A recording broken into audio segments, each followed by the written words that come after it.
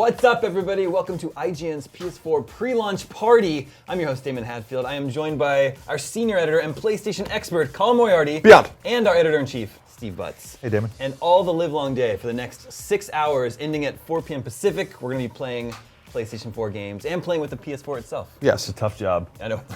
Somebody's got to do it. Right. And we'll fall on that sword. What are we doing today? What are we going to start out with? Well, we'll just start off with just booting up the system and showing people what it looks like when you turn it on, how you select, your profile and what the XMB looks like. It's not really called the cross media bar anymore, but Is there a name for it, or is? I don't know. I have no idea. They need to come up with a catchy little tagline. Yeah, XMB is. I'm just gonna keep calling it the XMB because I'm OG. Sure. So then we're gonna jump right into the games after that and show off Killzone. We're gonna show off Knack. We're gonna show off Resogun. We're gonna show off Assassin's Creed, Call of Duty. This thing is less than 48 hours away now. I know. It's very exciting. Crazy. Yeah. Very exciting. I'm so excited we can finally talk about the Sure, yeah, console. because you've been spending quality time with it for a while now. Yeah, well, yeah, we've been very lucky and we've played with it, and I think we're actually quite impressed with the console itself and some of the games, and so yeah, I'm excited to show everyone what it's all about. Well, viewers, you at home can also be part of the show.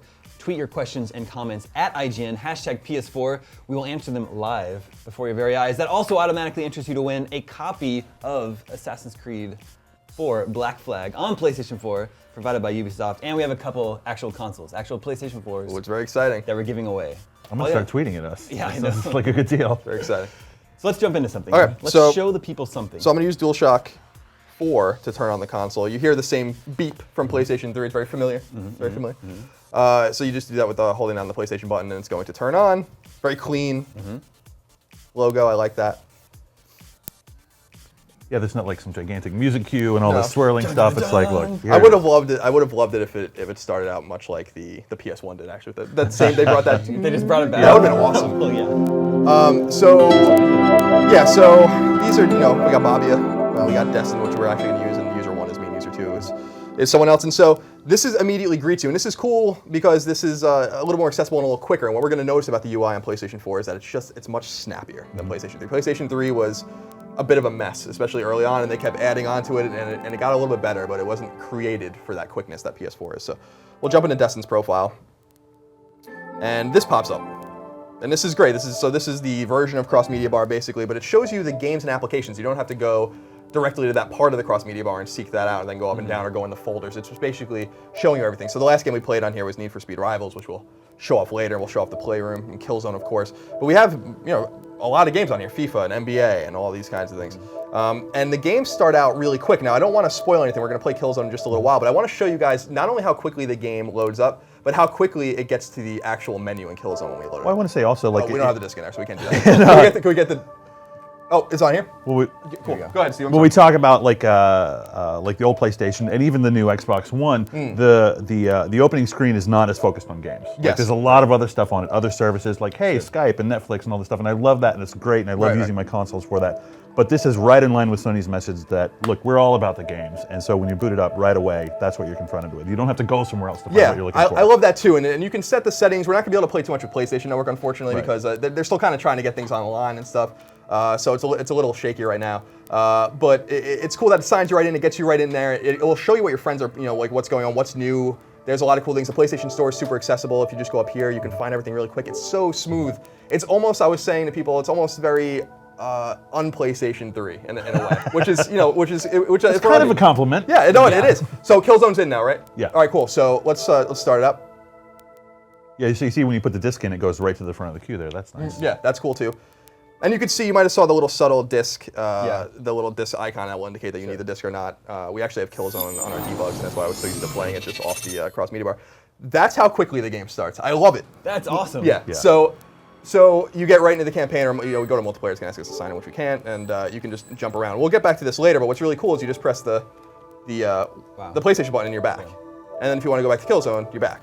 And you go back to the menu and you're back here. That's so fast. You know, I love yeah. that. That's so crazy. And it's really nicely done. So we have a lot of that kind of cool stuff. Now, if you go up here, what I even like about this, and this is kind of corny for a lot of people that aren't like super into PlayStation, but I love this, is like how much smoother and more intuitive even the little menus are when you're doing like finding system software update or anything. It's all in the same menu. You don't have to like figure out like, the granularity of PlayStation 3. Like, where was this again in what folder? Is this where the printer settings are? Yeah, this is where you'll find your printer settings and all that kind of stuff.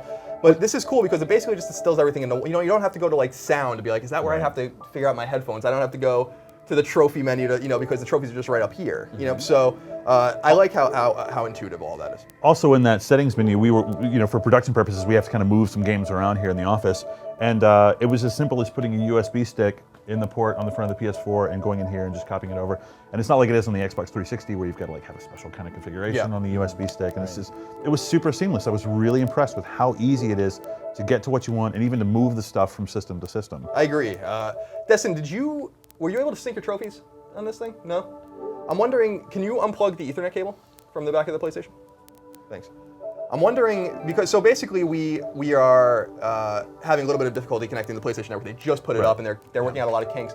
And so I'm wondering, I'm wondering if we can show the trophy list. We'll actually be able to do it on debug later because we haven't connected those to the PlayStation Network yet. I love how fluid and smooth that is as well, and how easy the list is, and how quickly. Now this is the unfortunate thing, Steve. You still have to sync your trophies on PlayStation 4, which people are a little disappointed about. On Xbox 360 and I assume Xbox One, your achievements just kind of organically get onto the server. But you still have to sync, but it's very fast, like PS Vita style syncing, which is kind of cool.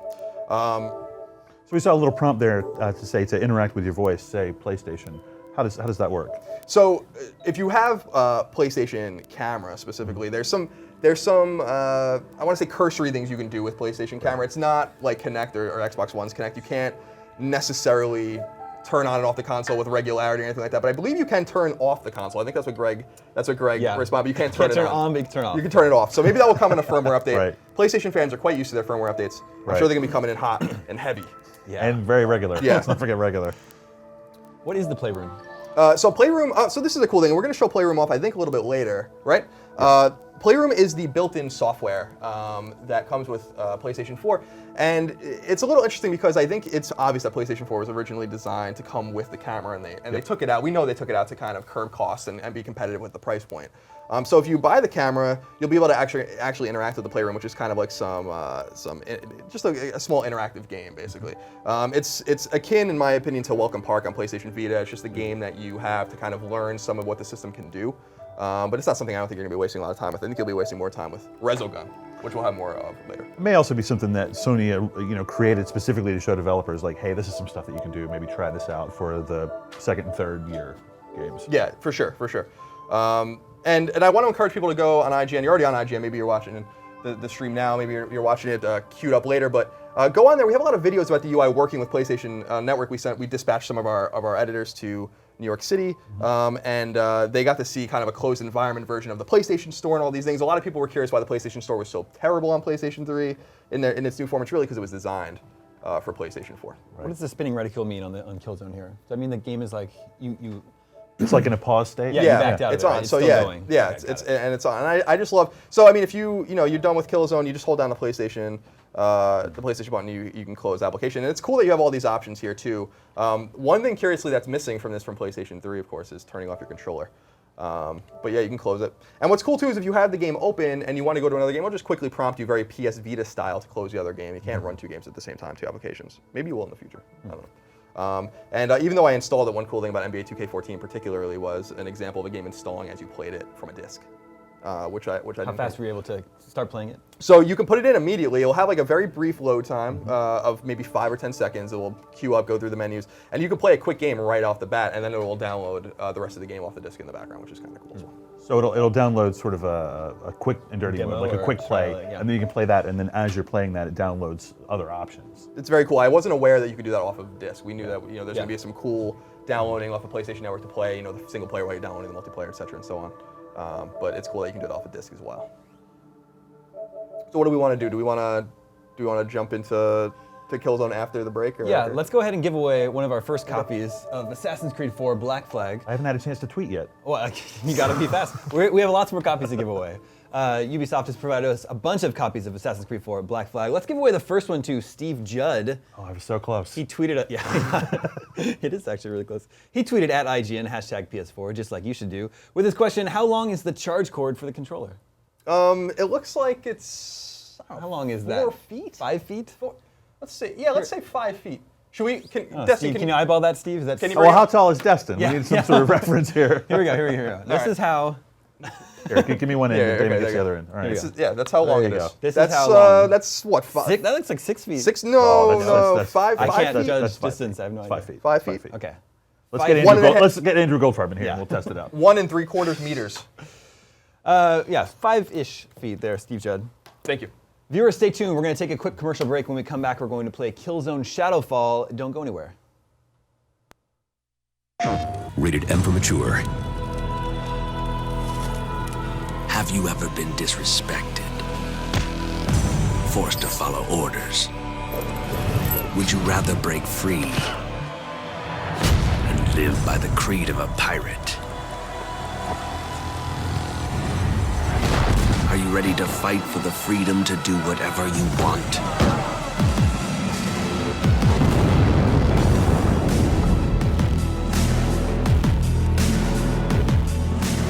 Are you driven by reckless desire? Calling the ruthless, fearless masses, willing to pledge allegiance to no one. Calling all who are ready to unite under the Black Flag. Assassin's Creed 4 Black Flag gets 60 minutes of additional gameplay only on PlayStation. PlayStation. Welcome back to IGN's PS4 pre-launch party. I'm Damon Hatfield. This is Colin Moriarty. We are joined now by Destin Legary. Hey. And we're going to play some Killzone Shadowfall. All right. Let's do it. So we jumped in. We already jumped in before, so you kind of saw how quickly it loaded up. Now we're not allowed to show you certain parts of the game, and I would prefer not to show certain parts of the game because it's going to spoil. You don't want to spoil anything for people. We're going to jump into a really cool stage, one of my favorite missions. Yeah. So where are we? Where specifically are we jumping into? So we're on Vecta, the planet Vecta, and we're going to, let's see, can we select the chapter? Yeah, we're going to go to. I only have chapters 1 and 2 on. Yeah, this is perfect. I'm going to go. So I'm going to go to. This is the chapter called the Shadow. And what's cool about these, by the way, is you can jump into different parts of the same chapter if you want to like skip ahead because the chapters are kind of long. So I'm going to jump into here, and this is basically a beautiful forested level right on the wall that splits the Helghast from the Vectans. And obviously this is kind of invoking a almost Cold War Berlin vibe. But this stage, and it's going to take a minute to load, is beautiful, and I think one of the most beautiful parts of the game. Now, what's cool about if you start from the first part of every chapter in Killzone, it'll actually load and buffer everything underneath beautiful cutscenes, and you can skip the cutscenes once everything's loaded. If you want to jump into the middle of the chapter like this, it's going to take a minute to load. Our review is up now, right? Our review's up.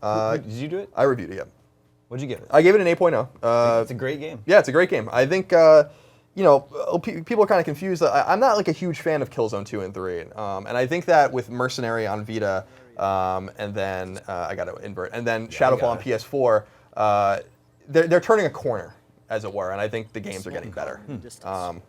So yeah, this first of all, just look how beautiful. Look at the lighting.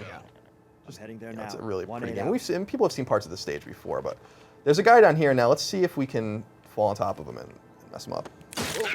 Nice. Yeah, you did. And his friend somehow doesn't even know I'm here. You're that good. Why don't you send out your owl? I could do that, yeah. So, well, if you use the touchpad, I'll use L1 here, and then he'll shock him. And then I can just run up and stab him. Nice. And Owl's all controlled on the touchpad, which is cool. So if I swipe left, as you see here, you can shock. If I swipe right, this is like a hook shot kind of thing. This is a shield, and this is attack. So I'm actually going to use the hook shot in just a minute or two. Oh, grab your ammo. That's true. So yeah, our review's up, our video review and written review is up. I especially like multiplayer in this game. We got to play multiplayer some time ago, and it was a lot of fun. You're not even a big multiplayer gamer. No, I'm not. And that's what you're gonna say something? Multiplayer for me is like one of Killzone's strong points. I love the multiplayer in 2 and 3, and I can't wait to try it out in Shadowfall. What are the changes they made for Shadowfall? So it's a little bit distilled, I would say now. I think that Killzone 2 and 3 had a lot of classes, a lot of unlockables, a lot of ribbons or badges that you would get. In this, it's just 3 classes. A lot of the stuff's unlocked from the get-go, and it's really more about skill and like your acumen playing the game than playing it for a long period of time. It's really more about pure skill than anything else. I'm doomed. No, I'm just kidding. I think the game's really fun. Warzones is back, and I think really, really dynamic, and you can customize your Warzones like in a really granular way. So we'll just Pop 'em. Nice shot. Now this gun actually has an alternate mode of fire. Maybe you want to show that off. Yeah, Just if you hit press it down on D-pad, you can break out a longer barrel. And this is not something I use very often because it uses half of your clip. 12 bullets, I believe. But if you aim and then, let's see, there should be guys over here. I see there's shadows. Oh, they're actually over here by the thing, I believe. Going this way. You can show the scan feature. Press and hold right on the D-pad. Take him out. But that uses, and his friend is on me now, so him as well. Nice. I really like that alternate mode of fire, personally. It's cool. It's just like it tears through your ammo. So what's cool about this stage, and this stage really I think shows it better than all the other ones in the game, is so that you can do things in certain order. So if you press up and hold up, you have like your objectives and stuff like that. And it says reach the crash site. But before I do that, I'm going to go over here and just kind of turn off some alarms and some things of this nature first. That will help me later. And this isn't, I don't want to say the game's like super nonlinear and like Crisis or anything like that, but it definitely has a vibe. Like they've learned a thing or two from some of their contemporaries about not just making it a corridor shooter. Obviously, the aesthetic is much different in this game than the other Killzones. You've never seen so many greens and blues and oranges in a Killzone game ever. That's good. That's a positive. I love it, and that's what my review says, is that this is a step in the right direction for the series. So let's see. So yeah, you were showing the scan. So if you press and hold down right, you can scan, and you see now I can see this enemy through here. Yeah. But if you hold it down for too long, it beeps, and it'll actually alert everyone around you that you're there. I almost think that the designer of the device using this game maybe shouldn't have made it too. That might not be ideal in a combat situation. So I'm getting overrun here already. This will actually be a good way to show off Owl, because we do have adrenaline. So Owl will revive you, and this is one of the things that I think makes the game a little bit too easy in a sense. But you don't have to use it, I guess. You press L1 and he revives you, and then you have actually slowed down for a little while, so you can actually just like kind of nail people. That's really cool though. Like if you're in a tight spot and you do happen to have that and you need to use it, then you actually have a chance of getting out of it. Yeah, it's cool. It's cool, and the game actually does get pretty tough later on, but tough in different ways. It doesn't really it doesn't really throw enemies at you in a ball. Yeah, it can, but it'll revive itself, so it'll come back. Like even if you use it, for instance, like I'll show you. Like I'll press up on the touchpad and launch it at the enemies. I'll see where they are by pressing over, and they're right here. So I press L1 and launch it at them, and it'll attack. It appears up there and attacks, but now they'll attack it, and if it takes enough damage, it'll disappear for a little while, and then you won't be able to use it. If not, then it'll come back to you, and you'll just have to charge it again for a little while. Your Owl is tremendously helpful in the game. Like I constantly use it throughout, and I think it was designed to be like a companion throughout the experience. It's pretty integral to use it in tough spots. I think, especially if you play the game on hard. I'm playing on the normal now. If you play the game on hard, the game's actually quite difficult. And you're gonna have to break out that shield, and you're really gonna have to be kind of thoughtful with the way you use it. But one way you use Owl 2 is that you can see the computer icon here. You just press L1 and he'll hack computers. And this is something that he'll do often, and this is the way often you'll continue on a quest to get a new, to get a new objective or whatever. You don't have a mini map. No map. Unusual for a FPS. I think that's kind of why they brought this move in, is to kind of give you a little bit feeling of location where your enemies are and stuff. But it makes you, it's kind of a sacrifice because you can't use it too much. You can't be too liberal with it. We'll explore a little bit. This is an adrenaline pack, so I'll pick another one up since I used it before. So Colin, while you're looking around, I'm going to take out this Vita and try and connect and use remote play really quick. Okay, and you got this to work yesterday, correct? Yeah, I got to work yesterday, not in the studio where Wi-Fi might not be the best, but let's see what happens. Okay. So do I have to do anything in-game to show you? It'll just come up right up on your Vita? Yeah. Okay. Well, we had a Wi-Fi signal before, now it's gone. I just love it. So the cool thing about this game, and it might have taken me a little longer to beat it than it's going to take other people, is that I just stopped often and was just like, look. Like it's pretty. You can just park yourself there, have a cup of coffee. There's some really, especially when you're in Vecta City on the other side of the wall, some really beautiful cityscapes, and I really applaud Guerrilla for the aesthetic of the game. I think it's really well done. I mean, just the lighting, the way the sun comes through the trees, and stuff is really beautiful. Are there like urban environments like in that first gameplay trailer we showed at the PS4? Yep, there are a lot. So there, I've connected using remote play, and if you give it just a second, it should begin letting me control it with the Vita over here. Yep, I've lost control on my DualShock. Oh, okay. So let's just see how well this works. There we go. I'm connected in the studio, and I am now controlling it with the Vita. Oh yeah, it's inverted. And inverted controls. Yes. I'll figure it out. The correct controls. Yeah. Just press start and fix them if you want. That's all right. You're a bigger man than I wouldn't be able to do it. No, I couldn't. I cannot play a game without inverted controls. All right. Let's change my controller. Or wait, where is it? Yeah, right. And then invert. Invert y-axis okay. disabled. There we go. Circle out. So there we go. Playing with the Vita. It's pretty cool. So how does it And look? like, I mean, it looks great on the Vita. Like the screen's smaller. Yeah, I'm sure it's amazing. So, like, everything's still really, really, really pretty. How does it feel? It feels okay. I'm not very familiar with Vita controls though. Like yesterday is the first time I've ever used the Vita. So for somebody like Colin, who's a veteran, like I'm sure it's gonna Vita feel veteran, great. yeah. It uses back touch, you know, for the melees and like grenades, you know, are up there. So that's gonna alert everybody. So now, Colin, this would be a good time for you to take back control. Can he take back control? Or do you Yeah, have to, so do you to have take- relinquish it. To take back control, he just needs to press the PlayStation button. Hold it down. Oh, Yeah, so a controller is connected. Who's using it? Well, Destin is. There you go, you have control now. oh God, it's inverted again. So anyway, as you can see, the Vita has now lost connection, and to reconnect, I would just hit OK, remote play, and reconnect just like I did last time. So now, when you were playing, we still could watch what you're doing on the screen here. Can you still watch him play on the Vita? No, After you lose the no, connection? it just says connection has been lost. You put me in a sticky situation here. I was like, all right, I'll mess everything up, then give it back to Colin. Yeah, not bad, you got out of it. So we're a little early coming here, I think. We want to go. You have to go like over the there. crash site. Yeah.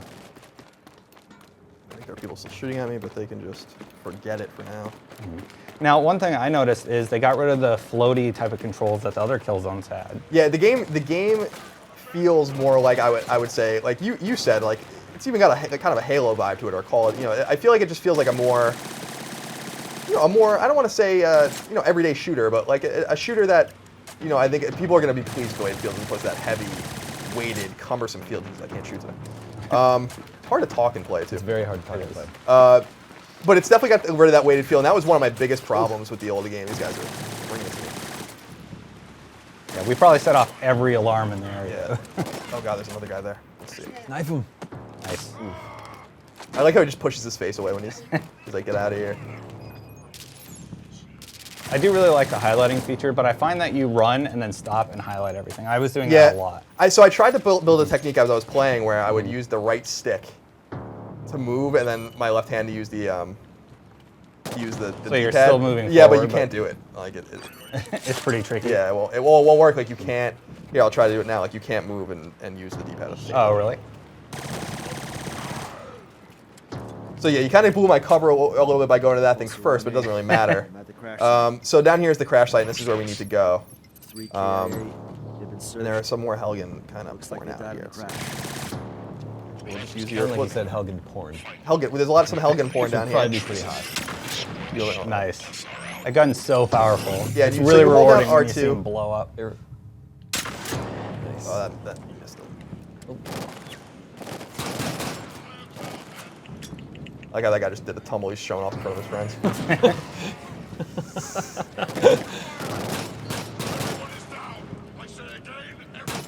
He's running. I'm in the back. He had no hope. I like there's blood splatter on the rock there. Yeah, it's really cool if you score headshots, some cool blood splatter and stuff like that. And we're really close to the wall that separates the two sides, by the way. It's right there. On the other side of it is Vecta. And you'll notice as you play the game that there are two very different feels to the two sides of the wall.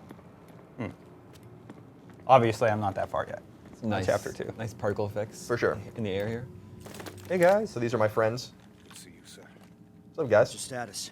They're going to give you some stuff. Black took out an engine. We couldn't make it to the water. You have something to say? You have the intel? Yeah, you. Here. So he's going to He's give giving me you a the present. data. A present. I'm going to take that, Whatever we're doing to get out of here, we better do it fast. and then we're going to get out of here. Jose, gun. So we hold up, we'll see, we can prep the crash site. So I need to do two things now. Get to the communication tower and prep the crash site. So we'll prep the crash site first. And what that basically means is, so without spoiling too much, the storyline takes place after Killzone 3, and anyone played Killzone 3 knows how that ended in Pashaby. So these guys are fighting like a Cold War now, and you're basically trying to hide that anyone was ever here in the Hold first your place. position And and to stay do on that, comms. I'll as come you're gonna back. see, You blow everything up. you blow everything up so that there's no sign that you were ever here. And by the way, there's a computer over here, but no one sounded it off. This is an alarm that you'll often have to disable if enemies call reinforcements, but no one did because I killed them too quickly. Just like in Assassin's Creed 4, Black Flag. Good segue. You disable the bell towers. So they Oh can't yeah, call that's true. You set them on reinforcements. fire. So that's done, and we'll take care of that later. There's a They're this just guy. He's like, "Are you sure?" And this is what I was talking about in my review. There are some it's not common, but there are some strange AI problems in the game for sure, where they don't seem to turn on very quickly. Yeah. They don't practice little self-preservation. slow, yeah. But it doesn't happen often, and it doesn't really ruin it at all. I really enjoyed climbing up this part over here actually. Yeah, this is pretty. I just love the textures are really nice. Yeah. How much have you played, Destin? So I got through this chapter and then I kind of stopped because I had to like prep for the live stream and do a bunch of other stuff. What's been your first impression? I really like the weapon system and I really like the owl so far. Like those are two really good items that you can utilize in the game. I don't like that I have to stop and scan constantly. Like maybe that's because I'm OCD. Scan for enemies? Or? Yeah. So I use that scan feature quite a bit. I think I'll use it too. Yeah, just because like when they're highlighted, I know where they are in relation to me, and I can take them out accordingly. Look how pretty. Oh, But, the water looks but good, it's yeah. beautiful. I mean, there's no arguing. It looks fantastic. So you can see Vecta City in the distance. So. Oh wow, it's all rubble by the looks of it. Don't spoil it. Is it rubble or is No, it it's not. acidic? It's pristine, but I'm not gonna spoil it for the people. We'll see it themselves. And you actually saw the very first time we saw Killzone. I don't know if you remember in February when the PS4 was revealed. We saw a piece of the city. Really cool scene actually. With the gunships? When you're hanging from the gunships? Running away, holding onto a rope. 1-8, confirm you are setting charges on the AA. So up here I got to place C4 on the AA gun so that when I make my getaway, they can't shoot me down. And this part's a little hard. So I played this part at E3 actually, and you could try. Like they were like, it's really hard, or not even maybe even possible to get through like just with stealth. But I tried to do it a few times, and you can get pretty far without alerting anyone. But I just like to just go in guns blazing. Just what the hell. I always like the melee animations, like stabbing him in the back or snapping his neck. Those are all my favorite. And there's quite a few variations. It's not like you're going to get the same animation every time. No, for sure. They'll do something a little different every single time. Well, like 5 to 6. Yeah, there's something. animations Yeah, at you'll least. snap a neck. You'll stab him in the back of the neck, in the front of the neck. You'll slit his neck. It's a lot So of many neck, ways. There's a lot of neck animations, basically. All right, so let's see. Got him. The biggest improvement they made was to the controls, in my opinion. I'm glad they finally made it a little more normal, I guess would be the best way to put it. Yeah, it doesn't feel heavy, and it's cool because the Hellgas are not bullet sponges anymore, which is like really one of the frustrating things. Like they took so much damage in the old game, and like they don't just fall with one bullet unless you get a headshot in this game, but it doesn't feel like that. Yeah. That craziness of the old game anymore, which is the old games, I should say, which is nice. Yeah, and when you use your scan feature, it also marks like adrenaline packs and things in the area you might want to pay attention to. So we don't risk falling on camera. So these are the AA guns, and if you press your circle, you can see that you're up on the D-pad rather. You can see that this is where we have to place our C4.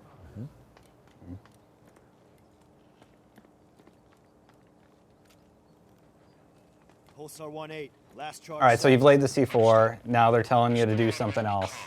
Yeah, we're basically now. It's actually kind of culminating now, and Copy that, and Pulsar. I want to explore. Did you explore this very thoroughly? This area when you played? This area, no, I like zip-lined all the way back to the next objective. I'm just wondering because I think there might be a collectible in here somewhere, and maybe we can show people what that looks like. 'Cause I actually think the production value on the collectibles is really high. But I'm I not know there's a sure. newspaper in the final area, Okay. for sure. I'm not sure. Yeah, I'm not sure if there is anything here. It's been a while. Anyway, I really like the collectibles. Usually they're there just to kind of keep you busy and let you replay and find things. Yeah, maybe we'll find one later. In this, the production value is actually really high. One of my favorite things in the game in terms of collectibles is using the audio logs, and the audio plays through your controller. So like while you're, Oh, cool. the audio logs are sometimes minutes long, and you can just continue to play, and it just plays through your speaker, and it's like as if you're really listening to it, like as you're walking through the territory or whatever. That's very cool. Yeah, which I think is neat. I think it might be too high to use the zip line. Yeah, I think I used it from the level below. One of these, yeah, I think you're right. Yeah, it's pretty neat to see the kind of range on the zip line. Just being able to go like such a great distance. That. No texture popping, you know, none of that stuff. So I see the scopes of enemy snipers here, of course. Typical. Well, the Helgen have their cowards. Their weapons. Their crazy weapons. There he is. Send your owl after him. Oh no! That's your first death, right? No, that's my. Well, so I don't think the game counts. So what's cool is that like when you play the chapters, it'll tell you like the fewest times you died in a playthrough. And I don't think that if you use owl, it counts as the death. So let's see if we can actually get off on this guy. Yeah, disappear this time. And we'll pulse out and see if there's anyone else around us. I don't think there is, but I thought I saw another scope. Maybe not. I thought there was another one. Guess you got him. There he is.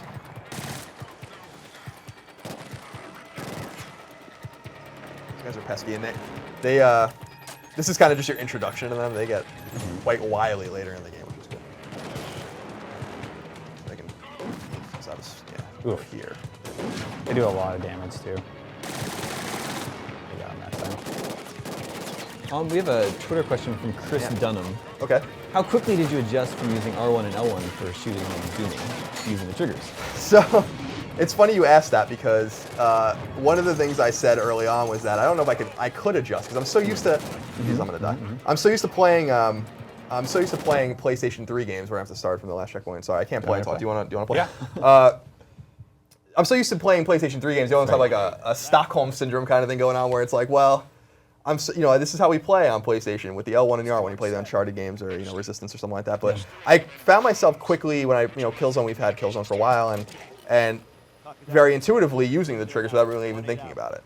And so I think it actually does feel great. And the Xbox 360 controller is actually so superior. You have a lot of experience with that controller. Yeah, of course, and it's so superior and with shooters.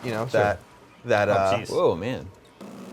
That you kind of understand what they're doing with these triggers and what they're trying to do, which is cool. If someone preferred using the R1 and L1, can you remap the controls? You can in certain games. I haven't even tried to map any buttons in this, so I'm not positive. We could look if you'd like. So I actually went to a Call of Duty event, and I was playing a bunch of Call of Duty on the PlayStation 4 controller, and that's what really made me realize that this is going to work just fine for your shooter games. I actually preferred it to some of the other platforms that were available. Yeah, which surprised me. I never thought I would like a PlayStation controller better than like a Xbox 360 controller. Yeah, I think keeping the analog sticks next to each other was a smart move too. Because that to me feels fine, and I'm used to that. But yeah, the triggers do make a big difference. Where is the sniper? Yeah, he's over there. There you are. Some alternate fire. Oh. Yes. Good. Oh, well, it starts up now. Oh, There he's he down there. He's getting There you it. go. Nice. Ragdolling him. So your health system is just screen turns red. Yep, and your controller will turn too, but you won't be able to see it, the light on your controller. But yeah, and it seems to me, I don't know if you agree, Destin, that like actually regenerating your health actually takes some time. Yeah. What's cool in multiplayer is that you can set, if you're playing with customized war zones, how quickly you regenerate your health too. And one of the maps I made, or one of the war zones I made when I was playing online at Sony was I had pistols only with very low regenerating health, and it was even slower than that, and it made you really be thoughtful about how you were walking around. It was cool. Let's see if I can do the double melee. Nope, too far away. Yeah, so there's a melee move that's difficult where you can Yeah, stab a guy and then throw a knife at another guy nearby. Nice. And you actually learn how to do it in a kind of an in-game tutorial early in the game. I don't need you highlighted.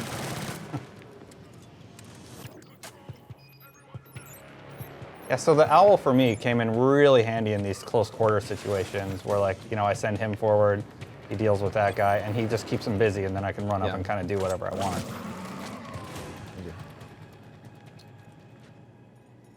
Where are they? And here I'm scanning the area, just seeing if there's anything I've missed. Now I know there's a computer here I have to hack somewhere. That was the one. I think you just got to get Owl to go over it. You're right.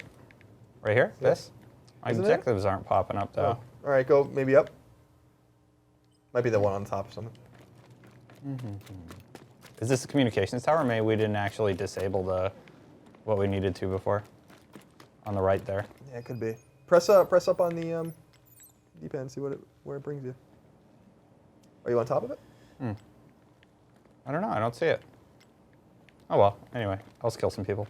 Colin, Yeah. AM has a question. Sure. Are there frame rate issues for Killzone?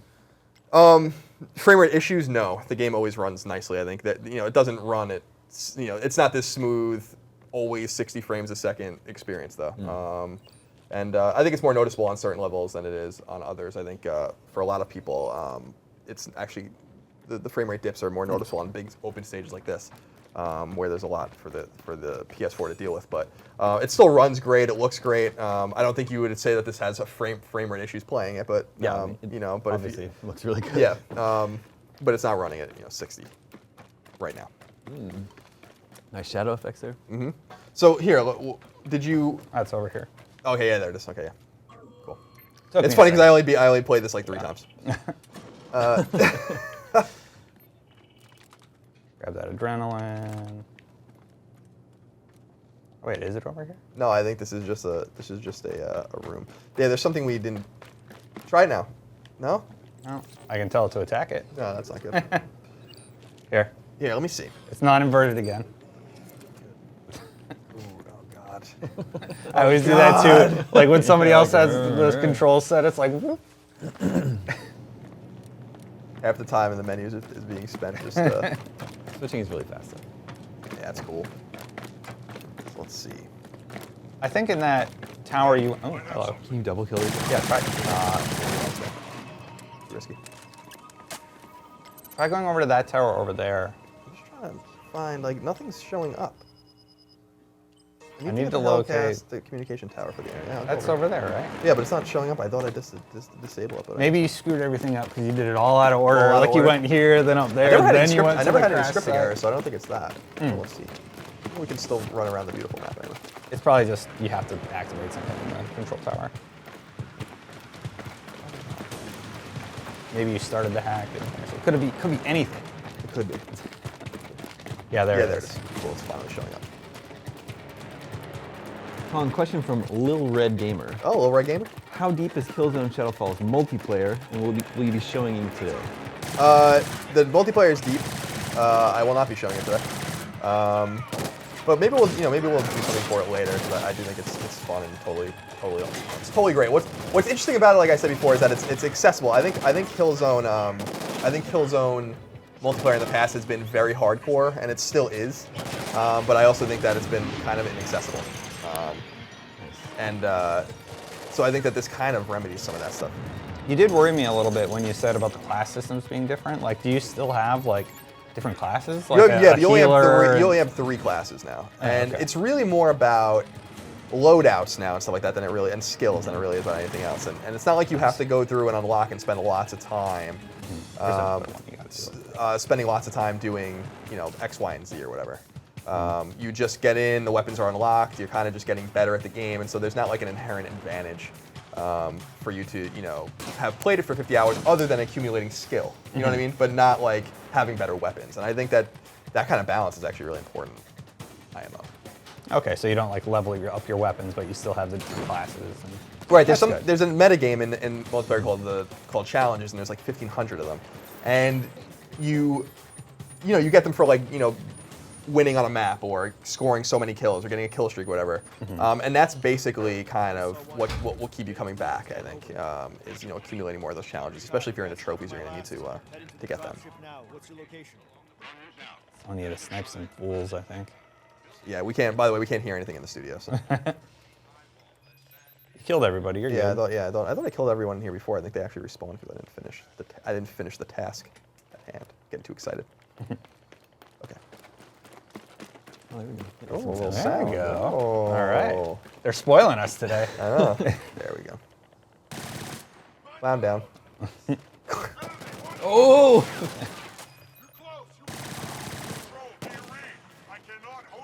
I noticed you don't use your owl that much. No. No? You really do need to use it later, but I mean, these. It's funny because I've died like 3 times, but this isn't really that hard. It gets harder later.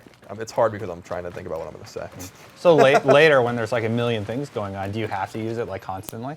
Yeah, it behooves you to use it. I think if you're really good, you could probably. What I'll be interested to see is like if people will do like no owl run-throughs and stuff like that. Is there a trophy for that? No, there isn't. There's Lonely a trophy in owl my trophy. heart, though. Yeah, lonely owl. That'd be funny.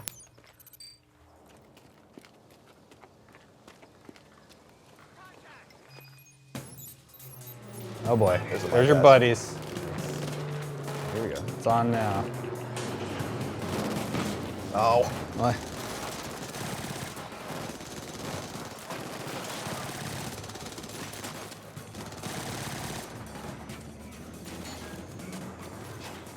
So my friends that I rescued before are here to help.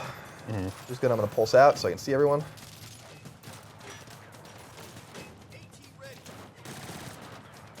You're hiding.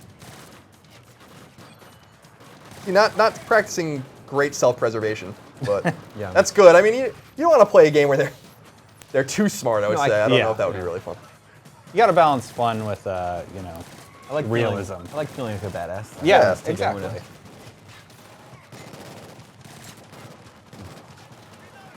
You're really good at those headshots, Colin. I just like shoot into their, center of mass all the time. Yeah. Yeah, I try to score some headshots. It just because the game's I'm not. Is there any aim assists? Is there like a snap to? No, I mean not noticeable that I can feel, but maybe. I mean, it seems like it's pretty. I don't. It's not like Call of Duty where it snaps to the guys Yeah. in single player. Yeah, definitely not. You actually have to aim for everybody. I mean, it might help you modestly, but not that I've noticed. At no time did I ever feel that it was bringing me towards an opponent. Who's left? I think that's it. I think you got to go in there now.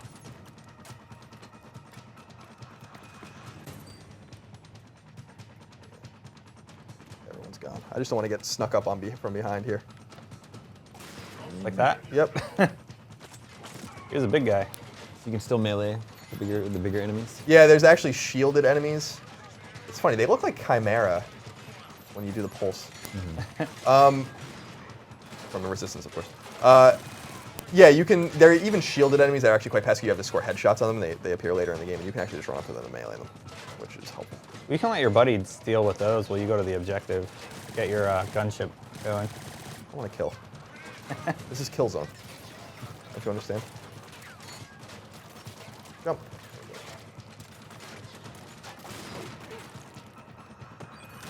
Oh, nice. And that's cool too. Like if you can like scan different enemies, and they'll tell you what kind of enemy it is, like how much strength he has and his armor. defense. Yeah, it's cool. Pretty neat. Okay. I'm going in here now. Hopefully no one else sneaks up on me.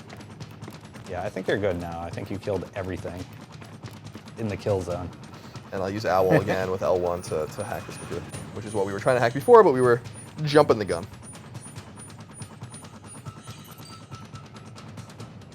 I need to hack the dropship. Keep a lookout. All right, so now our buddy's hacking the dropship, and He's we telling need you to to protect him. There's going to be some dropships coming. Actually, Now, when I played through this, I stayed right here on the stairs, and I go down for cover when the gunships would come in. And what I had a lot of fun doing is, as soon as the next wave of enemies came in, I'd scan and I'd see them in the dropship. Then I'd just snipe as many as I could before they even got off of the I don't know, carrier. yeah, ammo. You can take one of their weapons. Yeah, I don't really like their guns, but I guess I can do it.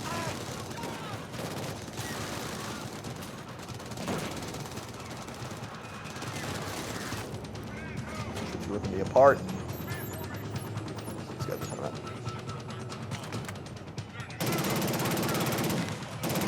Yeah, group up. Yeah, right? Group up for us. Thank you. Everybody get together now. Well, I know you don't want to talk too much about story, but does this really have a lasting effect on canon of the Killzone universe? It's different because I think it's funny because it's not like an all-out war anymore. Like the war's over. So the game has like more subtle themes, like political themes, and like I said, like a lot of Cold War kind of themes, and you know, it's about. I don't want to get too into it, but you know, your character Lucas. It's about like how he's, you know, it's duty versus and honor versus like doing what's right.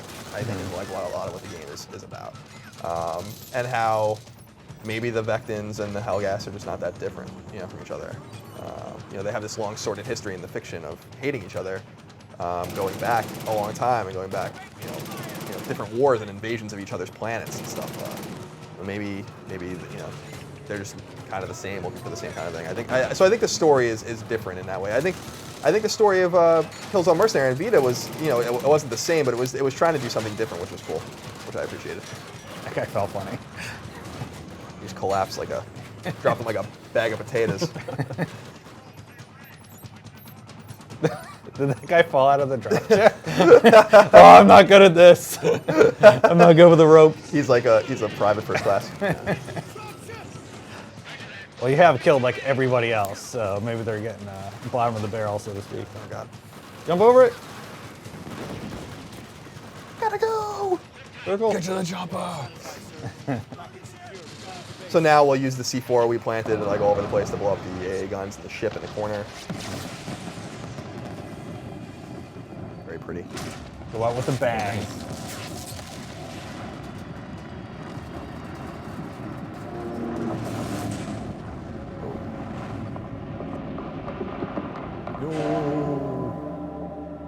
Their statue of the metal guy. There you go. Oh, nice. If anyone's listening, there's some kind of infection. It started with the crew. It's Spoilers. spreading. I don't think this was some kind of accident. There's too many fail-safes in place. People are dying. Now you actually can't skip the cutscene. So you could try, like if I press options, it'll say like it's not ready because the level's still loading. But eventually when the level loads, you can skip it. But it takes some time. And that's why we saw that long load screen at the beginning. Colin, Andre asks, how many hours does Killzone's single-player mode take to complete? I would say it's going to take you about 10 hours. You know, maybe a little less, maybe a little more, depending on how thorough you are. I'm pretty thorough, right? Like when I reviewed The Last of Us, it took me longer than most people because I was like going in every crevice looking for collectibles and all that kind of thing. When you're running through the game, you can do it probably 8. There's 10 chapters, some twists and turns along the way. Some chapters are longer than others. That one's actually kind of long. So I mean, yeah, that took us almost an hour. Well, 45 minutes. Do the collectibles give you any advantages, or is it just story? It's just story. You do trophies and stuff like that, but there's no like in-game benefit. But I think the production value on the newspaper clippings and the voice recordings and the dossiers that you find are just so cool. You know, it's not just like text on the screen. Half-ass writing and stuff. It's actually like it's trying to tell you something. And the comic book pages in specific are really cool because you can find them that tells like a story as well. I know people really like that. People get into the lore of games. Like you really like Mass Effect, where like they had all the interesting facts in the. I would spend hours just reading about planets in Mass Effect. You know, like it was nerdy. And so that's what's cool about Killzone. Killzone for me always had an amazing theme. You know, these almost fascist-like and looking Helghast, and they're fighting the humans and stuff. They just never really took advantage of it. And I feel like by telling a more nuanced story away from like a straight-up war, that they're able to kind of explore the nuance of it better. And I think that's one of the things that's really special about the game. But actually not this far yet. Yeah, this is the 3rd chapter, and it's on a space station. It's kind of got almost a horror vibe at this stage. When I think horror in space, I think Dead Space. Yeah, I mean it's not Dead Space, but it's and I adore the first Dead Space, but this part kind of shows off some of the more like floaty sections I was talking about. Like there are parts in the game where literally you're floating. Yeah, like zero gravity sections, falling sections, and I'm not crazy about them. This is some of the better ones. There are a few parts in the game that are pretty rough, but the zero G sections in the ship are not a huge problem, and you don't have to do it very often, for very long.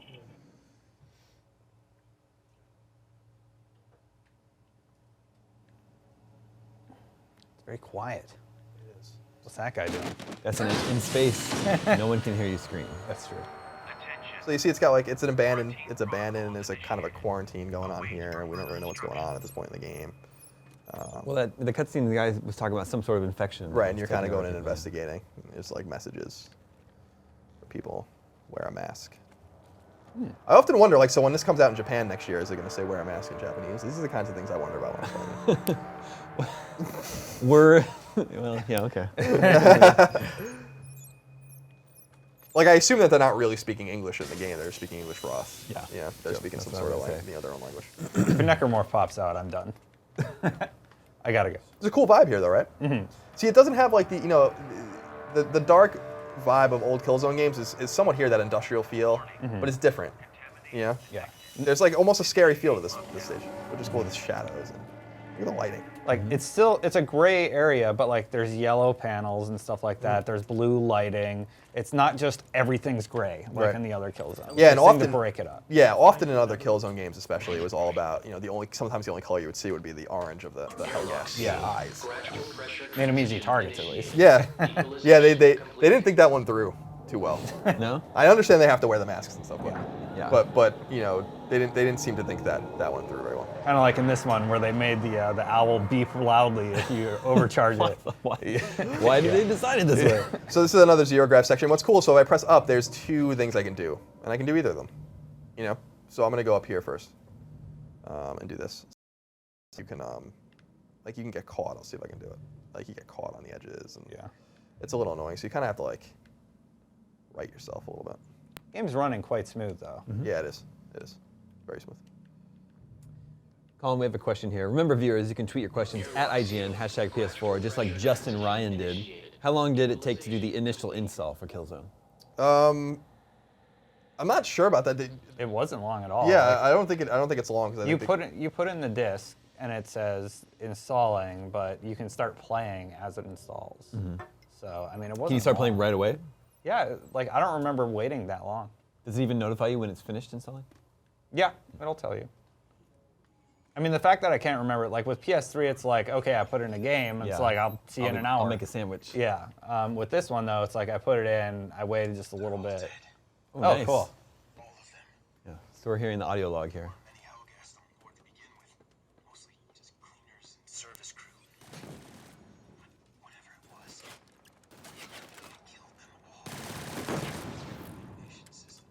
It's cool, right? I really like that. It sounds really good too. It sounds a lot better than the Wii remotes. Yeah. Like back in the day. No side effects, nothing. Unauthorized personnel found in science labs will be reprimanded. No one wants to listen. Nobody wants to talk about it. It's as if their silence will somehow absolve them. Hide the fact that they built a weapon. Genetic bomb more deadly than anything I've ever seen. But I'll know better. I could have stopped her. There was a lot to explore, a lot of little nooks and crannies. When you play this the first time, I don't want to very slowly because I was like, I got some horror vibes from it where I was just like, I don't know what's gonna jump at me. Yeah. Just drop it. Mission accomplished. So these petrocyte capacitors are used in several stages, and you use them as keys basically to unlock certain parts of the ship or other places you're in. Unfortunately, I don't think we're going to be able to see much more of this level here, Colin. That's good though, because people will be able to experience it for themselves, which is better. So we're gonna need to get another one from the other side of the ship. Airlock malfunction. Hull integrity compromised.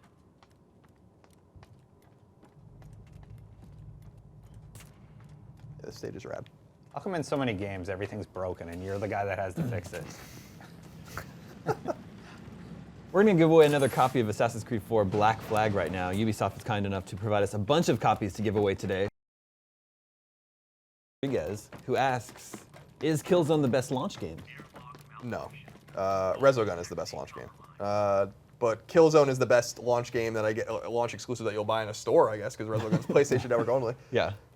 And I still think it's a totally worthy game to buy alongside your PS4. I think people are having a lot of fun with it. I think online is going to be supported for a long time, lots of free DLC.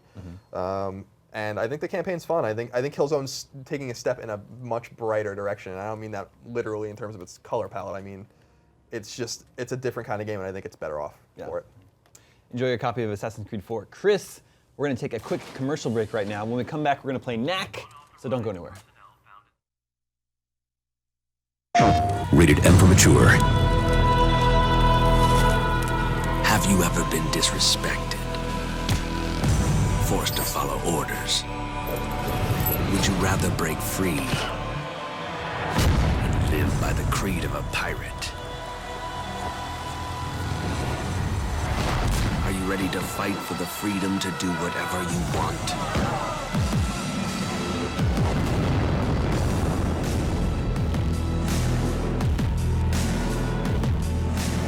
Are you driven by reckless desire? Calling the ruthless, fearless masses, willing to pledge allegiance to no one. Calling all who Black Flag. Assassin's Creed 4 Black Flag. Get 60 minutes of additional gameplay only on PlayStation. PlayStation. Welcome back, everybody. IGN's PS4 pre-launch party. I'm David Hatfield. This is Colin Moriarty. Yeah. We are joined once again by Steve Butts. I'm back. Who's going to show us Knack? Yeah, I'm going to show a little bit of Knack here. I finished the game, reviewed it for IGN. We've got an early level here. For people who don't know, Knack is sort of it's a Mark Cerny project, and it's got a lot of echoes of previous PlayStation games. PlayStation's always had these cute little mascots like Spyro and Crash and Sackboy, and this seems to be the attempt to create that on PS4, and I don't think it worked. No, I don't think it worked. So for people who haven't seen, what did you score the game? So I gave the game a 5.9, and it's been getting mixed reviews, but the majority of them are right in that kind of 5 to 7 range. It's an okay game. I tend to think it was a little worse than I think most other people did, but yeah, my main problems with the game is just it's slightly repetitive, and the story is a little confusing, and they call it a platformer, but it's not. It's mostly just this, wandering down hallways, punching things. Fixed camera. Yeah, Like yep. And the camera's actually okay. There are a few sequences where, as in this case, you're walking to the foreground, and it can be kind of difficult to tell, like, am I about to fall off a ledge? Am I about to get shot? But those moments are few and far between. But yeah, so Knack, the story goes, he's basically this little creature made up of relics, if you can see there. He's got these sort of strange, generic shapes. And as he goes through the game, he collects other relics, and that sort of centerpiece in his body allows him to absorb them and then make them part of himself. And through that, he grows really big, and you can have like this giant Knack that sort of like lumbers through the city streets and knocks down buildings. This, as I said, is an early part of the game, so Knack's very tiny at this point and quite vulnerable, actually. He can take a couple of hits and that's it. So how does the game aesthetically look to you? I mean, this part doesn't seem, it looks pretty, but I mean, how, did you find it to be intriguing in that respect at all, or does it look next gen to you at all, or? So it definitely looks next gen. Some of the cool particle effects are great. Like, for example, so this red crate is full of relics, and when Knack goes up to it, they're going to kind of swirl around his body and make him a little bit bigger, and that effect is really interesting. Like, that to me is pretty cool, right? But that's about all Knack has going for it as far as next genness. The controller, you can't pick it up on the mic here, but when you pick up relics or when you beat up crystals, you get like a little clinky sound through the controller. So it's like Super Mario Galaxy nice. in kind of a way. When you pick, yeah, a little bit. And it's even got a second player co-op experience. It's very much like Super Mario Galaxy. It's sort of kind of like an afterthought. The camera doesn't even really follow the second player. They're just kind of incidental. Yeah, when I saw it at preview events, it kind of seemed like it was something they thought about when the game was being done and finished, and they were like, well, we should make it co-op. Yeah, and you can see here, like, Knack took some damage, and so he's lost some parts of his body, and so I've got to get back to where some relics are, and look, oh, how convenient, they're right here. It's very Castlevania. Yes. It is Wall kind food. of. Yeah. But again, it's not a platformer. The exploration elements and sort of the environmental challenges, they're just not really present. It's mostly kind of a brawler, I would say. Right. Where the entrances and the exits to the stages are just super obvious, and there's no opportunity to go a different way and get behind enemies or avoid enemies. It's got a few story problems where you'll be traveling with other members of your party, and they'll say, you go this way, Knack, and we'll go this other way. And you have to fight through like the hardest stuff. And when you get to the end of the level, they're like, hey, we've been waiting for you. And you're like, well, why didn't I go that way? That seems like it would have been a lot easier. Yeah, we all got to the same place. Yeah. But you can see the animations are very charming. The enemy design is really great. The levels look nice. It's sort of a generic kind of fantasy setting, or a generic sort of arboreal kind of forest setting here. There's city streets. There's the inside of factories and things like that. It has kind of a almost like a Jedi Knight feel to some of the levels, just in terms of the aesthetics of it. I tell you what, why don't we load up another level here, and we can take a look at some of the other things that Knack offers. So yeah, I was a little disappointed in this game. As far as the story goes, the characters are fairly forgettable. You have some redundant heroes. This kid here, for example, is Lucas, and there's no real reason for him to be in the thing. It's just a surrogate for the kids who are likely to be attracted to this game. Let's go to Abominable Knack here. So In addition to picking up relics, Knack can make his body out of other materials that he finds in the levels. And in some cases, you'll find ice shards, and you can make yourself an ice Knack, or you can find mirror shards and make a mirror Knack. And it opens up new gameplay possibilities, but again, the problem here is it's very restrictive and very much based on what the designer wants. So you only get the mirrors when the designer puts a challenge in front of you that you need the mirrors to get past. Right. And you only need the mirrors to get past it. So it's very much like an A is A kind of proposition for the player, and you don't have a lot of freedom to explore the game and try new things. Yeah, it's a little disappointing because they didn't make it seem like that at first anyway. They didn't, and there are, to be fair, at the end of the game, you can play through as alternate versions of Knack. If you collect certain gems, you can unlock, say, a Vampire Knack. And for Vampire Knack, he's constantly losing relics, and he gains them by beating up enemies. So it adds this like ticking clock element. Cool. Okay, so here we are in kind of an ice cavern, and Knack has got ice crystals around him. They don't really do much in the way of powers, but it is a nice sort of visual change to the character that you've been playing with. You get a lot of this stuff too, where Knack throws a cutscene at you for no real reason at all. You're jumping off a ledge, or you're climbing over a fence, and it's all stuff that you've been doing in the level anyway. So why are we being interrupted to watch Knack do something that you'd much rather play? Right. So here's some of these ice crystals, and you can see. Yeah, that effect is cool. It gets quite bigger, right? And the ice crystals will degrade if you're near a heat source, which is kind of neat. So it adds a little bit of a tactical element. You've got this Teenage Mutant Ninja Turtles jump kick move, this sort of unbeatable attack, which is a little cheap. Here is one actual platforming element. This ice bridge is a little bit slippery, so you have to be careful negotiating it. And sometimes you'll be on those surfaces while enemies are attacking, which can add a little bit of interest to the fights. But as Knack gets bigger, he gets a stronger reach, and he's a little bit faster and a little stronger. So it does have this nice progression where you start off as this little bitty guy who's really in danger everywhere he turns, and then eventually you get to be a bigger Knack who takes on tougher challenges. Adding more here and slide down this thing. Why do you think they went with the fixed camera? I think because they want this game to be as accessible to as many people as possible. Younger gamers? Yeah. Maybe don't have as much experience. Yeah, and I think that accounts for some of the lack of choice in the game as well. And honestly, the cutscenes. Let's just make it as easy as possible for people to understand what this game is about. And I will say, my 8-year-old son, he actually enjoyed the game more than I did. But even he felt a little restricted by some of just the lack of choice that you have in it. It's very binary. And we had just come off of playing games like Skylanders and Lego Marvel that just offer the player more options. There are more ways to kind of customize the experience of the game based on what you find exciting. And in Knack, that's just not the case. You'll notice here there's a little, let me see if I can trigger it again, there's a little dodge mechanic that can be sometimes nice. This guy will shoot at me. Yeah, so you have a few mobility options here, but it's basically just one attack button, and that's all you get. Let's go to another level here and see the biggest Knack that I'm comfortable showing. There are bigger ones later in the game, but I want to make sure that we save some surprises for people who do want to enjoy the game without any spoilers.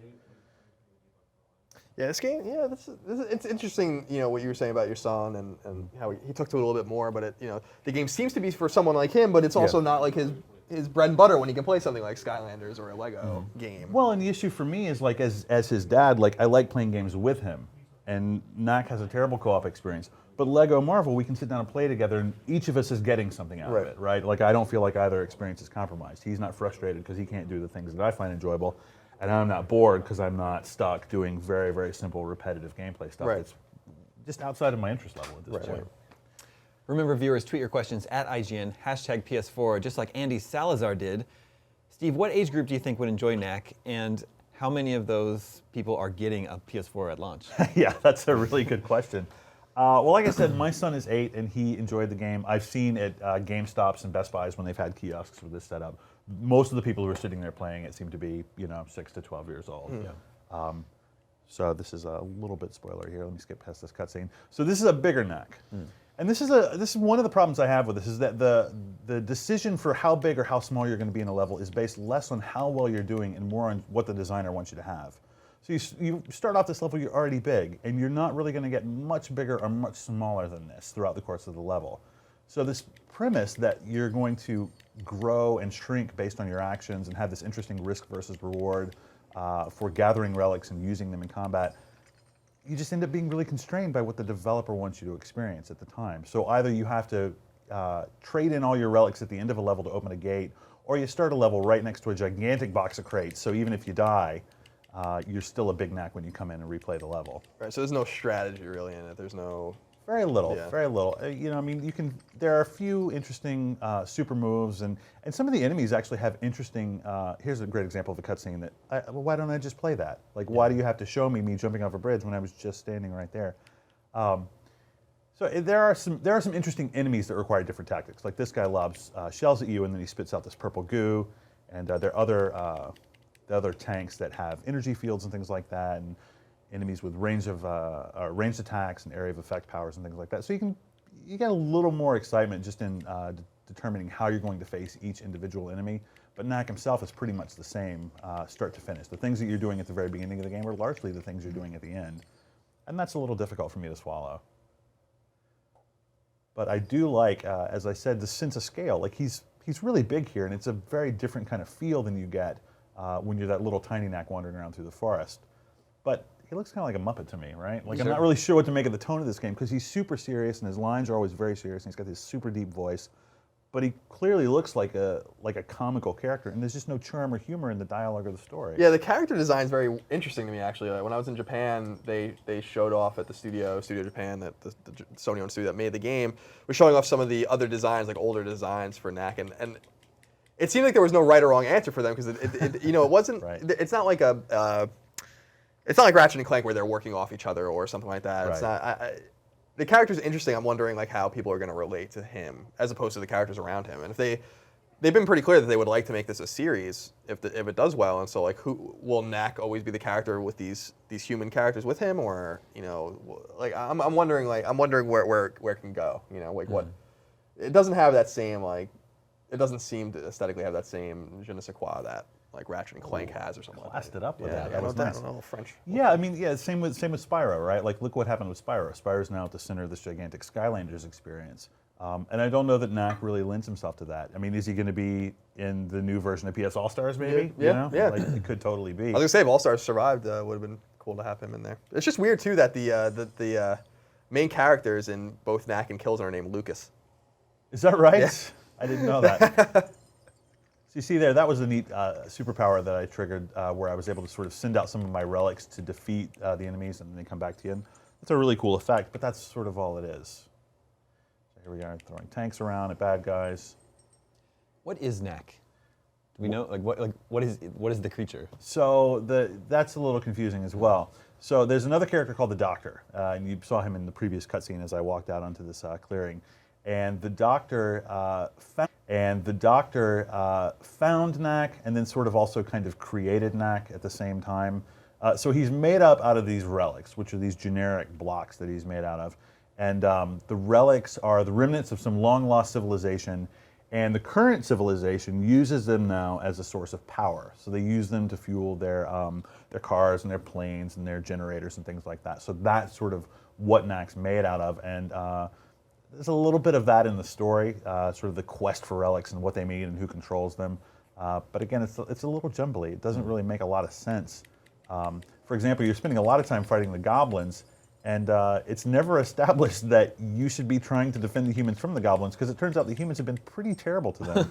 They've run them out of their cities, and the goblins are basically just trying to fight back. And it's not sort of like a complicated, sophisticated take on morality and sort of the circumstantial nature of it, like you get in a game like Spec Ops, where it's like, I don't know who the good guys are here. This just seems like lazy storytelling to me, honestly. Yeah, it's interesting. I didn't really know what their motivation was, either side really. So it's cool. I'm actually looking forward to just seeing what this game's all about. Like I played it in such pieces at events. We haven't really gotten the full picture. Oh yeah, this is a really impressive. Yeah, that's cool. So here's a nice graphical power. effect. PS3 couldn't do that. Yeah, PS4 absolutely cannot do that. So that's sort of a tornado effect where Knack takes the relics that he's made up out of and spins them around his body. And you know, the levels are nice, and you can get some destruction here. That's kind of cool. It's, you know, it's not like Battlefield or anything, but it's still kind of nice to have that as an effect. This feels very empty. Yeah, like there's nothing going on. Yeah, and that's the emotional and narrative content of the game as well, Damon. It's not just sort of the gameplay. It's just there's not a lot to it in terms of what. Here you go. One police car is over here now. Yeah, right. Yeah, shaking his fist at you. Are you Knack? So I don't know. I mean, I think there are things about this game to enjoy, and I think it definitely has elements that show a lot of potential. But just overall, the entire experience just left me cold. It wasn't, I'm sitting there loading this game up and thinking, oh, there's also Killzone and Resogun on this thing, and here I am playing that. It took me, I guess, about 11 hours to finish the game, and I'm like Colin, like I try to seek out every little thing. There are plenty of collectibles to get in the game, but one of the annoying things is the collectibles are only available if you're playing through the full game. So when you finish the game, you unlock the individual chapters and can go back and play them again. But the individual chapters don't have the collectibles. Really? So you can't go back and like hunt for the ones you missed? Yeah. Wow. Yeah. That's bizarre. You can do it, but you can only do it in the context of replaying the entire game from start to finish. Wow, that's going to annoy PS3trophies.org over there. I'll tell you what. They're not going to be feeling that too much. Yeah, and this game does have a number of easy to get trophies fairly early on. I loaded up this game on your debug, Colin, which we're playing it on right now, and immediately I got like 4 or 5 trophies right away. We haven't seen any in this current playthrough we're doing, but they're pretty easy to get. Right on, yeah. One of the cool things that they showed, and I'm not sure how much we really got to mess with this too much, was some of the collectibles you find, you can actually interact with people on PlayStation Network, right? And like swap out collectibles that you find with things your friends found, right? Yeah, that's right. So if you we haven't had a chance to do that yet because the service is obviously, not completely live and in the wild yet. But if you unlock certain things, you are able to trade them with your friends. So if you're not able to get certain collectibles, you don't necessarily have to go back and play through the whole game. It seems. So that might be their way around it. Yeah. I don't know. That's still interesting. Yeah. Let me show. Do we have time for one more level here? Of course. I show one more. And Steve, JD asks, does Knack have more than one difficulty? Yes, there's easy, normal, and hard in Knack. And hard can be very hard. There are plenty of enemies in this game that can one-shot you, even when you're a gigantic, large Knack. And that can be a little frustrating. It's got an in-boss in particular that is just a real monster. And you have to play it through start to finish, and no checkpoints. Really? Yeah, and that's rough. That's old school. Yeah, exactly. And you had mentioned, like Cerny said, like we want to make this kind of an old school game, and it does have some of those hallmarks. But I feel like games have come a long way since then. Yeah. I'm wondering. We were talking a lot about the game recently, and I haven't had a chance to. I haven't really formed an opinion on it, but. It made me start to think, like, even though I really was kind of impressed by Knack at times when I saw it in pre-release environments, I wonder, would you be better off just buying the Ratchet and Clank collection or like the Sly collection or playing Sly 4 or something like that, if that's the old school kind of platformer experience you want? Because those games are awesome. Yeah. And I think Knack lends itself to that, right? Like, you can sit down and play this game for 20 minutes and you like it because in your brain you're sort of extrapolating that to the 8 to 12 hours that you feel like you'll be spending with it, imagining that there's other stuff in it, and it's just not. It's like that 20 minutes that you had with it, that's the game you're going to be playing for the next 11 hours. Interesting. I almost wonder, this game will do well as a product of being a launch game, a launch exclusive that people will buy, and so maybe they'll do another one that will remedy some of these problems, or, I'd be interested to see how they react to some of the things that people have been saying to see if they can make a stronger offering. Well, yeah, my whole metaphor for describing this game to people is, if you're flying from New York to Los Angeles and journey to the mysterious island with Dwayne "The Rock" Johnson is on, you're like, okay, I would never watch this movie given a choice, but here I am, I'm in the seat, I might as well just watch it, right? And that to me is what the experience of playing Knack is like. It's sort of, it's here right now and it's in front of my face, so I guess I'll try to make the best of it. And that's not exactly a glowing recommendation. No, but it's a great metaphor, actually. We've all been there on the planes, on the long international flights where you're watching, After Earth. Yeah, exactly. Well, you got to, like launch lineups sort of lend themselves to that, right? Like not every launch lineup is going to have a Super Mario or a Halo or something like that in it. So you gotta make the best of the environment you're in. And for us in this case, Knack's definitely not as good as Killzone or Resogun. But if you want a platformer, it's kind of the only game in town right now. Right. Yeah, and we wrote about it. We were talking about it before we went on the live stream. I wrote a couple weeks ago about launch games and launch lineups for PlayStation consoles in particular. And when you distill it to the few biggest games for each launch, like PS4's launch is actually pretty good. I really think only Vita would beat it in terms of quality games. Not that that helped Vita. But Uncharted was available. It's still one of the best games on Vita. And I think when you compare Knack, Resogun, and Killzone to Summoner, Fantavision, and Smuggler's Run on PS2, I think you have a pretty quality lineup compared to what we had on some other consoles. And PS1's lineup was especially soft. So here we're getting to a point where Knack begins to uncover some of the secrets of where he might have come from. It never really pays off, but he begins to interact with other relics and see that, oh, he's actually part of this bigger thing that's going on. And so, like this level in particular, just visually is striking. I mean, it's really beautiful and really cool. just really well well thought out aesthetically, and it's got a generally interesting design just in terms of the layout of the playing space. But there's no emotional content. You know, like there's no reason to really care about any of this other than just as a technical achievement or an artistic achievement, visually speaking. So here's a great case where, like, you know, there's a door where I'll have to spend some of my relics to open that door eventually. Our Yeah, this stage is cool. viewer Raphael has the comment in regards to Knack. Even though it's not my style of game, it seems simple, and sometimes simple is better. Yeah. Sometimes. Sometimes it is. Yeah, I mean, I'm not a person who enjoys complication just for its own sake. Although I mean, Colin and I, we both like Civilization and games like that have a lot of different systems in them and things like that. But the simplicity has to resonate with me. There has to be some element of choice, or where I feel like I'm driving this experience. And the idea of collecting these relics to make yourself bigger and then losing them as you fight is super simple and could work. But you're so restricted by where the designer wants you to be at every single second, where it's like, this is the part where you're big, this is the part where you're tiny, and this is the part where you use the mirrors to get past the lasers, and this is the part where you use the flaming logs to burn down a door. It just sort of ends up being like the designer is playing the game for me, and that's disappointing. So here we have these extra relics you can pick up as these sort of vacuum things are going back and forth. And eventually you get big enough that you can unlock this next door. And again, it's like, here I am trying to get big, but I'm only getting big because the designer wants me to get big. And as soon as I get big enough to open the door, I got to be small again. So it's a little disappointing. Yeah, it's interesting. It does put a different spin on the entire experience.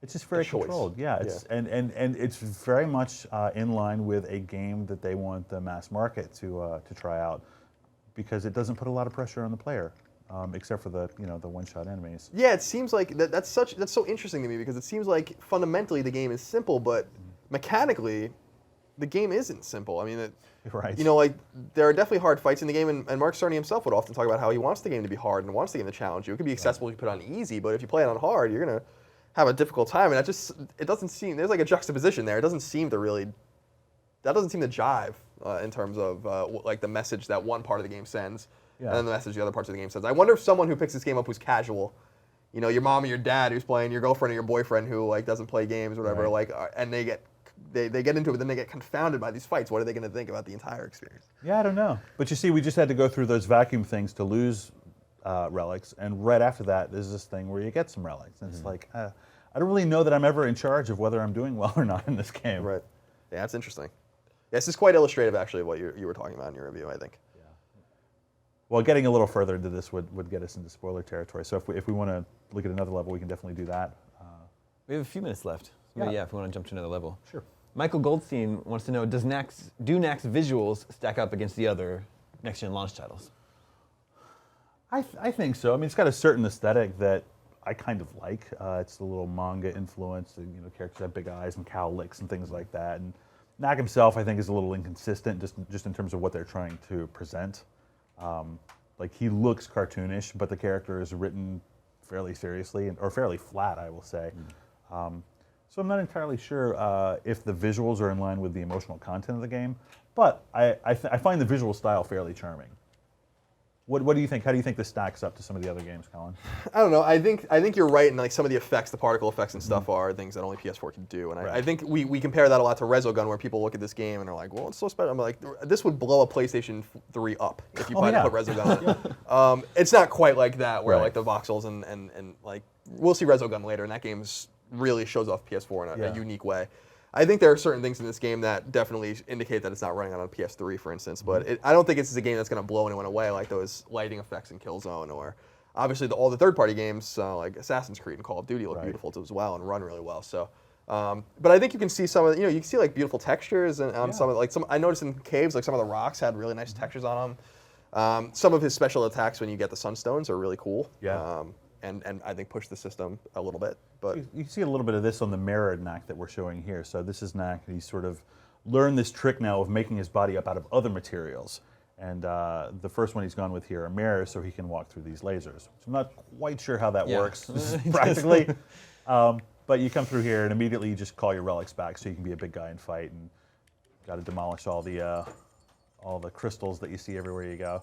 But yeah, so there are some moments where you're asked to do things differently, but you're never sort of given the choice to do things differently. It's always what the designer wants you to do at any given moment. I do like that kind of moment where the camera slows down when you defeat the last enemy in, it's neat. in the level.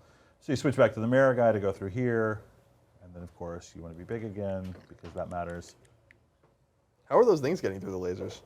But not the. No, it's best not to think about that too much, like some of the other elements in this game.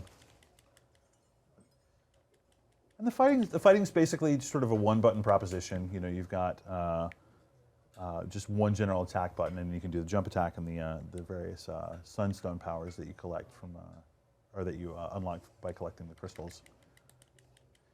But my favorite is the TMNT attack here. Mm-hmm. It never gets old, and it never stops working.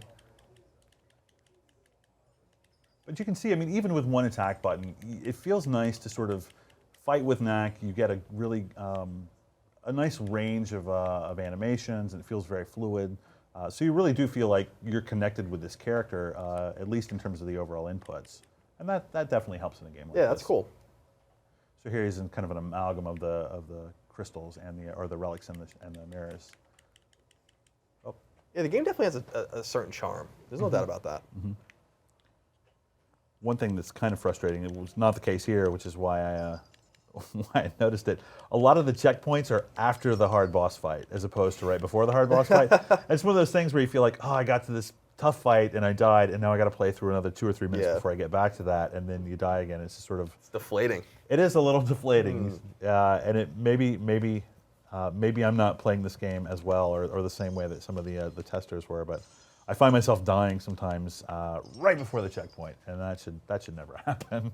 Yeah, I've seen people at Sony play the game like to show it off and die. So like it's a hard game, and actually that same thing in Japan when Cerny had someone show the game, he's like, the QA tester or whatever often dies right here, and right, and it just died. I was like, oh, it's interesting. It's nice that they're sort of unapologetic about that, though. Yeah, it is cool. I mean, that definitely does reek of the old school, but even it does, but it doesn't. Even Sly and Ratchet games were amazing games, but not overly difficult or cumbersome. Yeah, so that's not. And then sometimes these guys are following you through the level the whole time, and you're like, it's a good thing you're staying one room back because you guys would get murdered if you were anywhere near where I had to be. These goblins would take you out. Yeah, so this guy Lucas is a fairly redundant character. He's basically there to be a kid version of the Doctor. It's a little bit confusing.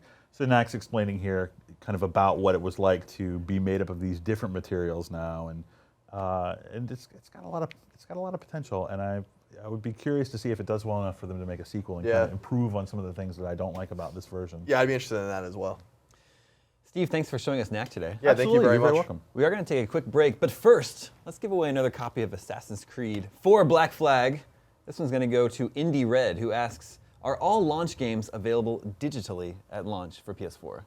Yeah, so as far as I understand it, and there might be some exceptions eventually, but it'll be very similar to PlayStation Vita, where every game, even if you can buy in store, will also be on PlayStation Network day one from the PlayStation Store to buy digitally. But I don't think there's going to be any price differences yet. Right. So you're going to pay $60 for Assassin's Creed or for Call of Duty or whatever. But yeah, so I think that's a great idea. Yeah. You can download them quickly, and since you can segment your downloads and start playing right away, that's kind of neat. It's very next gen. It is. It is. We're going to take a quick break. Stay tuned. When we come back, we're going to be checking out Playroom. We'll be right back.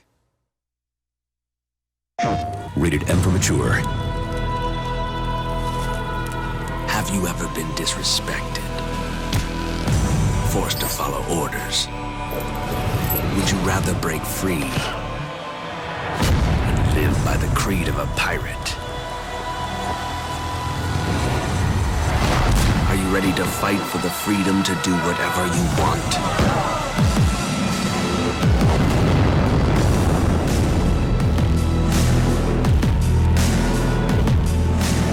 Are you driven by reckless desire? Calling the ruthless, fearless masses, willing to pledge allegiance to no one.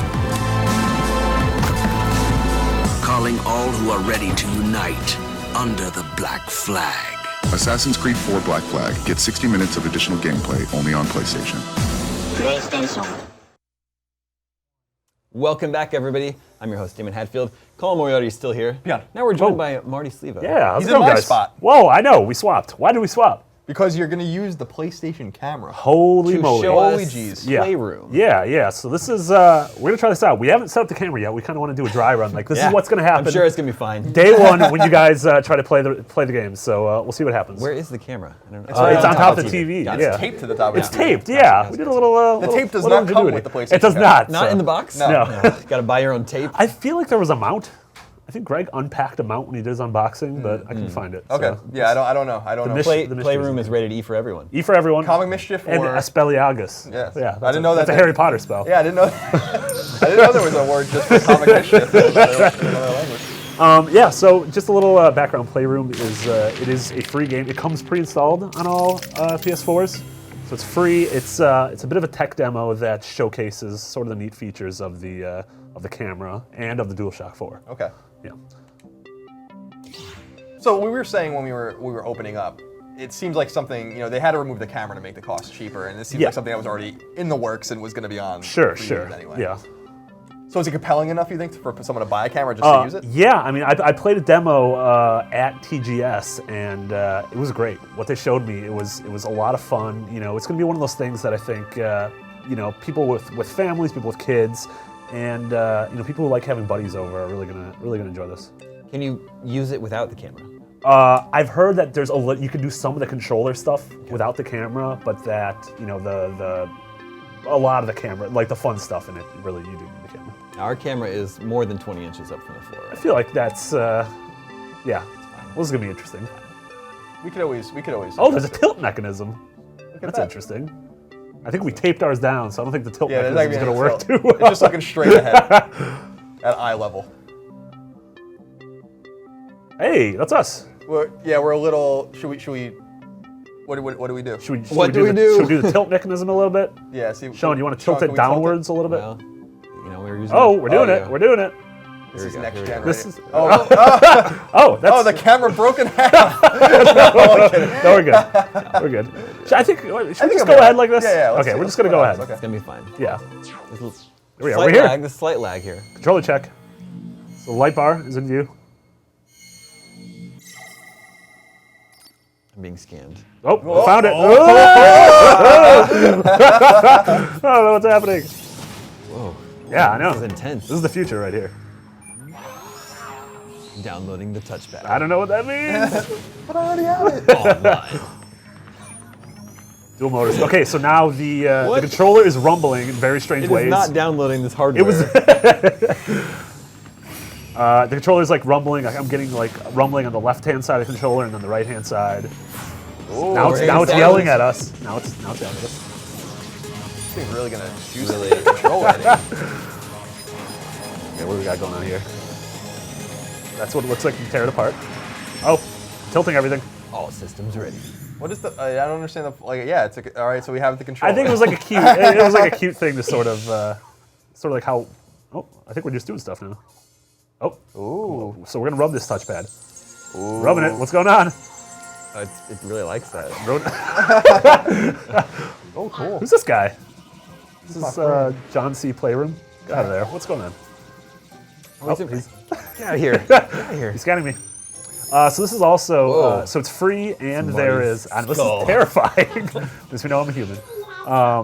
And we know that Double Fine is working on free DLC for this as well. Okay. So And that's trophies. we got a trophy. Lovely meeting you. It was good to meet you too. So we're gonna do some AR bots. Okay. None. I don't know. Gotta be honest, it's creeping me out a little bit. A little bit, yeah. This is the future. Nope. So what's going on here? Oh, okay. So the controller's rumbling. The controller's like getting sort of hard to handle. Okay. There's a lot of, and if I shake it, the controller, it feels like there are things alive in here. Let them out. I'm making it rain. Here. I don't know why they're all going towards you. Oh, jeez. Oh, dear. Yeah. Oh, dear. Bring them all in. So can anyone interact with Yeah. it? So, What?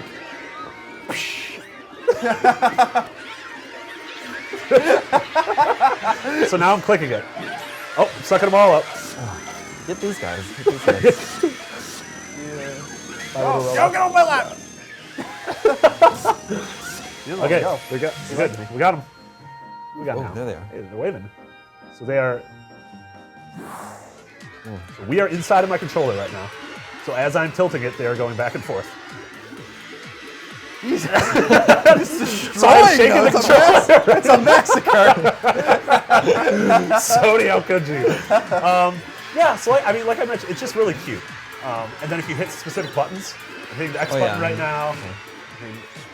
Creating a little rave. This is like the most terrifying game of all time. It's like that. It's that Jackass skit from the movie where they're in the back of the truck and they're dancing. Moving the analog sticks now and creating lights. Secret nightclub. nightclub. Look, we did it. Handing out trophies Yeah, left and right right? here. I don't know. They're screaming for their lives. You can hear them on the controller. So you're throwing them back out again. Yeah, just Get out of here. Get off my lawn. So we're gonna hit the options button. They said there's some more stuff we could do. So let's see what else is going on here. Oh, Use the you pad. use Right? the pad, yeah, correct. Go back to that main menu. I'm assuming that means the main menu of Playroom. See, None of that worked. just a picture of us. We didn't do that well. We are the main menu. Oh, what? What's going on here? Oh, okay. So what's AR hockey? I don't know. I'm excited about this because I love hockey. Oh, we need 2 players. No, that's So not gonna work. That's not gonna work. You want to just play with Asobi? Asobi? He could have been in PlayStation All Stars. Oh my god. Somebody could have. He could have been in it. Did you He say could that have about been in Knack? it. Yeah, Knack could have been in it. Oh yeah. I don't want to quit no activities. All right, so Asobi's gonna pop out. He's talking to us through here. Get out of here, Asobi. Summoned him. It's like a genie. Grant you 3 wishes. I feel really uncomfortable doing that. What is this guy again? This is the Playroom mascot. What else is he gonna do? So it's doing the same thing. Yeah, I think there might be more to do. I'm really hoping that there's more to do. But hey, get that out of my face. No, he's just, Jeez. oh, He's farting This on your face. exhaust is. oh, was he? It's kind of interacting. See, I don't know. It's cute. I like It it. is, yeah. Like, I don't know how you guys feel about it. It's free. I mean, you can't really Exactly. Again, you need the camera, and right now, I mean, what else? Is there any other reason to own the camera? No, I mean, I guess literally, that's is there like anything else? I guess that's what I'm kind of wondering is like. Oh, he's angry. I guess that's what I'm kind of wondering. I dodged it. That's really good. Oh, it's all those video games I played for so long. I timed it perfectly. Oh, he's Okay, I'm not gonna dodge it. I'm gonna accept my punishment. Oh, that's not good. That's not good. Froze me. He killed Like you. that. I know. Adobe's kind of a jerk. He's violent. His name's not even Adobe, is it? Eye for an eye. Eye for an eye. We're getting a lot of trophies.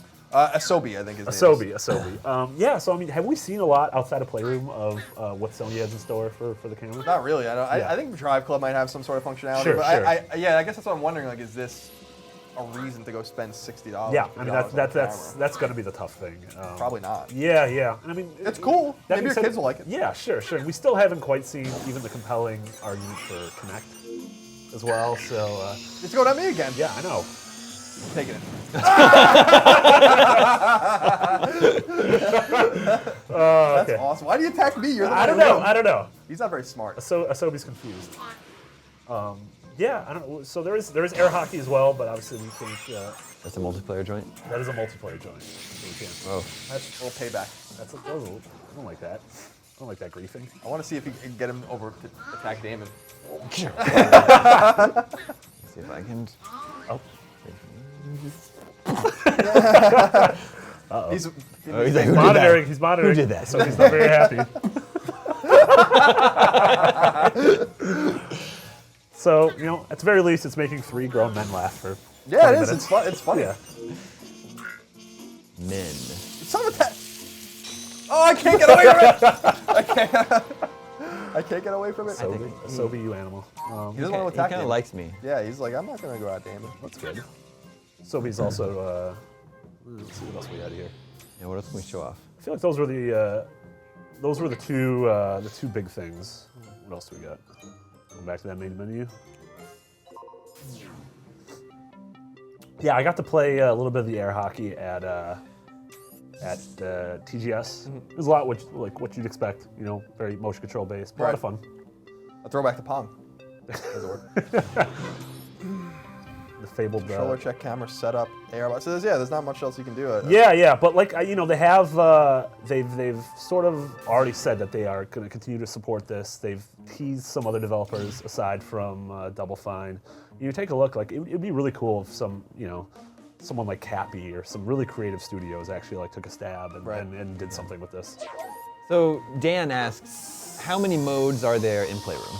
It seems like according to this menu, what was it? The two. There's sort of, I guess, three. There's play with little robots, play with Asobi or Adobe. Yeah, and hockey, and then hockey. like the setups. Yeah, the controller thing and the camera setup. So like I don't know. Guess It's free, and I would think of it more as a tech demo than anything, obviously, which is like we're all just. I guess. So they're thinking that the camera's going to be lower. They're supposed to be like actually on your floor. On the floor, yeah. Not really like in your. Man, okay, so I'm gonna be honest. They're just not stopping. This is next gen. This is truly next gen. Oh! What? Super Rubber Dub. Super Rubber Dub.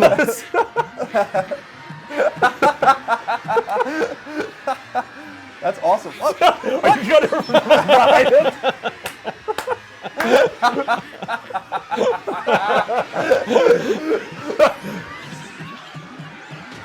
Whoa. Oh man, these are getting violent. We suck them all in? Yeah, just make sure. I don't want them. Oh, the duck's gone. Get out of here. Hey, little guy. Asobi's still up there. Can I suck Asobi?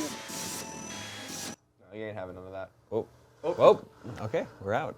An error. There's error. Sorry, Playroom.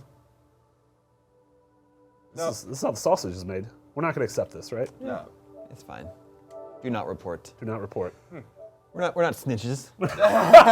we know what happens to snitches. We're gonna take a look at Flower next, but I think Mitch is gonna show us that. Mitch is gonna show us Flower. Yeah. So what, do we have to switch to consoles, or is it on this console? No, it's on the other console. We have to switch consoles. Switch, yeah. Are we taking a break, Sean, or are we just rolling into this? What are we doing? Okay, we're gonna roll into it. How much time do we need before we can roll into it? Okay, I can do that. I'm gonna leave. Okay. That was Playroom, guys. Thank you so much. That was a lot of fun. Colin, We had ducks, we had robots. Let's answer some Twitter questions while we switch into Flower here. Okay. Jinro asks, what's the battery life of the PS4 controller? I don't know for sure because I think much like any other controller, it's gonna matter about how much rumble you're using and all that kind of stuff. Hey, Mitch. I have no idea if people can hear me. My mic's Nope, they can't hear you yet. I don't need your mic. Get your mic out of here. But yeah, I think it depends on like what kind of game you're playing. I think it could last for quite a long time if you have rumble off or whatever. If you're using Playroom, which is rumbling constantly, then I assume the controller's only going to last for. It was about 6 hours. At the Battlefield event, we played a long time, and I unplugged mine, and it was like 6 hours before it started to die. Can you plug this in the retail console? Here you go, my friend. Oh, thank you. So we're gonna see Flower here. This is Mitch Dyer, everybody. Hey. He's Canadian. Don't hold it against him. It's a great character trait, Damon. This was already out on PS3. Yeah, so this came out on PS3 in 2009, and now this is a lovely remake. It's so good. It's look at that grass. Very pretty. So all we're doing right now is controlling this pedal. If you don't know anything about Flower, you kind of control the wind, and you control this pedal, and you just press any button you want to accelerate, and then you just use the DualShock to move around, and you kind of just discover things on your own. And this is the first level we're seeing now. So you see flowers and they're glowing, and you go to them and you touch them, and oh, you get a petal, and you can see your trail is growing. Where is it going to take us, Damon? It's a mystery. Who knows? Somewhere cerebral. Yeah. Does this look significantly better than it did on the PS3? I think so, yeah. I went back and played PS3. We captured some of that and put it in the video review, and it's definitely sharper looking. Like at 1080p, it does have a noticeable difference than PS3. I believe it was at best 720 in terms of resolution, but it's 1080p. It is 60 frames per second. It is really, really pretty. I think it has a lot of improved physics, just in the way the grass moves and stuff like that. It's such a small detail, right? But the way the grass moves, the blades seem to move more individually than they used to, which was kind of in groups. And you'll see some stuff later in this level where giant shockwaves will send just lots of particles into the air and stuff like that. This game's pretty stunning. Yeah. I always love this game. Yeah, me too. I play it about once a year. Just man, a good it is idea. like one of my favorite experiences ever. I love it. It also came out on Vita yesterday, right? Yeah. I think it did. Yeah, I think it yesterday did. or So, it's you also be able to put it on Vita, and we've been waiting a while for that one, but yeah, and if you have it on PS3 already, like if I bought it on PlayStation 3 in 2009, you just get this on PS4 and Vita for free. Like you can just download it now. yeah, it's very cool. Very cool service for the fans, and I think it has its own trophy list, which is cool for the people that want the trophies or Yeah. whatever. And this game has some interesting trophies, such as letting the game just stand still, right? Really? And one for coming back a week later or something like that. I Yeah, think. yeah. And what I noticed when I played it was, I wasn't as much as I loved Flower on PlayStation 3 back in the day. I don't like 6-axis controls, and I was a little disappointed in them in this game, and that you have to use them. But this seems to control much better. I totally agree. Yeah, the DualShock 4 motion controller is significantly better than DualShock 3. I mean, it's better in every way than DualShock 3, but the motion is just so much more precise. Like you can just make very small movements to like hang sharp 180s like that, right? Like you couldn't really do that with Right. DualShock. Yeah, it was almost a 3. game you had to tolerate on Flower because you wanted to play it so bad because it looked so good. Yeah, I But mean, this it was actually- amazing, but the motion controls, you were really turning your controller all the way, whereas now you're jolting all over the place. It's super easy to make crazy movements. Is there any rhyme or reason to the order that you collect the petals in? No, and that's the whole point of this, is you kind of do things of your own accord. You go everywhere you want, or you go wherever you want to, you collect as much as you want to, and there are minimal objectives, like we're reviving these pieces of dead grass so that we can reveal a new path, but there are secondary things in the level, like there are secrets that you can find, and there are flowers that are just spread around that all they do is add to your trail. They're not essential to the story. Which there is kind of a story. I don't like people kind of question me on that whenever I talk about Flower's story, but I think it does have like a really interesting message. I think even the way the game starts, like the start screen and stuff, I think is very indicative of Absolutely, what yeah. the game's trying to tell you or talk about. And it all kind of ties, especially when you replay it, right? Like you go back and you see the city streets and all those like the mid-game loading screens and stuff like that. You see the way it's trying to talk about man and machine and the way people work, like whether humans and nature can live in happy coexistence. Look at that, we're making a difference, Colin. I know, we doing certainly great are. things for the world. We certainly are. Yeah. So now we're just carving a path here, right? Like you bring parts of the world back to life and it guides you to the next part of the level where you can make even more pleasant things happen. And still on DualShock 4, you can hold down any button to move, right? Yeah, I It's just use use X, X, but you yeah, can, that's if you want to, I wonder if you can use no, you can't use this thing. Oh, look at that. I just pressed the touchpad and it gives you different camera angles here. I didn't know that. Look at that. Fancy. PlayStation 4, Yeah, Colin. next gen. That's some next gen stuff right there. Cool, yeah, I use X as well, but you use whatever's comfortable for you, I guess. This is just a strangely serene game. It's like a weird game to demo and play because it's like you kind of just want to sit there and let people. Like it's almost a weird game. Like I almost don't want to show it to people. It's like no, just play it and experience it. You should 'cause definitely play it. It's something you do have to experience on your own terms. Remember, viewers, tweet your questions, comments at IGN with hashtag PS4. Adrian Cole asks, having never played Flower before, is it worth buying for PS4? Yep. And is it cross-buy for all versions? Yeah, I believe so. Yeah, it is. Yeah, so that Even is that Vita one that came out retroactive, right? yesterday? Yep. Yeah, so like there's 4 of these games in this group, right? Like Flower, Flow, Sound Shapes, and Escape Plan. And if you own like Escape Plan's on Vita, if you own it on Vita, you get it on PS4 for free. If you buy it on PS4 for the first time, you get it on Vita.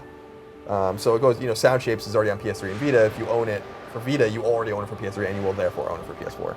This is a conversation that keeps coming up more and more lately, I find. But people are increasingly concerned with like price in terms of what you get and how long a game is. Like we saw people talking about that with Bioshock this week. Flower is a game that is an hour and a half tops. Like where do you guys stand with stuff like that? Do you mind paying $5, $10, $15 for a short game? No, but I think that's like as you get older, you'd have less time for gaming. You're just not as concerned with like, is this gonna last me 100 hours? You know, I would never be able to finish that game. I think, and I'm like, I would rather play Flower 50 times than play an RPG. Yeah. Yeah, I think I like RPGs. Yeah, like Me too. I think it's like what you're. I think Damon hit it on its head. I think it's like what you're looking for. I think Yeah. I don't want not any game that's $10 and is an hour and a half long is going to be worth buying. I think Flower is an example of a game that is, and I think it's worth more than what it costs because it's like Journey, like Journey was what $15 when it came out. You can beat that game very quickly, but that game's so emotional and so interesting and so different that it's worth the price. It's worth it. That game company who made Flower and Journey is a company that's really smart about that, right? Like in terms of giving you something that is at face value interesting and pretty and it's kind of like, oh, it's like this is a place I'm exploring, and that's kind of fun.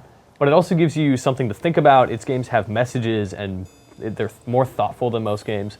Like, tell me the last time you thought seriously about something Call of Duty had to say, like philosophically. No, for sure.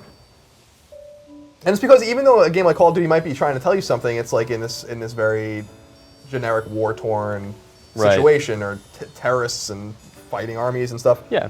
And so I think just the setting of Flower, the fact that you're the wind, and the flower petals is awesome. Yeah. There's nothing like it. And that's like what's so special about it. There's nothing like this. Yeah. And that was I tried to say that in my review, and I thought, oh no, you know what's a lot like Flower? It's Flower. You can't say that. But yeah, it's like just Flower as an entity is so amazing, and because there, like you're saying, right? There's nothing you can compare this to. No, and they that game company does it over and over again, and whether you're playing as little sea entities or you're playing as a wandering, journeying something that's trying to make you all cry and sad. I think we can say objectively that Flow is the best amoeba simulator of all time. Yeah, for sure, absolutely. Mitch, Barker J needs some clarification. Yeah, hit me. What is the main purpose of Flower? See, and that's one of those things. I had long conversations about this game with our reviews editor, Dan Stapleton, and some people in the office who were like, I'm not sure what this game is. And it is something you kind of get, you don't really get out of it what you put into it, but you do have to kind of bring a little something of yourself to figure out what you want out of it, because it's kind of literary. You do have to kind of interpret some stuff, and you do take away from it based on kind of what you know about nature and what you think about different philosophies, because it's a thoughtful game, and you could totally not get anything out of it in that way, just because you're like, oh, I'm just floating around, flying, reviving the world. And I think if you don't care about anything like meaning and substance of bringing the world back to life and what it means, you can just mess around and fly, and it's pretty and it's cool, and you're having an effect on this world by, you're floating around as the wind, and you're bringing the world back to life, and that's pretty cool. Just seeing the effect and the change, both in terms of you as a character. Oh boy, sorry, I'm just trying to get this last one. Yeah, just this stuff here, like moments like this, bringing the world back to life. This place was black and white, and look at it now. Like the blades of grass are kind of glowing, and they have different features. That kind of visual feedback is really interesting to me. Absolutely. But I don't really know, like, is that the point of Flower? I don't know. I don't think everything has to have a point. I don't think like you go into a game like Killzone and the point is to shoot and kill. Yep. Like, you don't have to say, what does Killzone mean, man? Yeah, like I don't know. It's in the name. Yeah, it's very literal. It literally means death place. But with a game like Flower, like I think you're right. I think there's something deeper there. There's something that different people. It's very much like Journey in the sense that people are going to get different things out of it, different feelings. I mean, I talked about this in my review. Parts of this game, I feel like it deals you're playing as wind floating around some flower petals, and this game has a lot of stuff to say about life and death and destruction and mankind's interaction with nature. But you could see stuff that I didn't. You might not see that at all. You might think I'm a crazy person. I do. Yeah. Oh boy. Yeah, I'm enamored with this game. Yeah. This is like my 5th time playing this level this week. I love it. Oh boy. I'm not doing a great job of demoing these controls being very good. Sorry, it's hard to talk and think and do all these kinds of things at the same time when you're playing on camera. All this pressure. I can't take it, Colin. Yeah, no, gotta get out of here. There's also like a lot of really interesting hidden stuff in this game that is totally optional. That you can, if you just want to mess around and get more out of the experience in the moment, there are moments where you can activate a flower that lets you paint the grass a certain color, and you can just mess around and say, oh, I want this to look more blue, and I want this to look more pink, and you can just do that. Right. You can find secret flowers hidden near things that, like there's a abandoned wagon in a later level where you activate a flower near that and it lights up and you get a trophy and some stuff happens that, it's all super cosmetic stuff. It's not significant to your progress or anything, but it's just cool. Right. And this game has a lot of stuff like that. Cloth108 asks, is there exclusive content to the PS4 version of Flower? You got that exclusive, way better to play on DualShock 4, but that's kind of it. It's not so much content in terms of like, there's no more levels or anything, but it's just in terms of functionality, it looks better, it plays better. I don't know if it sounds better because I didn't try it out with like super fancy headphones or anything or a great sound system, but I mean, that game company's sound design is incredible, and the music and atmosphere in Flower is great. I think when you unlocked a trophy, the controller made a little ding. Did it? Did I make that up? I don't know. I didn't hear that on this game. I don't think it does that normally, but maybe certain games can do that, or maybe you can set the settings to do that, which is cool. Because everyone likes that ding. Oh yeah. Gotta tell you though, not a fan of this speaker. No? No. I like it for. We were talking about. I like it in Killzone with the audio. With the audio the log. worst in Why? Killzone. You like? It's so obnoxious. So I found the thing that broke me is I found an audio log of a woman who was burning alive while we're playing this happy, serene game. Let's talk about that. And it's just like it's coming through the speaker, and she's like, and it's like 3 minutes. It's unskippable. It was horrifying. Okay, that's a little different. And it's like the crappiest sound quality of this woman dying. Like, all right, cool, thanks, game. No, I dug finding the audio logs and then like listening to them as you're like. It makes you feel like you're really holding the audio log in the game and like walking around. Still. I guess I wasn't super big. I wasn't a fan of that on the Wii either. But to each his own, Colin. Mm-hmm. Different strokes. Yeah, that's what they say. So now I'm blue because that's the like the blue paint pit, I guess. Paint pit. Yep. And every time I go back and touch that, I can activate the blue, and I'll start activating these other ones that let me paint different colors. But right now, I'm gonna carve a path here. I'm all swanky and blue. And there's no rhyme or reason for it. Like this game is like kind of nonsense in that way. You just kind of are, you know, you're the wind, and you're gonna paint the grass neon blue with your space magic. Cool. Lars Broerse asks, You tried. do you think a lot of games are going to be ported like Flower? I hope so. I would love to see Journey on PS4. I would love to see that game look like just slightly better. Not that it looks anything other than beautiful, but I don't know, man. Like the 1080p 60 frames per second really, really makes this look good. Everything just is so smooth and crisp looking. I don't know. Something about it. Yeah, I think we can expect to see more, especially more as Sony-owned PSN indie games on here. I wouldn't be surprised to see Unfinished Swan or something like that come over. And I think it's 1080p white. Yeah, I love that game. Game is great. And yeah, it's kind of a necessity because you can't play because of the nature of the cell processor and you know, other reasons, I'm sure, commercial reasons. You can't play your old PlayStation Network games from PS3 on PS4. So to make them available to PS4 consumers, they're going to have to do something like this, you know. But it would be fine, and that's totally fine. Like a lot of people are complaining, like, look at all these ports, but I think it's fine because you're not paying for them again. Yeah. Yeah. Like so, like, what's the big deal? That doesn't hurt you. It actually helps you if you already own the game. Yep. Now, Colin, Paul Byers asks, will Dead Nation be remade for PS4? Oh my God, I wish. We're still waiting for the Vita iteration. When we did the Resogun live stream, we asked our friend Michael at Housemark about that, and he didn't have much to say about it yet. But I want it on Vita, so and it's coming soon, hopefully. They announced it at Gamescom, and then I suspect because of the video they released some time ago about Resogun, they indicated that they're going to do a sequel. And I wonder, you know, we don't know that for sure, but that's definitely what they indicated. There are a lot of PSN games I hope get ported up, like Pixel Junk Monsters. Oh man, just every Pixel Junk game. Right? I would love Horde. Eden Shooter. Horde? I loved Horde. I do too. Yeah, man. that was a great. very underrated, underplayed game. I never got to that one. Oh, yeah, that was a cool game. Yeah. There was something about that game for sure. Super fun. Shatter. Let's see here. All right, Mitch, thanks for showing us Flower today. Yeah, no on sweat. PS4. We're going to take a quick break again, but first, let's give away another one of our copies of Assassin's Creed 4 Black Flag provided by Ubisoft here. This is going to go to Austin Park, who asks, how long does it take to platinum Flower? Oof. There is no platinum in Flower. So 0 seconds. Zero seconds. Or eternity seconds, just for every second of your life. I assume there will be a platinum trophy here in Assassin's Creed 4 Black Flag. Absolutely. Indeed. So have fun getting that, Austin Park. We're going to take a quick break. When we come back, we're going to play, what are we playing next? Contrast, we're playing Contrast next. Excellent. Stay tuned, we'll be right back.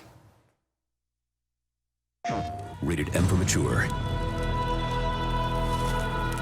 Have you ever been disrespected? Forced to follow orders? Would you rather break free and live by the creed of a pirate? Are you ready to fight for the freedom to do whatever you want?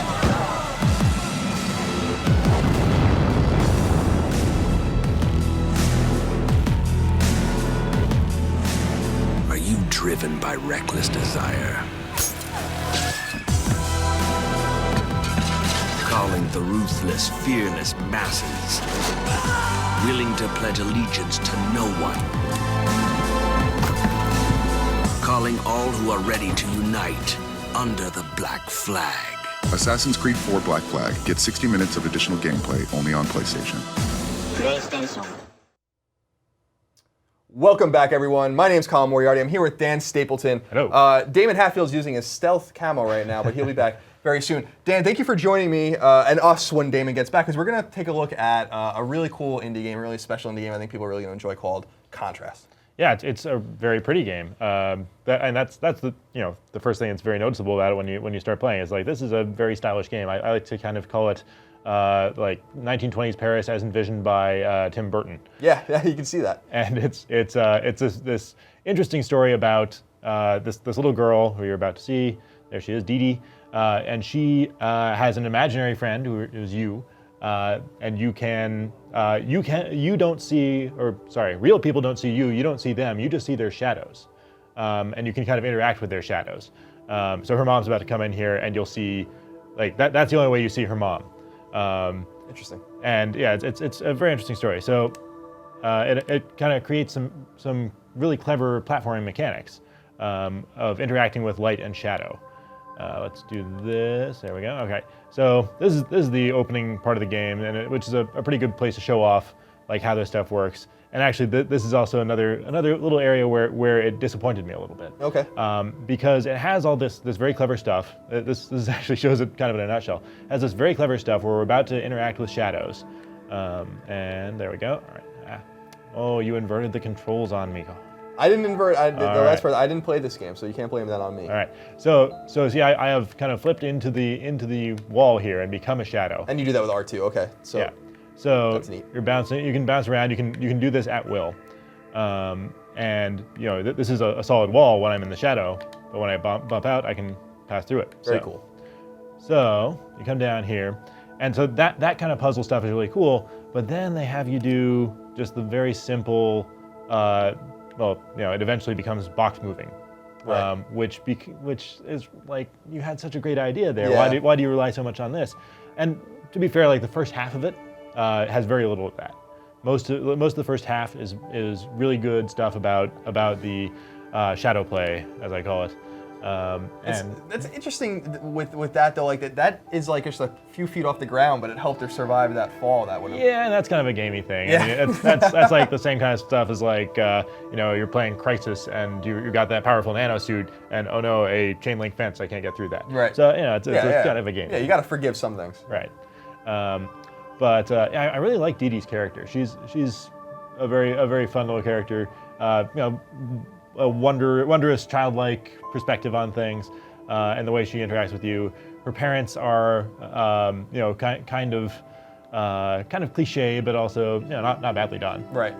Yeah, and I love the aesthetic. Like I love just the setting. And I've seen some more parts of the game that are just really impressive looking. But this mechanic is just so cool. So this kind of thing is one of my favorite little bits where you're jumping in and out of shadow in midair. And that to me is something that they kind of toy with, but never fully, like there's no challenge mode, right? Which is kind of disappointing. Like I wish like in Portal they would have some like post game stuff where there's like some really hardcore stuff where you can really flex the muscles that you've built learning these mechanics.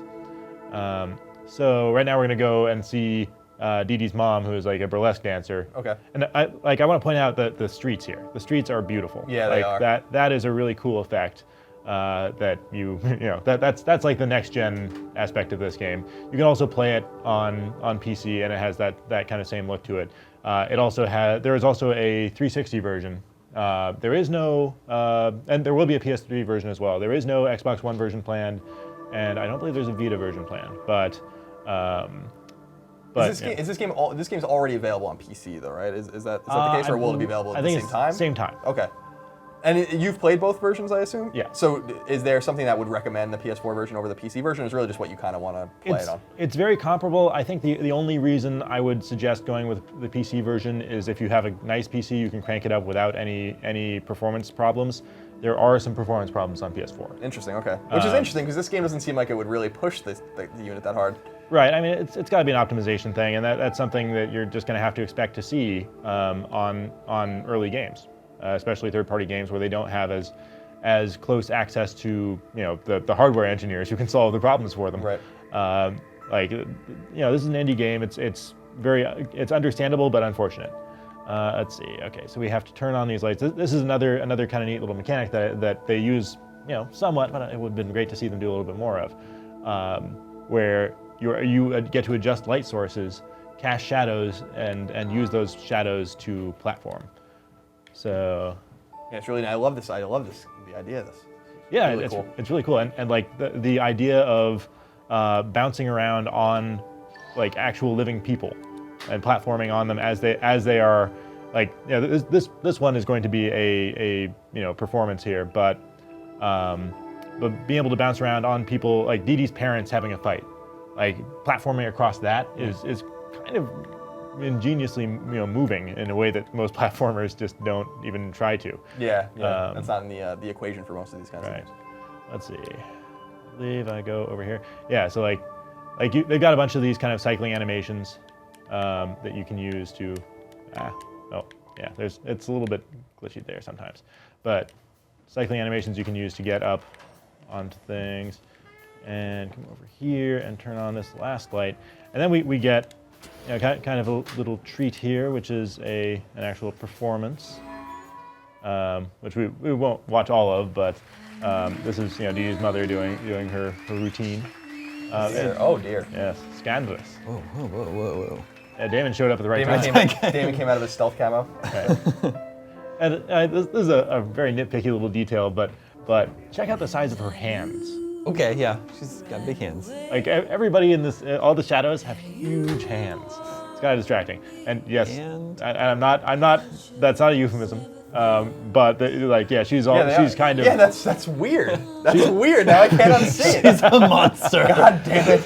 Yeah, her hands are not the only thing that is misproportioned, but. It's kind of a funny little stylist. I don't know if it's a stylistic thing or not. Yeah, I wonder if they did that to make it clear that it's not to make the hand more noticeable in the shadow, so it doesn't look like it's part of the armor. And the hands, huge. Yeah, the hands aren't like supremely detailed or really intricately detailed. So I don't know if it's that. That's bizarre. Now I can't unsee it. Well, I'm sorry I've ruined context. No, it's okay. But. Yeah, so we get this routine. I'll let you find it for yourself. Okay. But the story is largely about. Here that we're gonna get kind of a little rundown on it here. The conflict between Dee Dee's parents, and she wants them to get back together, obviously, and how you can kind of help that. The idea is like her dad is perpetually screwing up and getting himself into trouble with like the mob.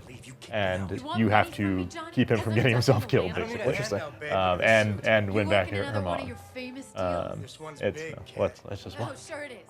Till it blows up like last time and the time before that. Not this time, babe. I'm gonna make it all up to you. That's a little weird in the back too. I don't know Then about meet me that. after. I'm staying at the Excelsior.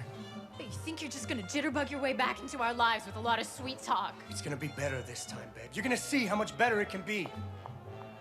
Room 529, kiddo. Yeah, so that's an interesting backdrop for a platformer. Yeah, it is. It is. Yeah, the theme is really cool. Where is he going? I need to talk to him. This is one of the free PS Plus games on day one, right? Yep. That is right. And I think it's $20 on PC. I'm not sure if you can even get it without PS Plus. Can you? You probably can. I think they made it free because Drive Club was delayed. Right. So. Yeah. Ooh, little trophy action. There are trophies. He just went through the gate. I bet he's going to the bar. Yeah, Dee Dee is very aware of kind of that her father is a screw up, but wants him back anyway. It won't open. But you could break it open. You're pretty strong. Yeah, this is kind of a weird ability. Like, Come on, it's this way. like this imaginary shadow friend is like destroying. Yes, very gamey. Yeah, and it's an air dash that works very well with the shadow platforming as well. It's it's the same typical kind of platforming mechanic, but the way you can do it, you can like air dash into a wall and become part of the shadow that way. So it can lend itself to some of the very faster paced puzzles, but there aren't very many of them. This game isn't trying to be super hard. It's not really the kind of platformer that you particularly like. It's not like the Mega Man thing. Like you. Yeah, like me. You. Whoa, not one of those Collins games. This is her father getting himself into trouble with the mob. But, those hands! Damn it! I can't see them. Yeah. Oh, I guess this is actually the illusionist, not the mob. Yeah, that comes later. But all right. So yeah, her father is trying to put together a circus. So here's another instance of adjusting the shadows. Okay, this is cool. Yeah, this is neat. And so you would want to build yourself a staircase kind of thing. The animation there is a little bit wonky. It's not. Well, yeah, her legs. She's like sliding around everywhere. Right. And I do find that there are a fair amount of glitches that happen when you interact with objects like that. Oops. It didn't happen there, but like sometimes you'll get stuck on them. And it's something you can work around. I only had one glitch that really interfered with things and made me have to like restart something.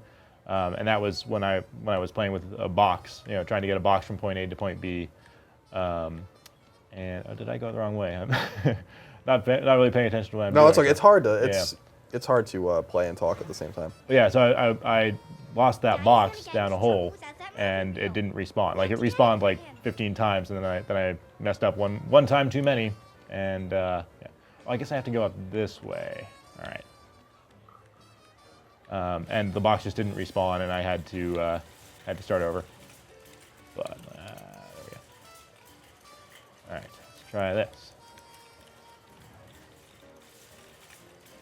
Oops. Yeah, it's a little bit finicky because like you'll get knocked out of the shadows. I've actually forgotten how to do this puzzle. It's new to me again.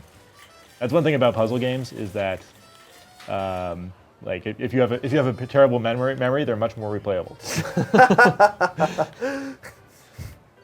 Like with Portal, it's like you play that the first time, and then on repeated playthroughs, it's not as good. It's like you don't have that eureka moment anymore. All right, okay, the film reel and the jazz bar. I think I have to get, it's over there. I wish I remembered how to do this. While Dan figures that out, viewers, remember, tweet your questions at IGN, #PS4. We'll answer them live for you here. That also automatically enters you to win a copy of Assassin's Creed 4 on PS4, maybe even a PlayStation 4 console. Ooh. We have 2 of those to give away. That's exciting. Yeah, pretty exciting. There must be a way. There is, yeah. There's got to be a better way. There is. What is it? Do you guys have any solutions to propose for me? I've never played this game. No. This seems like the most logical solution to me. Yeah, Are we sure we're not missing something up here? Definitely go up here. Like out the door? Is there like a way to wrap around or something? Or? Let's see, you can't go that way. Oh, how about that? Colin, this is why they pay you the big bucks. Well. Let's see. No, let's see. What's that thing? Yeah, so those are just collectibles. Oh, is this? Can you jump? Yeah. There you go. Yeah. So this one. Yeah. All right. Yes. Haha. Good job, Colin. All right. Yes. What would we do without you? I would not have turned left. And they do have some nice little collectibles around, like this kind of stuff. They don't make them very hard to find. They're like glowing. They are very very sparkly. And there's some nice kind of backstory happening in these that you can piece together. Cool. I won't spoil any of it for you, but there is kind of a wacky turn that this story takes at the end of it, which I don't particularly love the direction they took it. For me, it kind of reduces the childlike wonder of it all. But sparkles. Can't resist the sparkles. Gotta get those. But it's still pretty cool. Goodness. Now we have to get the movie to him. I think he's going to the cinema to meet his friend. So how long is the game? If you just kind of. It took me probably between 5 and 6 hours. Oh, okay. It's not a terribly long game. There are 3 acts. The second act is probably the best. It's got some good stuff in a broken down amusement park that her father is trying to fix up, and And like that for me was the highlight, because particularly for this one place where her father is narrating this shadow puppet play, and like oh no, the lead puppet is missing, so you have to fill the role of the lead puppet. And it's this princess who is having to rescue her, the prince that her father is sending out to slay dragons and stuff to win her hand. It's a really cool little platformer. And I almost wish that there was more, or I don't almost wish, I do wish there was more of it in this, because it's a really interesting. Oh right, okay. This is the one place in this game where it makes you go and collect those glowy orbs. I wonder if it's just like kind of a tutorial to show you could get them or whatever. Right. Although it makes it seem like it's compulsory, I guess, if you have to. Just this once it is. And I think there's one up there, and there's one. Oh, let's see. Is this? Yeah, they got some of these like little replay things here where you can. Oh, this. So this is replaying some of her mother's show, and you can use this to platform. Oops, I pushed the wrong button. To platform up and over and. Okay, I'm gonna get this. Gonna get it. There we go. Nope. No. Oh yeah. See, there's. Close. It's a little bit glitchy sometimes. The way. Yeah, with the way the movement. Yeah, you're falling right through the platform. Yep. And shadows. Isn't there an air dash? Oh wow.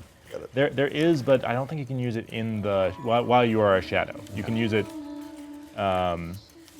like when you jump out of the shadows, and you can use it to get into the shadow. Whoop. I really love the aesthetic of the game. Yeah, it is a gorgeous game. It never looks ordinary, whether you're in the shadow or the 3D. There you go. There we go. Yes. All right. Now we've got it. Dan, Kurt Mack has a question. Hi, Kurt. Can you die in Contrast? You don't really die. You fall. I mean, you instantly respawn.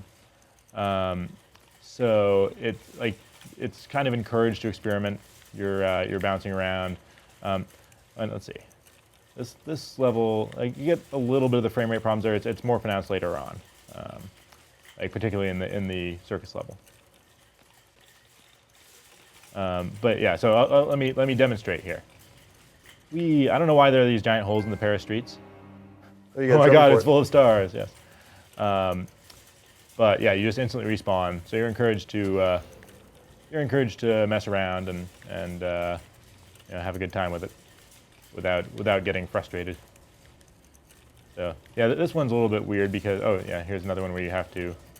Oop, nope, there I died. Shift in and out. Yeah, you have to shift in and out in midair. And there's some of it, but not as much as I kind of would have liked. There we go. But cool, I'm feeling this game. Yeah, I mean it's definitely fun. You played it on PC? I played it on PS4 and on PC. Yes. Okay. Mostly on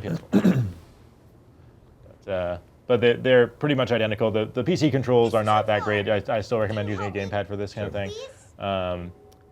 I think the only real difference is that if you have a nice PC, you can crank it all the way up, and it'll look better without any kind of stuttering. Colin, Jaw T-Pone Spider has a really good question. Okay. How the headset? Oh, How the headset? I don't know. So the one that comes with PS4 is pretty basic, just earbud connects to your PS4. But I haven't used it in a game yet. So like when I played Killzone Online, we weren't. We were in the same room with a bunch of people, and then we weren't chatting with people we were playing with online.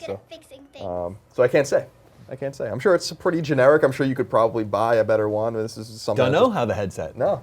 How am headset? Dan, Andrew asks, are there other puzzle mechanics aside from merging into shadows? I mean, it's all based on the puzzles, or on the shadows rather. But there are several different ways you do it. In this case, we've got here we're moving these cutouts That's to Nosferatu. Yeah.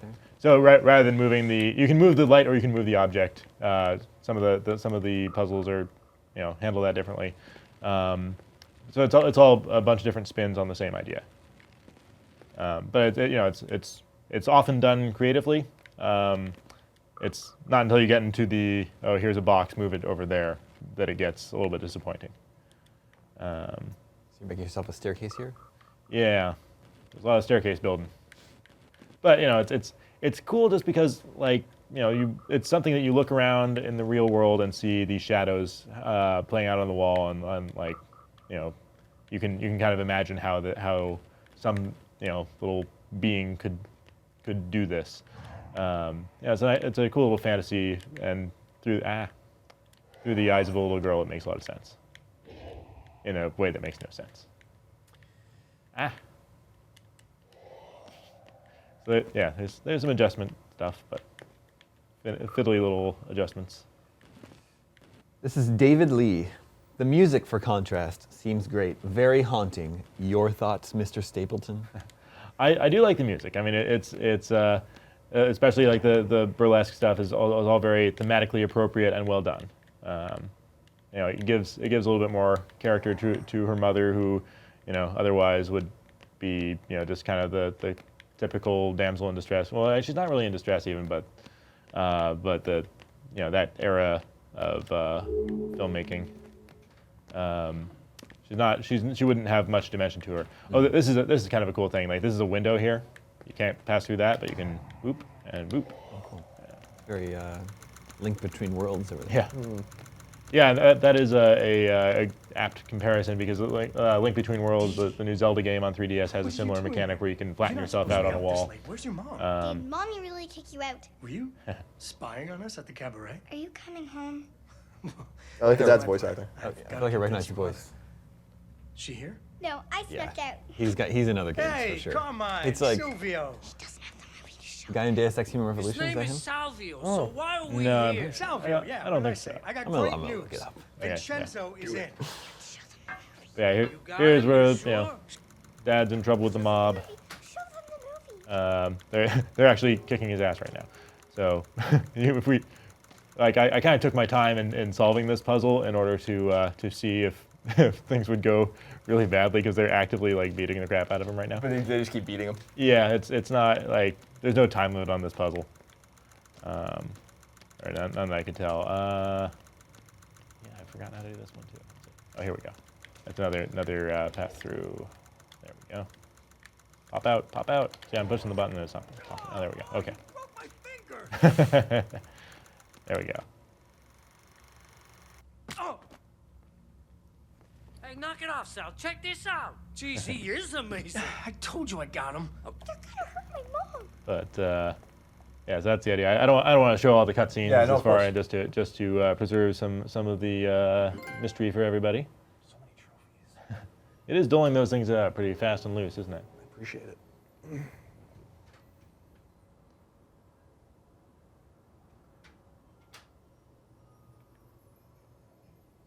All right, so here we can kind of see some of the jitteriness. Yeah. And that's it's only in certain places. I had a bug here when I was capturing for my review, where interacting with one of these things got me stuck, and I was kind of spinning around trying to get out, and I had to use like the dash to escape it. There we go. Oh, That's yeah. cool. Yeah, this is one where it's just for one of those orbs, and you have to time it to get launched up. There's some interesting timing stuff. The lighting effects, those are pretty cool. Mm-hmm. And not quite Killzone, Right. but Yeah, that's pretty. yep, This game's got a cool aesthetic thing it going on. does. Absolutely does. And let's see. Oh yeah, I got to go back to the one thing that kind of annoyed me a little bit was the lack of a map. So it's like, go back to the Excelsior Hotel. It's like, where's that? Yeah. And I have no sense of direction whatsoever. So in games or out. So sometimes it took me a little while to remember where things were. What did you rate the game? I gave it a 7.5, which is good. I enjoy it. I think it has some really good ideas. I wish it used them more to a greater extent, and didn't fall back on moving boxes around quite as much. Because in my review, I'm like, well, you could at least put a heart on the side of the box. It doesn't have to be just a box I'm moving. Couldn't it have been like moving the little girl around? Just anything but a box. Yeah. You know? Yeah. and you're moving that box onto a button to hold the door open. It's like, really? Yeah, it's weird to have that kind of mechanic in here with such clever mechanics built into the game already. Yeah, it's like they have some, like, it's just inconsistent. They have some things that are just really, really well done, and then others that are like, oh, I get to move a box. There's another one where you're moving this elevator car with the light source in it, and it adjusts where all the shadows fall over here, and you can also move these chandeliers, and create another ladder for yourself to go up. So it's all about using moving pieces together. How complicated does it get as the game goes on? Is it tough? It's not tough. I never really got stuck. I guess there was one part where I did get hung up a little bit just because I kind of face palmed and like how did I not get that earlier?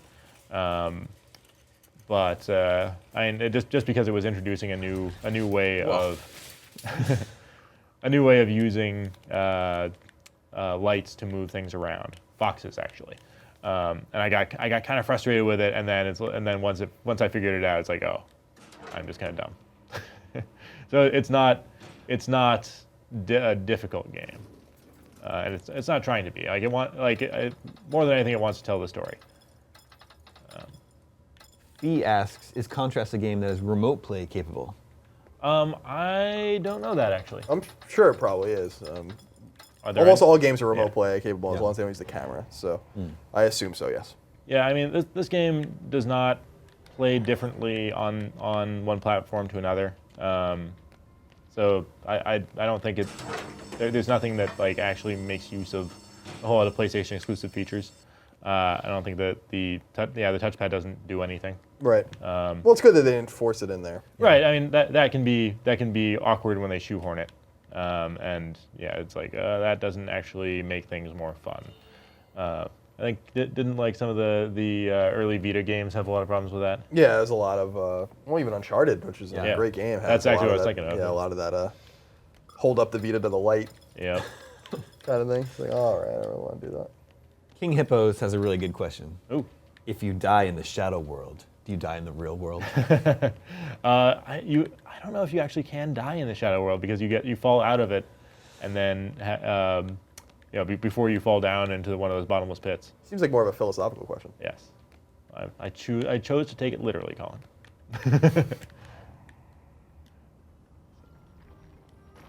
Mud Buddha notices, wow, this is like a Studio Tokyo game. Yeah, it is like assuming you mean Studio Japan game. But yeah, it is. You can see like Tokyo Jungle or something where it's just totally weird but cool, and novel. I really do like the style of it. They did a really great job of making this world. Oh, there was a little glitch, fell through the floor. But they did a really great job of it. I mean, even this character Dawn, like she's completely mute. She doesn't really have much of a personality. You get a little bit of stuff from the. This is actually a really cool scene. I want to come home. You get a really you get a little doses of it from the background stuff, but other than that, she's just there as your avatar. But she's got a cool design. Oh, yeah, I got kicked. Yeah, see that when you get killed in shadow, you get knocked out. Yeah. This is just a kind of a tricky jump to time. They're the ones who broke your finger? There we go. It's nothing. And then like it triggers them to do things when you do things. That's really cool. Yeah. Remember the horse doctor you were going to fix races with? This is neat. Yeah, like this is one of the best in the whole game. One of the best ideas that they had. I wish they had done more of this really.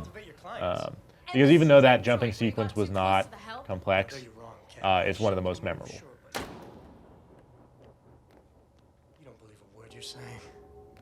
I know, because I can read your mind like a highway sign. No, Johnny. Did you recognize his voice? Not again. Yeah, who I is looked up. Contrast is not in IMDb. Oh, okay. Give it time. His name's in the credits. Look up.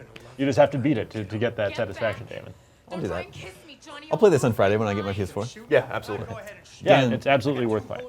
Thanks for showing us Contrast today. My pleasure. We're going to take a quick break, but when we come back, we're going to be playing Battlefield 4 and giving away a PlayStation 4. So stay tuned. Ermagerd. Rated M for mature. Have you ever been disrespected? Forced to follow orders? Would you rather break free and live by the creed of a pirate? Are you ready to fight for the freedom to do whatever you want?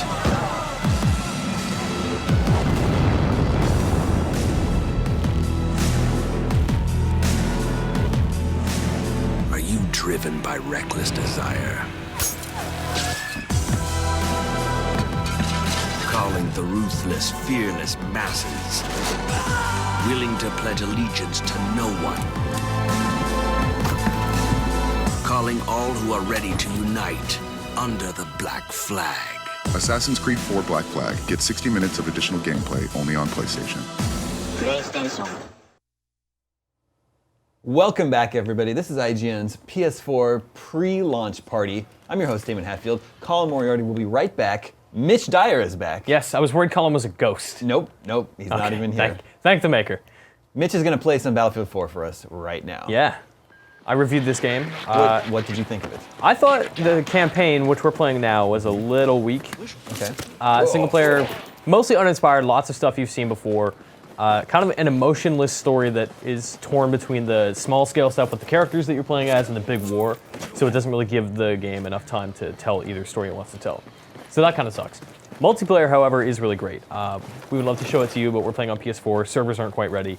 And that is actually why the PS4 review is not live on IGN. We played a bunch of the campaign. We played a bunch of the multiplayer on PS4, but I was not comfortable publishing anything based on, not having played on real servers. Did you just pull the guy's dog tags off? Yeah. So it's like a tie into multiplayer. When you stab someone in multiplayer, you get their dog tag. Okay. Oh boy. So we're going to play this for about a half hour, and then at the end of that half hour, viewers, we're going to give away a PlayStation 4. Oh, dang. With a copy of Assassin's Creed 4. All you have to do to be automatically entered is tweet your questions, comments at IGN with hashtag PS4. Throw those dudes up. So where are we here? This is the very first level of the game, and the reason I chose this one is because it's actually, one, it's really pretty. You got these big scenery here, but it's actually, this is one of my favorite encounters in the entire campaign, which is a little alarming given that it's so early in the campaign. Oh man, how do I drive? I can't remember how to drive, just like real life. Oh. Don't judge me, Damon. All right, so we're gonna go down. So you can see, like, there's this giant open space. Big battle here. This is one of the very few instances of open battle. Very Battlefield-esque area here. And that's why it's one of my favorites, because it's a lot like a great Battlefield multiplayer map. However, these spaces kind of disappear in favor of a bunch of crappy hallways later on. Where in the world are you? Right now I'm in Baku, which is, I believe, in Azerbaijan. I am not a geographer anymore, Damon. I left that life behind me. Welcome back, Colin. Thank you. Thank you very much. I'm sorry for my brief absence. Colin, this is Battlefield 4. Okay. On the PlayStation 4. On the PlayStation 4? Yeah. So many fours. So I'm calling in my chopper to take some of these dudes down. You have a little bit of tactical options throughout the campaign. You can order your guys to do stuff. The squad mates themselves, not terrific. The chopper, a lot better, as you're going to see, because it's going to blow up some stuff. All right, maybe, if she can figure out how to fly a chopper. Oh boy. All right, so there's not a lot of cover up here.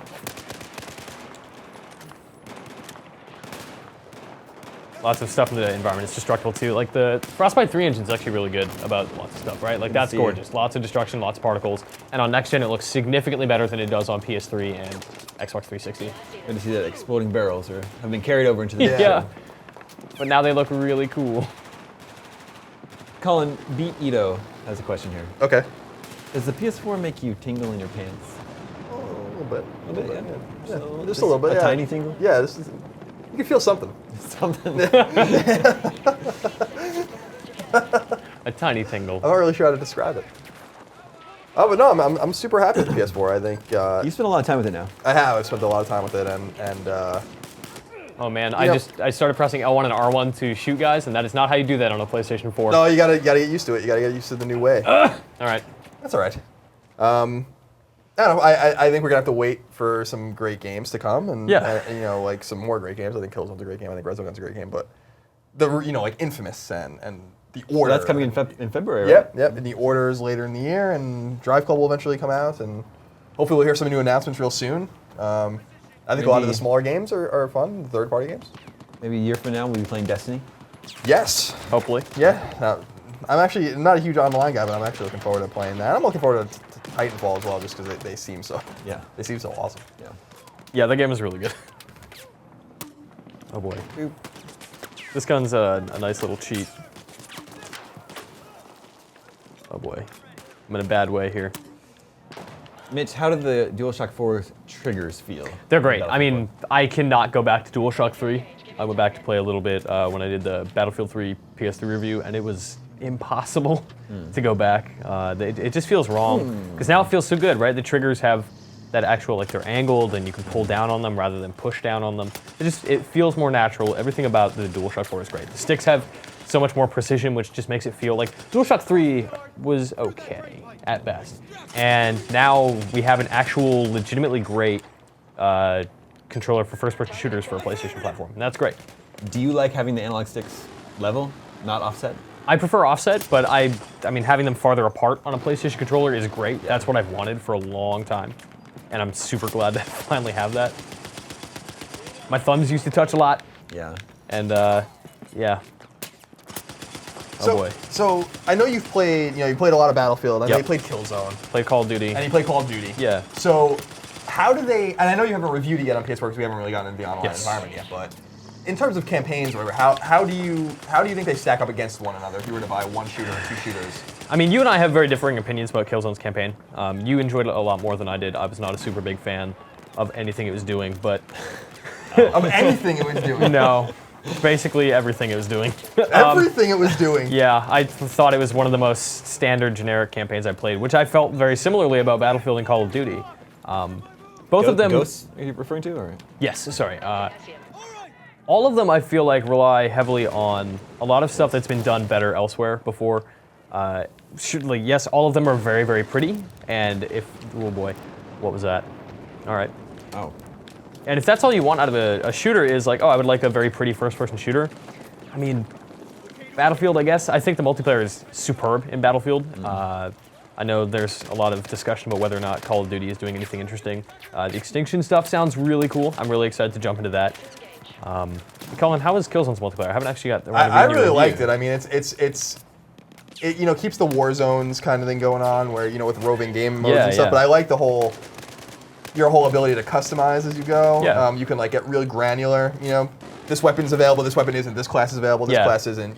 Timing and health and lives and I love that kind of stuff. And when I went to play it, I had a great time with it. I'm getting torn up, man. Oh boy. The thing about Killzone is it's like, and I'm not saying Battlefield and Call of Duty aren't because there's friggin' hardcore communities about it, but Killzone has a hardcore community. Yeah. I'm like really interested, and it's a group of a couple million guys who are gonna buy this game and we'll play it, and I'm wondering, is it going too much in a different direction for them? Because I really liked it more than say, my limited experience with Killzone 2, for instance. Sure. Yeah. But there's only 3 character classes. Everything's unlocked from the get-go. It's really much more about skill than dedication to unlocking stuff. So it's a little bit different. We're gonna try and trick the game so I don't have to play through all of this again. We're gonna see if I can just blast through these dudes. What I love about Battlefield, and it's just there's so much going on. It's like it is a battlefield. It's I got a kill. It's very literal. Get out of my way. Nice. Oh god. This is going very well. Nice. All right, we're gonna move on. Right on. Mitch, Arthur Gonzalez asks, how big is the difference between Battlefield 4 on PS3 and PS4? It is significant. Visually, PS4 is absolutely in a league of its own compared to PS3. PS3 is far and away the worst looking version of all 5? There's 5 of them? Yeah. Right, PC, PS3, yeah. Xbox, yep. Which, it's Frostbite 3 is doing a lot. It's putting the system to its limits for sure. You can see a lot of really impressive stuff. Like all of this is happening on PS3. It just looks worse. The particle effects like this aren't really around. Oh boy. I'm in a bad way. Yeah, like if you have the option, absolutely play it on PS4 instead of PS3. Can't recommend that enough. I mean, just to answer the last question, rather than dodging it, I mean, gun to my head, I think that Battlefield 4 is the best shooter experience you can get in terms of Like, its campaign is the least offensive to me, and the multiplayer is my favorite of the bunch. Oh man, that little punch sound. It's good, right? Launcher makes. You're gonna use these goggles to see dudes because it's helpful, and I've not been doing that. Oh man, I'm getting destroyed, gentlemen. All right, maybe time for a new tactic. Look at these dudes. See, this is my problem with campaign. These allies, they're not doing anything. Oh, and I'm dying. I'm gonna lie down for a little bit, take a rest. So they don't actually do anything. This dude's just gonna run away. He's gonna hang out over there. And until I hit R1 to tell them to do anything, they're just not gonna attack anyone. Like, you're in danger. What are you doing? Shoot the people that are shooting you. Oh man. Oh dear. Oh dear. I never said that I was very good at this game, you guys. Oh no! I like that bolt, like you hear it right Yep. before you right before you get it. Yeah. Get it, damn it. Mitch. Yes, sir. Chris Plowman demands to know. Relax. What distinguishes Battlefield 4 from Call of Duty Ghosts? Vehicles. I mean, Battlefield is always vehicles. But if you're speaking multiplayer, the destruction really, really does make a big difference. The term levolution, which is their atrocious Oh dear, don't use marketing that term again. I term really for don't wanna like hear that again. the way levels change over time, it really is significant in terms. What is killing me? What is behind me? All right. That bird. It's that bird. Yeah. That's my bird. I thought I saw a literal bird Give me a fly minute. across. Maybe it was just a piece of debris that looked like a bird. Pigeons. Oh boy, okay, sorry. Yeah, but the destruction online is really great because you can just punch holes in walls, and I can try and get to show you that in a building over here. But being able to damage the environment and expose people's hiding places and tear down a building that a sniper is using is hugely advantageous. And we see a bit of that in Call of Duty with the free fall map. I think it's called free fall, the skyscraper that tips over. But it's not as elegantly handled as, you know, a hotel crash, half of a hotel crashing down and giving you access to the rooftops in a way that you may not have had before. And there are different advantages and disadvantages to taking stuff down. So the worry with Battlefield early on was, oh, if I just tear this building down, is that all people are gonna do because it looks cool? But no, because people are smart. People are figuring out that if this tower is up, I can use it to my advantage. Or if people are using it against me, I can just bring it down. And that's a big deal. So destruction in vehicles are absolutely the advantage that Battlefield has and always has had over Call of Duty. For me, anyway, I strongly prefer Battlefield. But I do enjoy Call of Duty quite a bit. Yeah, I think I'm gonna play. I want to play through both campaigns. Oh, this guy. In December. See what it's all about. See what the next gen shooters are all about. Yeah, man. So we can, if we look at this building here, it's whole, and oh man, I'm gonna reload and try not to die here. Which I'm not doing a terrific job of. It's hard. I'm telling you, man. Yeah. You keep saying it's hard to talk and. So we just blew a hole in that building. And now anybody in that building is totally exposed. And online, right, like if you have a group of dudes that you're chasing down hiding in a building, if you and a teammate just start pouring rockets into a wall, they're gonna be exposed, they're gonna be too close to the wall, and the explosion's gonna kill them. It really makes a huge difference. Now, Shazor M asks, what's the greatest thing about Battlefield 4 multiplayer? I think it is the unpredictability of that destruction, not knowing whether or not you're safe. Like, you are paranoid the entire time, or you are if you're me and you're a scaredy cat with everything, but not knowing whether or not you're safe because okay, I finally escaped that helicopter, but oh, he had missiles and he just punched a hole in the wall, and now I'm totally exposed to the tank on the ground, which, you know, somebody parachuting out of the sky is shooting rockets at. It's that kind of unpredictability, that craziness, and never really knowing who's gonna do what and how it's gonna go down is great. Oof, you only got one of them. Yeah, that's not good. Ooh. Nice, got him there. Damn. Tearing it up now. Do you feel the emotional connection to these characters with the gold medal column? Yeah, absolutely. All right. That's a pretty game. It is. This scenery here, and this whole like next 5 minutes is really gorgeous. I'm actually gonna lose my AI guys who are just hanging out back there, way back there. They were so helpful. Yeah, they were great. It was like Rainbow Six 3 where I used to just kill my squad before I started the map. I used to just turn around and just kill them all. Just a burden to me. Yeah, they were just annoying. You just do it myself. I wish, man. Like, Gears of War's AI was really bad that way. Like, Dom would hop over cover, run out into the middle of the battlefield and go down. It's like, well, if I don't revive you in 30 seconds, we fail this mission. Yeah. Thanks, dude. Yeah. Corners, guys. Corners, check your corners. No, it's fine. I checked. We're good. Elevator's clear. I've been in here for 5 minutes. Irish is very, very cautious. He is. He's paranoid. You may recognize Irish as Michael K. Williamson, Omar from The Wire. Really? Yeah. That's his awesome. voice? Yeah. And his likeness. He's got the scar and everything. Oh, what we're missing right now is helicopters attacking us. Oh dear. Oh no. I'm still such a sucker for these scripted moments, though. I love crazy stuff like that happening. Yeah, it's cool. Oh man, why am I dying? This shouldn't be happening. Keep going. Dun's got you back. Yeah. Oh boy. God. Oh Jesus. I'm hurting. I'm hurting. Time to take a break. It's fine. We have time. Gotta wait for your squad. Yep. Yeah, the scripted moments in this I feel like are a lot stronger than they are in Call of Duty Ghosts. Mostly, I think Ghost relies on a lot of stuff that's been done before. This is definitely some crazy stuff happening, whereas Ghost is, oh, a bad thing happened and you fell down and somebody's got to pick you up and take you somewhere else. Whereas this is about the most terrifying thing I can imagine ever. That's cool. Are you controlling this? No. That's awesome. God. The What? end of the world. One thing after another, Damon. Yeah, this is great. Oh man. Is it gonna kill me here? Am I gonna die? Jeez Louise. This is a cool scene. Yeah, this is great.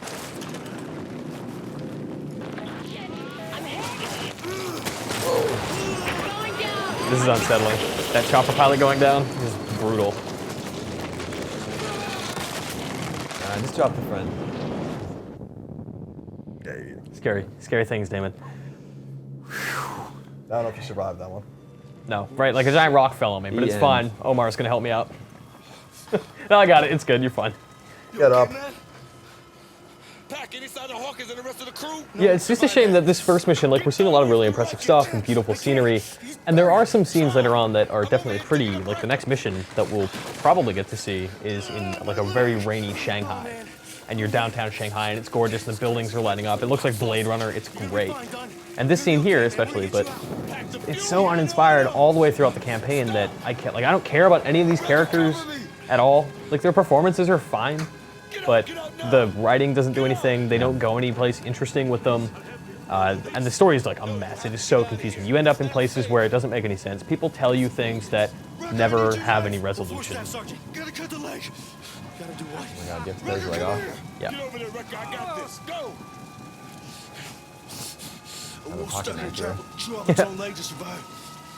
Good thing I kept this butter knife from breakfast. Oh man. Do it! Cut it now! Oh, they're not gonna show it? Oh. We gotta go. Oh, Is he can you dead? cut off the That was quick. Yeah, right. I also question the science of that. That would take a few minutes, probably. Yeah, at you're least. gonna have to do And that guy would some pass chopping. out. Oh yeah, he's out cold right now for sure. Incoming! Down! Down! Let's go! Let's go!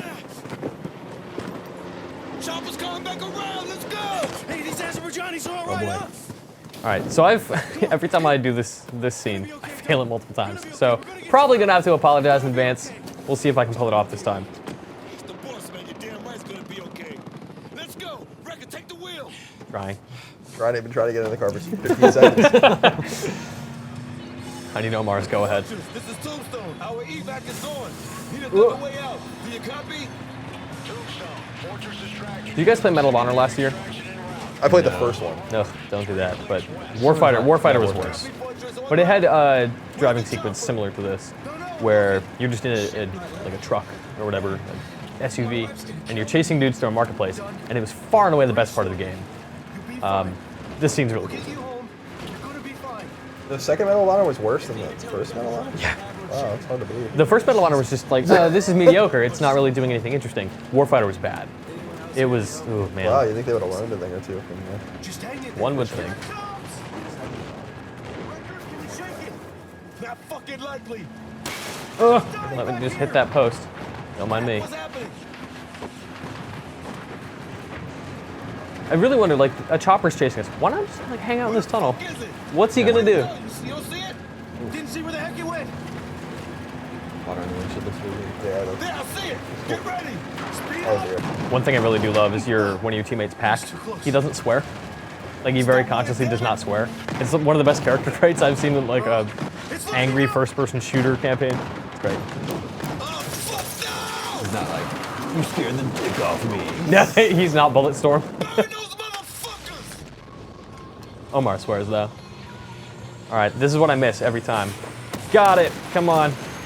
All right, I did get it. Good. Nice. Nope, don't go down there. Oh jeez. Nope, nope.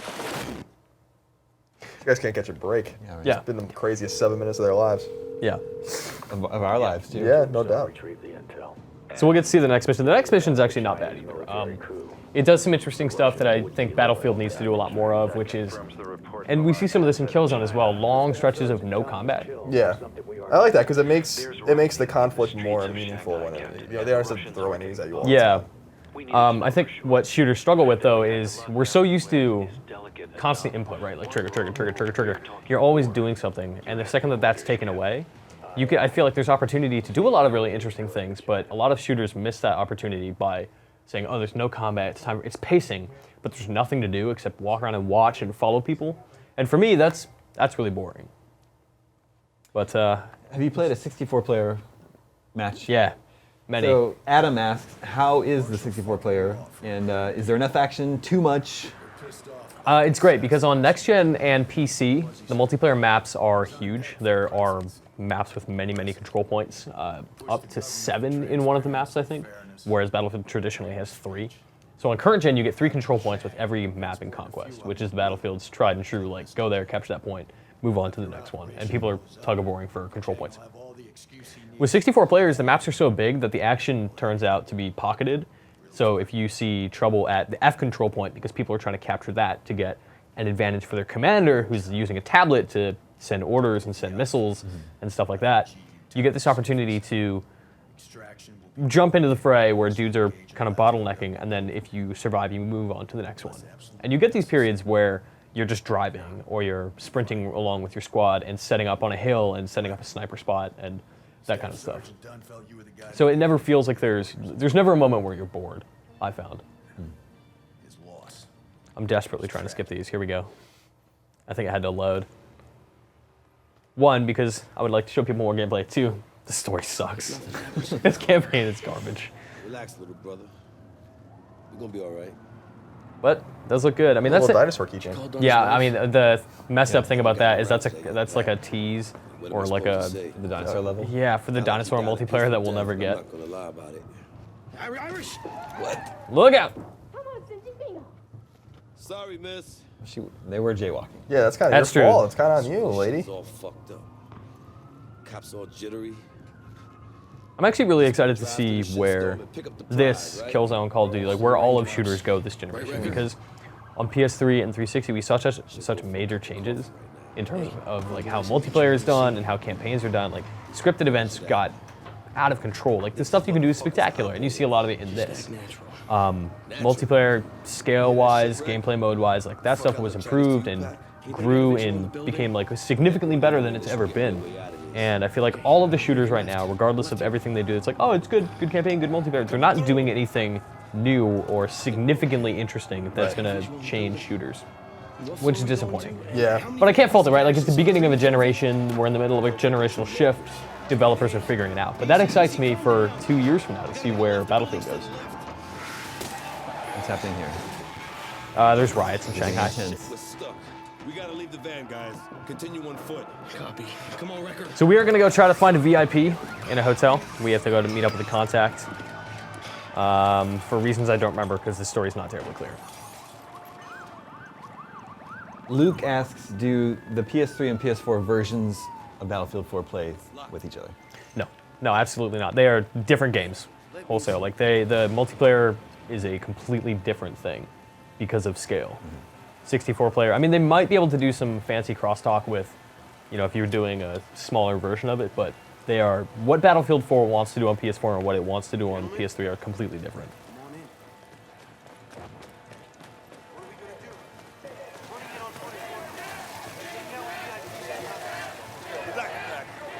We'll get them from the the balcony. Leave it to me. Up there.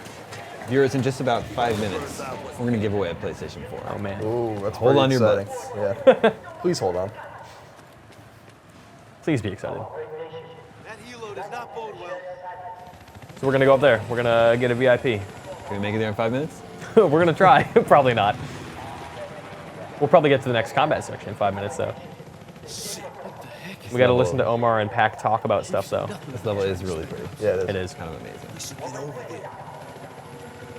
Yeah, I feel like everyone's like, what does next gen mean? What are these consoles really doing? And this is just a shooter, but I think it's all in the nuance of the way the game looks, the lighting and the the particles reflection, and, the physics, that kind of stuff. It's not going to be in character models and stuff because even on PS3, these character models look really good. But it's the subtler detail in terms of like dust coming off their jackets or the rain splashing off the ground that's just not there. Yeah, I think you got to look at the smaller things that combine to make something that's really pretty staggering. Yeah, and it's something that you don't really think about, right? Like if you were looking at this footage right now and I said, oh yeah, this is a PlayStation 3 game, you would probably believe me, but then I would show you what the PlayStation 3 is actually capable of doing with this and you'd realize, oh, okay. So the stages are like, the single player missions are the same. They're just Campaign is identical and visually, the visual disparity is the big thing. I think I left my entire team behind again. Where are you guys? Take your time, fellas. Yep, they have to open that door for me because first-person shooters, I don't know how to do that. I don't have hands right now. Oh, just kidding. I have to wait for them at the elevator though. What would be ironic is that they're already there. Man, twist. See, I can't. And then the lost logo comes on this one. Can I like use my face to open this elevator? Let me use my head. Here they come. Thanks, guys. Take your time. No big deal. We're not in the middle of a live stream or anything. Pack. Blowing it. Oh, now I can press it. You don't want to leave them behind. They can't take that other elevator. Ready up. No, I'm over here. I need to pick a winner for our PlayStation 4. I know, this better be a good question. I know. Real good. Remember, tweet us at IGN, #PS4. To the hotel. Yeah, I don't see it. VIPs are on the top floor, so Sky Bar, Sky Bridge, that sounds about Who wants right. that PlayStation 4? Sky Bar was on the fucking roof. Do you have good questions yet? Are you choosing from multiple good ones? Yeah, there's too many good ones, is what the problem is. Yeah, I know. It's just...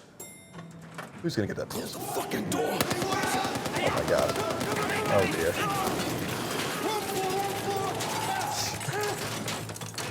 We're good. They probably could have snuck to the sides of the door and just let the door close. They were not thinking ahead at all. Got scared. They got a little I rattled. panicked. I'm sorry. Any alternatives? Now they know you're here. And also inadvertently, I just caused World War III. It's a real thing. Really? Yeah. I snuck into this country. If America were to fire guns on this, Chinese soil, China was going to start a war. And here we are. Well, the graphics are pretty, so There? it was worth it. All right, apparently there's nobody here, which is helpful. I like all the paper flying through them. Yeah. This is great. Like, all of this stuff is just not here on PS3. So when you see stuff like this, it's like when you saw the footage of Arkham City, when the like physics stuff was there and you saw like the cash flying around in the vaults. Where are they? They're over there, 34 meters away. So what should be happening right now is we should have a combat scenario here, and I think I might have broken it. Oh, like in this? This room is full of dudes. What do you, pick it up, boys. All right, So now you're gonna go back to where you went? Hey guys, what's up? What is up, everybody? Oh. Nice. Mitch, I think we're going to have to cut you off. That's fine. Give away a PlayStation. That's way cooler than watching me play a shooter. Let's do that. Let's give away a PlayStation 4 gonna win and a copy of Assassin's Both? Creed Oh, 4 man. Black Flag. Yeah, To both the of same them. person? Yeah, Wow. same person. That's big. It's because the PlayStation 4 is brought to you by Assassin's Creed 4 Black Flag. It's going to go to True to the Game. Oh. True to the Game, who asks, what's the chance of getting a PS4 on launch day if I didn't pre-order one? Well, right. No. Well, for you, For you, very likely. You are getting one. It may not. You probably won't get it Maybe actually launch on day. launch day, but we'll get it to you. We'll as soon get as it. we Yeah, can. we'll get it to you ASAP. But for everyone else out there, is there any chance to just walk into Best Buy and pick I'm one sure up? there is a chance, but you better be ready to camp out and wait. Yeah, I mean, it's going to come down to luck, I think, a lot of it. I remember when the Wii came out, there were all those shortages, but there were still moments where you'd see people online saying, like, oh my god, I walked in and they just arrived. You might have some chance with that. So I mean, if you're that desperate, you really want one, definitely just keep checking stores.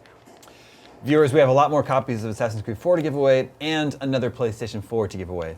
First, we're going to take a quick break. When we come back, we're going to be playing NBA 2K14. Is that correct? Yes. You heard about that? Yes. I'm correct. See you in a sec. Rated M for mature. Have you ever been disrespected? Forced to follow orders? Would you rather break free and live by the creed of a pirate? Are you ready to fight for the freedom to do whatever you want?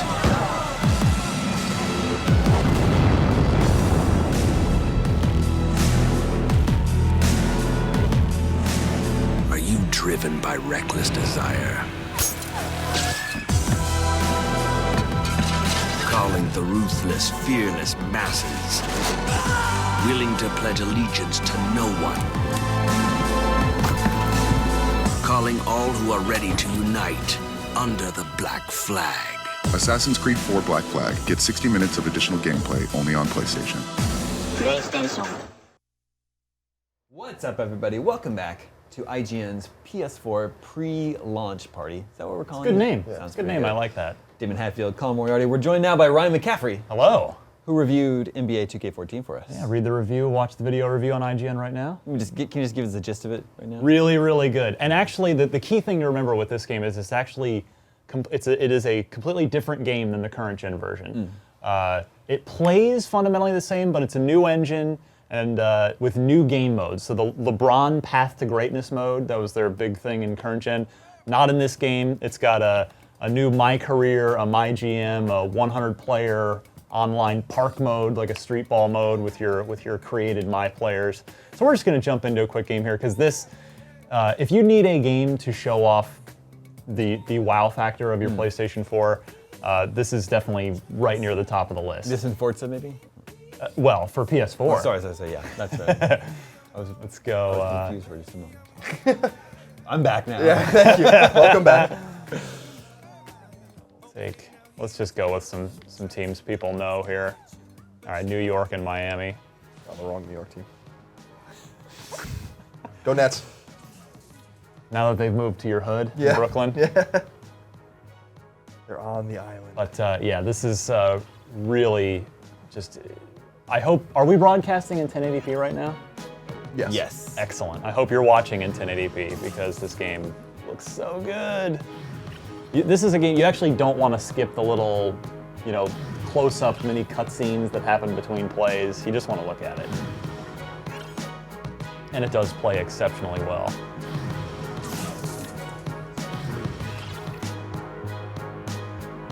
Let's roll.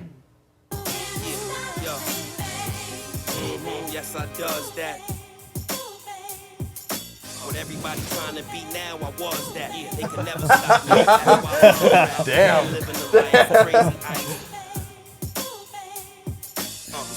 Not perfect, Colin. It's not perfect. That was awesome. J.R. Smith, we caught him in a lost moment right there. But I mean, take a look at this now, though. No, it looks awesome. The crowd looks awesome, too. The crowd looks really awesome. The crowd's way better. It's not just like the same 7 guys doing the exact same animation at the same time. Yeah, I mean, it's more like now it's 35 different guys doing the same animation at different times, so it does make it a lot more convincing. Yeah, that's but cool. The effect is mostly on the court. You'll see here in a second. All right, forget it. Let's roll. Let's jump in here. You guys ever play Jordan versus Bird? Oh yeah, one-on-one. Yeah, so like I played on an Atari 7800. They must have been like, wow, I'm in a video game. Look at these guys. They're really in a video game. They're actually in a video game. Yeah, the tattoos are all authentic, probably. Oh yeah, Really, everything. Really cool. Even the way like LeBron dribbles and moves, the way these guys move with the ball is accurate. Oh. Looks good. Bargnani's got the first bucket From way downtown. corner for the Knicks. You know, Heat head coach Crowd looks really Eric good. Spoelstra Yeah, the crowd looks worked awesome. his way up from the very bottom in that organization. I mean, he got his start as a video coordinator. I like how they have guys like in the rack. in the great seats too, next to the benches. So put some celebrities in there. Yeah, Should be Jack like Nicholson, Nicholson. Spike Yeah. Lee in Yeah. New York. Got his start as a video coordinator. Picking the game apart, Steve, he's very comfortable with. I love the. This is in Miami, right? So the. Do they have the awesome Heat announcer? It is. Yeah, for just, like every how much 5 lung seconds, capacity do you have? Every time he scores, it's like LeBron James. Like, jeez, the guy's the guy in Orlando is worse. Yeah. He's like the original. But the next play is over by the time he's done announcing the score from the previous play. Awesome. I'm glad that he's excited. Well, when you have the best record in the league, you're going to be the most dominant, one of the most dominant teams at home. The Heat just destroyed people. So there's key ads back there. Is it like dynamic in-game advertising? Can they swap those out like they were doing in the? Oh yeah, it's all the product placements there. I think the defense got lucky right there. I mean, he's going to make a lot more of those than he misses when he's got that much. Yeah, it looks really good. The one thing that they need to get down in these games, because Madden suffers from the same problem. I think I didn't see Madden this generation, but even last gen, like the kind of slipping around and movement. It is actually a lot better in this, especially if you compare it to current gen. They're much more planted to the court than they were before. Many games as they did last season, but still be second in the league in home wins. Still, we're far and away. Yeah, do something. Home in the East. Well, yeah, the Knicks were the closest team in the East, but they still had 6 fewer wins at home than Miami. But the Heat Making their shots early, did what Carmelo. they had to do to put themselves in position. Yeah, I mean, sports games and racing games are the two that really benefit a lot from a new generation and are really obvious early on, just because the rules never change, right? It's the same sport. Bargnani against Haslam. Oh, no, not out there, Dwayne. And it's Wade penetrating. Oh! Got the rebound though. This Yeah, is to LeBron. Down to 5 on the shot clock. Hayden back. Oh, I thought that was good. Yeah, look good out of the hand. That's his comfort zone. So defensively, really nice So job. this is a next gen and current gen game, right? It is, but again, it's not just a port. Like, Assassin's Creed is the same game, just prettied up on PS4. This is actually a completely different game. I was gonna say, so like, how big is the jump? Like if you put PS3 and PS4, Xbox 360, and Xbox One side by side, is it pretty significant? I think so. Yeah, it's. I mean, besides the obvious resolution difference, I mean, the character models are just way better. Obviously, you already noted the crowd. The lighting is significantly better. Yeah, I love the lighting on the boards or in the crowd. Like they're moving on the floor. So it's really neat.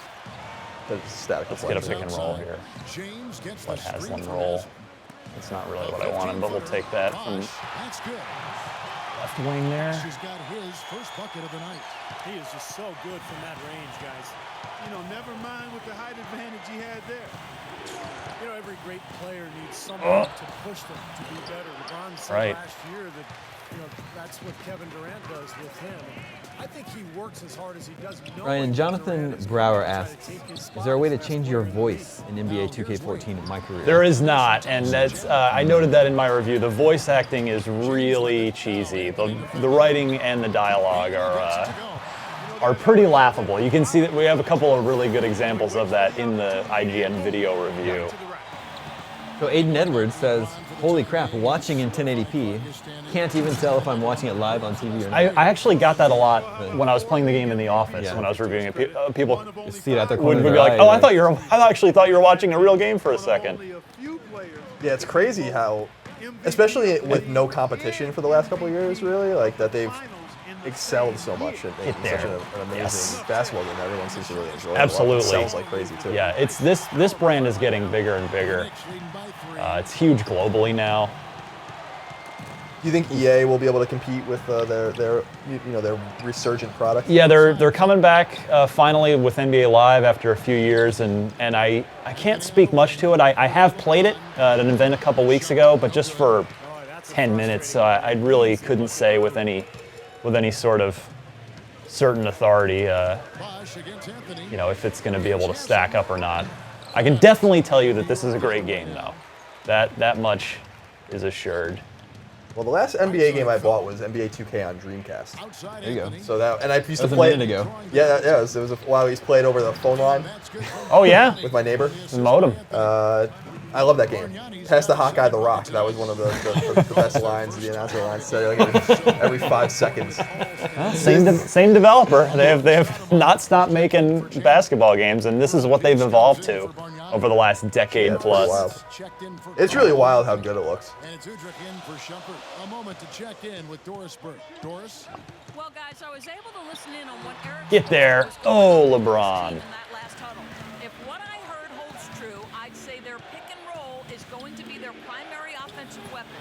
It's an open look. Guys knew that should be the play they run until the defense shows they can stop it. Guys, we'll just have to There's some cool stuff I'm not sure we're going to have time to get to. They have these halftime and post-game interviews with the sideline reporter who we just heard right there, and the players themselves, but it's actual player dialogue taken from actual halftime interviews that they've just dubbed in and lip-synced up. It's pretty cool, actually. There's the Birdman. Yeah, I was gonna say they call this guy Birdman. Yeah. He's got a future and post-NBA future as a bouncer, I think. I like his mohawk a lot. It's a nice touch. You used to rock a mohawk. I did back in the day. The shiny bald head there.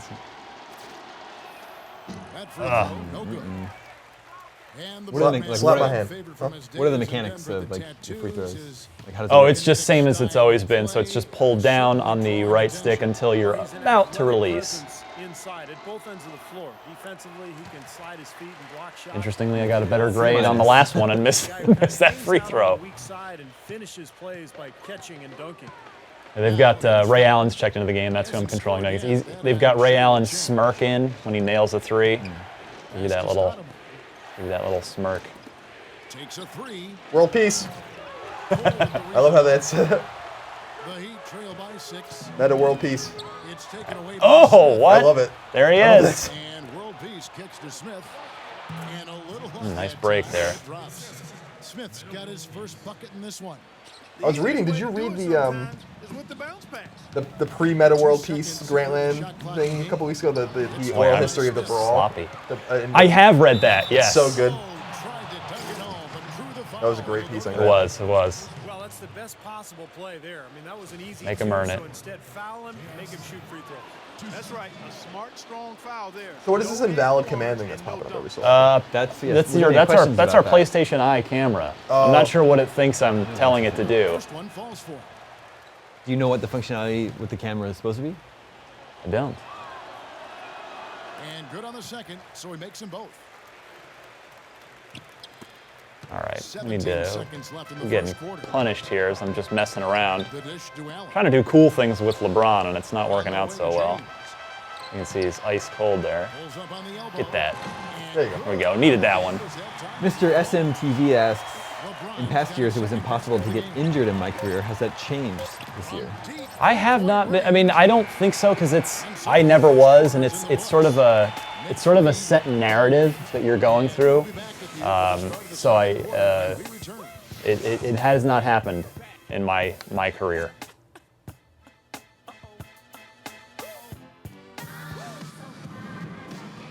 What a pretty hoop. All right, the second Look at how good that Look at that. board looks. Hey guys, what do you think about the offensive approach we've seen so far for the Knicks? All right. Guys, they're really Going passing here. the ball well here in the first half. Something else they've been able to do so far tonight is earn those tough points in the paint. Stoudemire's not known for defense. Let's see if we can put a bucket in here. Nope. Missed that 3-foot teardrop. Guys were there to set screens and defend and rebound. It was up to Melo and the other perimeter guys to carry the offense. And so here is New York. But you can see a lot. I mean, it's not only the visual fidelity in this game, but the animation is what sells it. I mean, it's Especially their shots. Yeah. It's pretty incredible. Yeah, they put a lot of love into it for sure. But see, I guess that's what you can do when you've nailed such a great gameplay core. You can spend your development time working on these little things. Offensive rebound. Out to Battier. It's stolen by Smith.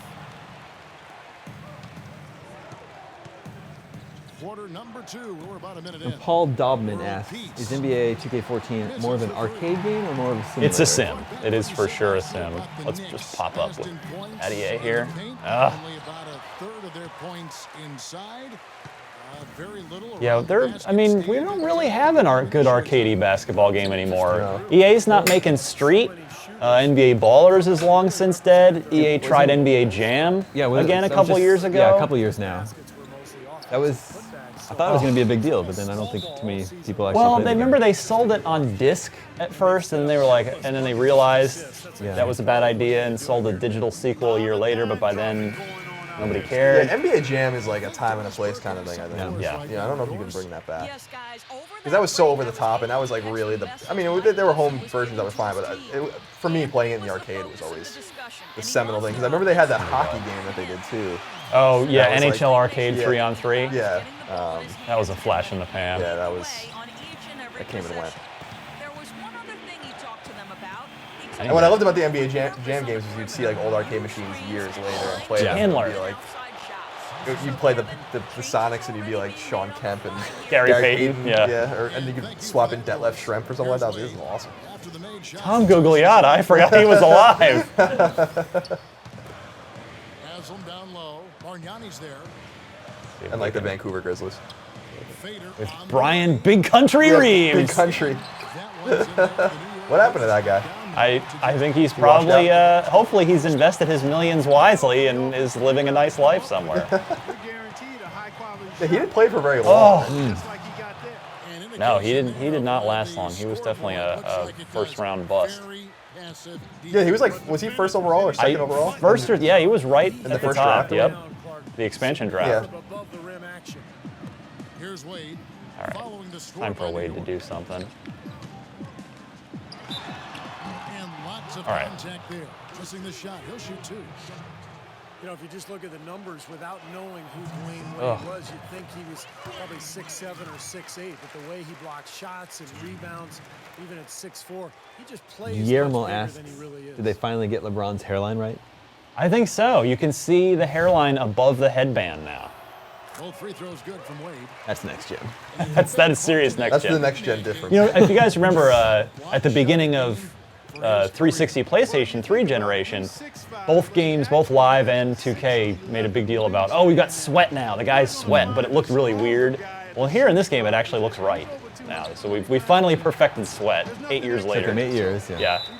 Man, Chandler is punishing me. Sweat engine. Definitely no room for discussion. Wash. Tyson Yeah. Chandler, Oh, first-time apparently All-Star we're last changing our season. defense with the 12th microphone. season in the league. This is a guy that played Oh, really? right out of high school. It was a long time coming for So him, are there but voice commands? certainly So it that would All-Star seem. berth well deserved. The first one falls. And for Tyson Chandler, it's been a long road over the last few seasons. Steve, he's playing undoubtedly the best basketball. Did the announcers have like a whole new track this year, or do they reuse last year's? It's what you heard. It's current gen 2K14, but yeah, the commentary is really, really good. It's just always on point, right on time. Take that. When did the current gen version come out? 6 weeks ago. Okay. The Knicks leading by 10. Yeah, this is a little late. I wonder. I mean, by nature of. Oh, nice. They were right there. I wonder how the new ones will sell if people have been waiting. Well, that was the big debate, you know, and it's whether you should upgrade or not. I think depends on if you're already well deep into your season on current gen, might be worth just waiting until 2K15. But then again, it looks so. If you just want to. You really love basketball and want to show this off to your friends. I mean, it is unbelievably gorgeous. It's good from long range. Udrich has got his first bucket of the game. Flashing and that he's on the 3 board sign. for 3. But it's little stuff like that that really sells this game. I don't know why LeBron's on the bench. Wade outside. What a bad game. Come on, Ray. There we go. There we go. There's the smirk. Colin. Yes. TJ asks, will there be an Uncharted 4 for the PS4? Yes, I'm sure there will be. Hopefully, we don't know what Naughty Dog's other project is. We know that the Last of Us team's working on their DLC and stuff, but hope to learn about what the other team's doing soon. I would be shocked if it were anything but Uncharted 4. And I can't wait to see what that's going to look like. Making a switch here. Felton's checked in. I would love to see them do something else, but they just did, so you might as well go back to something Right. else. Yeah. I mean, I'm sure. If I had to guess, that's probably the understanding with Sony is that you got to make us an Uncharted every other game. Just keep that going, and then you can make whatever you want on the off game. There we go. The way the net I just noticed the net animation when the ball goes through it. And it Yeah, I guess we only have a minute left, so maybe if we take a look, zoom in on some of these guys, and you can really start to see. And we can back up to that net. Oh, it's not inverted. Oh, there's LeBron. Let's look at him.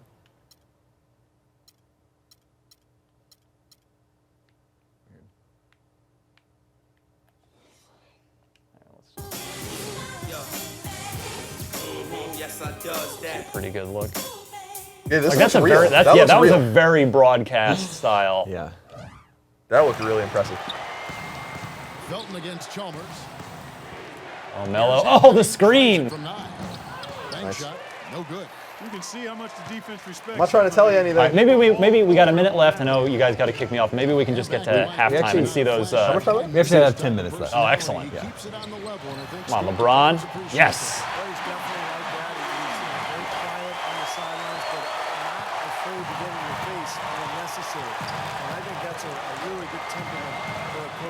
I need to get back in this game.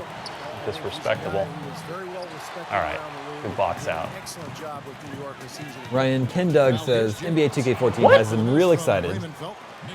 Rightfully so. Does the fast break game open up compared to previous versions? I think it's a good flow. I mean, there's the assist pass now for 2K14 in both current gen and next gen off of L2, where if you hold that down and flick the right stick in a direction, you'll make a no look or sort of fancy pass that way. So if you're on the break, you got maybe a guy on your wing, you can be driving to the basket, hold L2 and flick in that guy's direction. You throw a nice little pass over there. Stoudemire with the offensive glass. So that actually helps make fast breaks a lot more interesting. Oh, let me see if I can demo it here. Look at that. See that behind the back? Wade? Oh, too far out. Ouch. Another miss to add to what's been a miserable game for him from the field. Thanks, Steve Kerr. Passes to Smith.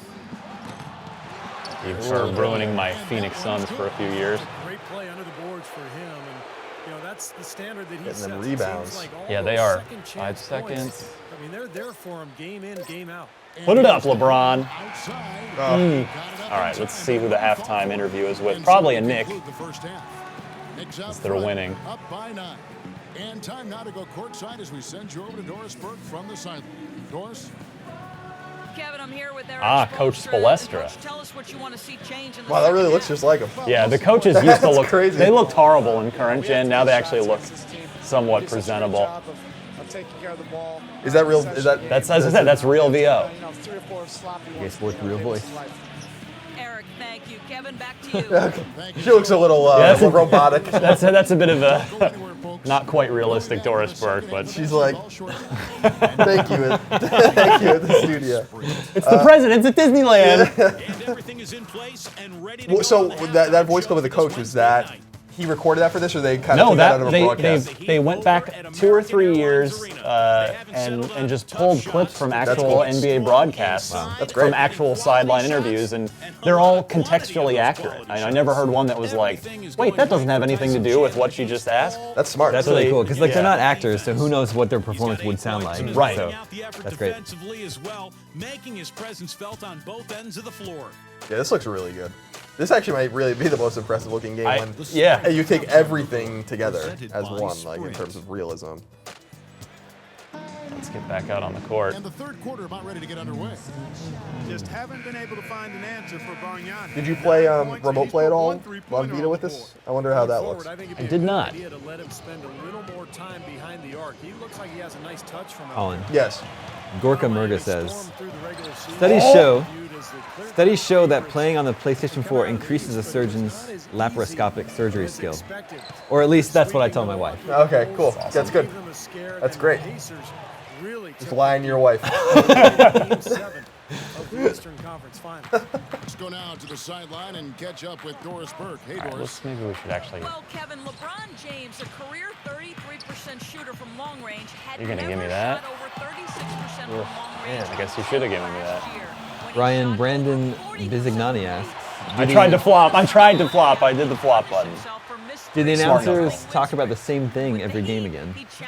I found the variety to be pretty good. I mean, if you're playing a My Career or a season where you're the same team every time, you will hear stuff. But It's generally pretty mixed up. Lead by example. He's a hard act to follow with his work ethic. Dutcher Snedeker asks, is there a create your own player option?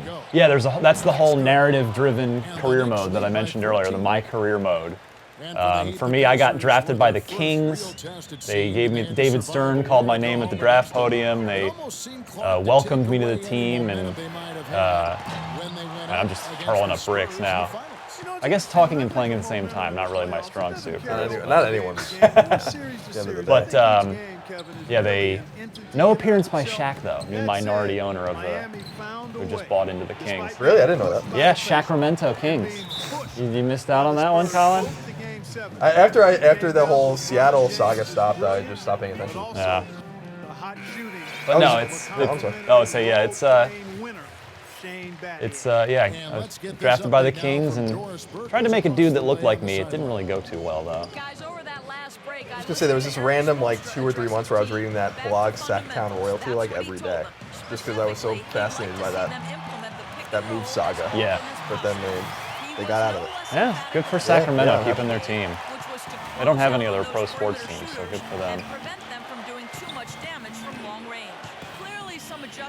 Maybe hopefully the league will expand to Seattle again. Yeah, I'm sure they will. Maybe LeBron actually lets guard Melo there. And you know that's going to be goaltending, guys, so that's a free Just blew by Chris Bosh. He thought he had that one clean, but the ref saw it differently. They'll count the basket.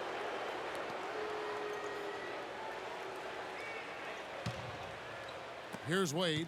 He has 6. Real he play. Feeds it to Chalmers. He kicks it to Aslam. A little under 2. There we go.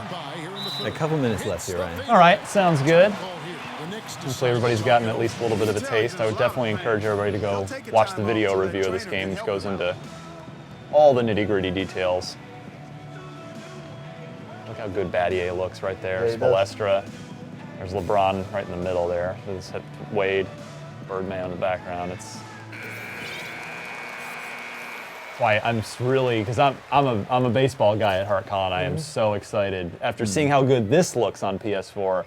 So excited for the show this year for MLB 14. Yeah, the word on that is that game's going to be gorgeous. Just under 2.5 minutes into the third quarter now. We saw some screenshots. I think they showed some comparisons actually to the Green Giant. Green Monster. Green Monster, rather. And Green Giant is the guy with the string bees. That's a vegetable. Orange, yeah. That's a vegetable company. But we didn't see any video, and I'm kind of curious. You know, that game's got to be almost ready to go, like in a couple months, right? You would think it's getting there. So that'll be on PS3, PS4, and Vita. So I'm interested to see how they all talk to each other, and that would be cool. It would be cool if you can take your save from PS4 to Vita to PS3, but we'll see.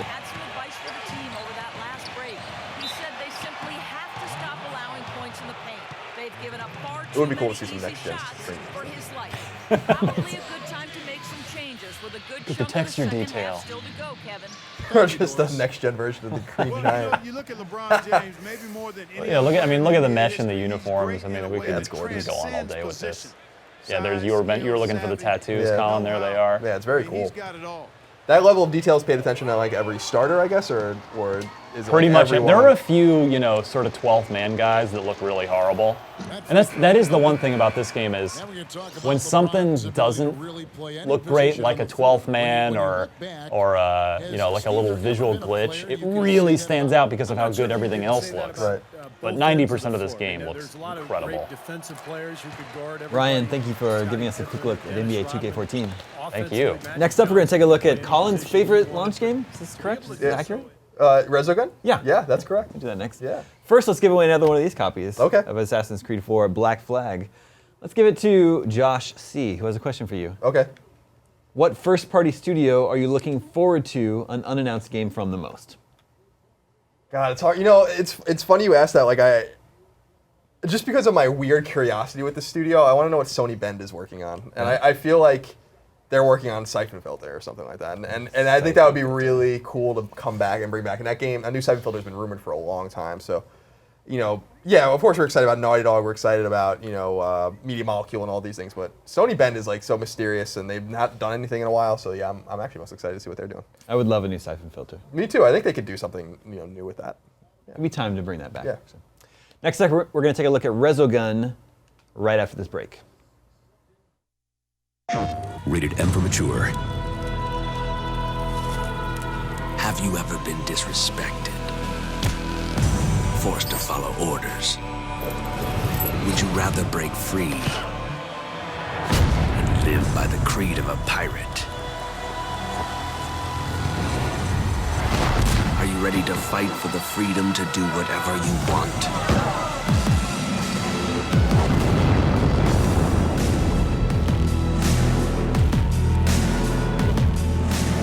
Are you driven by reckless desire?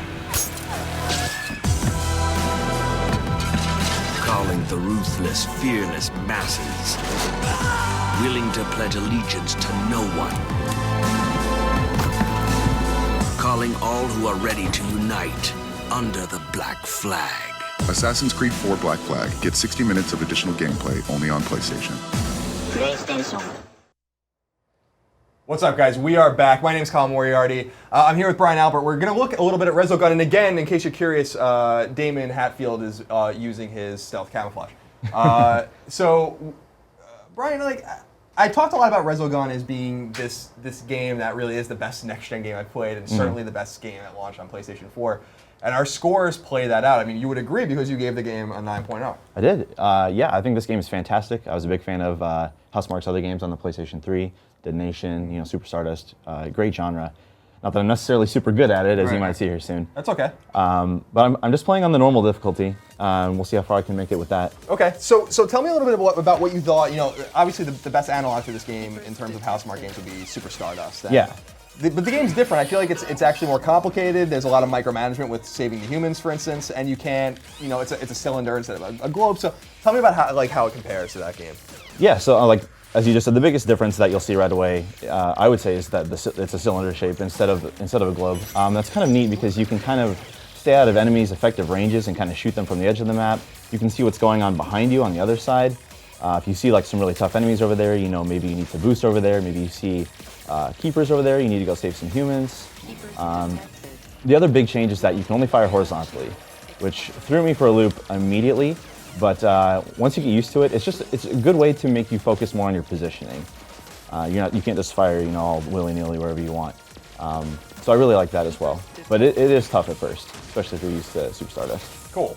So we're looking at 5 worlds, right? This is the first world, and the sequence plays much like Stardust or Stardust Delta, where you're going from one world to the next. When you die, you can actually jump into a world you already unlocked, but you really want to go back to the beginning, right, to get that high score kind of built up. Yeah, that is like the whole appeal of this game, because it is really short. You can finish this game in about an hour, maybe a little longer, a little less, whatever. But yeah, you'll want to come back and beat your friends and knock them off the leaderboard. Yeah, there's tons of ways to get points in this game.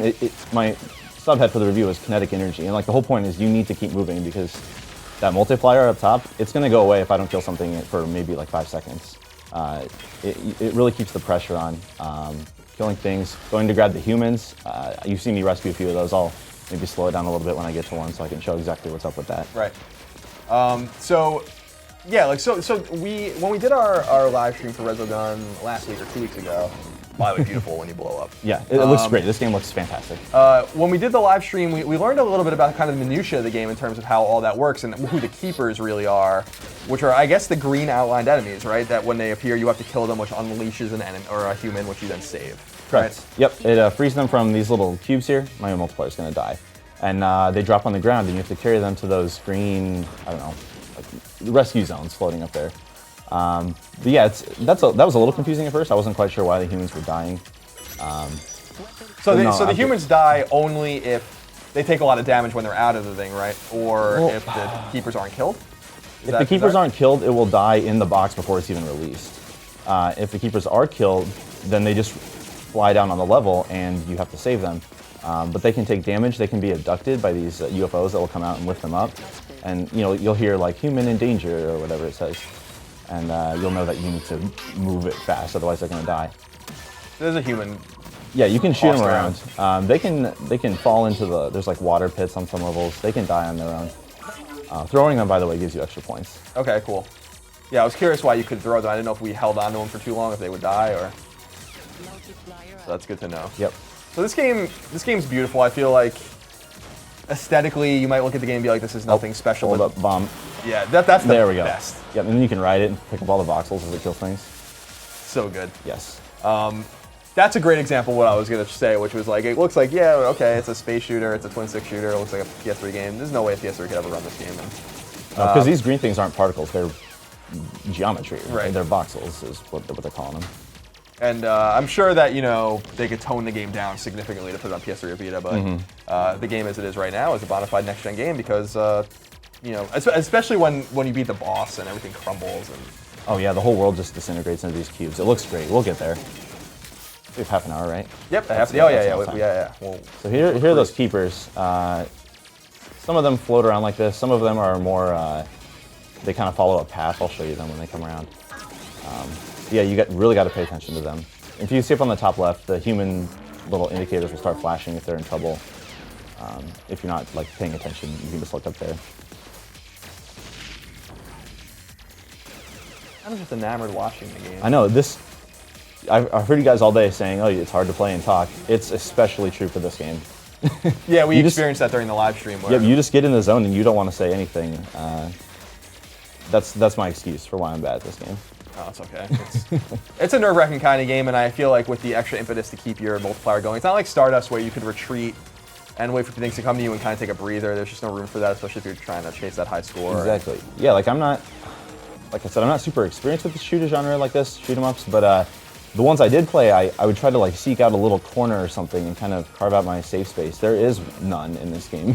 It's a circle. You're always moving. Yeah, that's what's amazing about it. It seems to be no safety at all. Oh, we're gonna show off overdrive here. Yeah, so there are 3 ships, and one of them is balanced, one's faster, one has a stronger overdrive. It's just this beam that I wasn't paying attention. That was awful. It's this beam that just decimates everything, and I lost my multiplier by the way. Yeah, you had a pretty significant multiplier. I did, yeah. So the highest multiplier goes is 10, which is like I think it's Stardust is the same. I think it's 6. I could be wrong. Oh, okay. So you were almost there. Let's try and get there. Yeah, I was almost there. And you can sorry, there we go. You can save it going into a boss because then it freezes unless you die. So you want to go into a boss with the highest multiplier possible. And on most bosses, there are no enemies or other things to kill to get the multiplier back up. So you really need to be careful, like I was not. Well, okay, here we go. We got the first boss now. Okay. Yeah, and I love that this has boss battles. Very reminiscent of Shatter, one of my favorite games on PSN. So they get.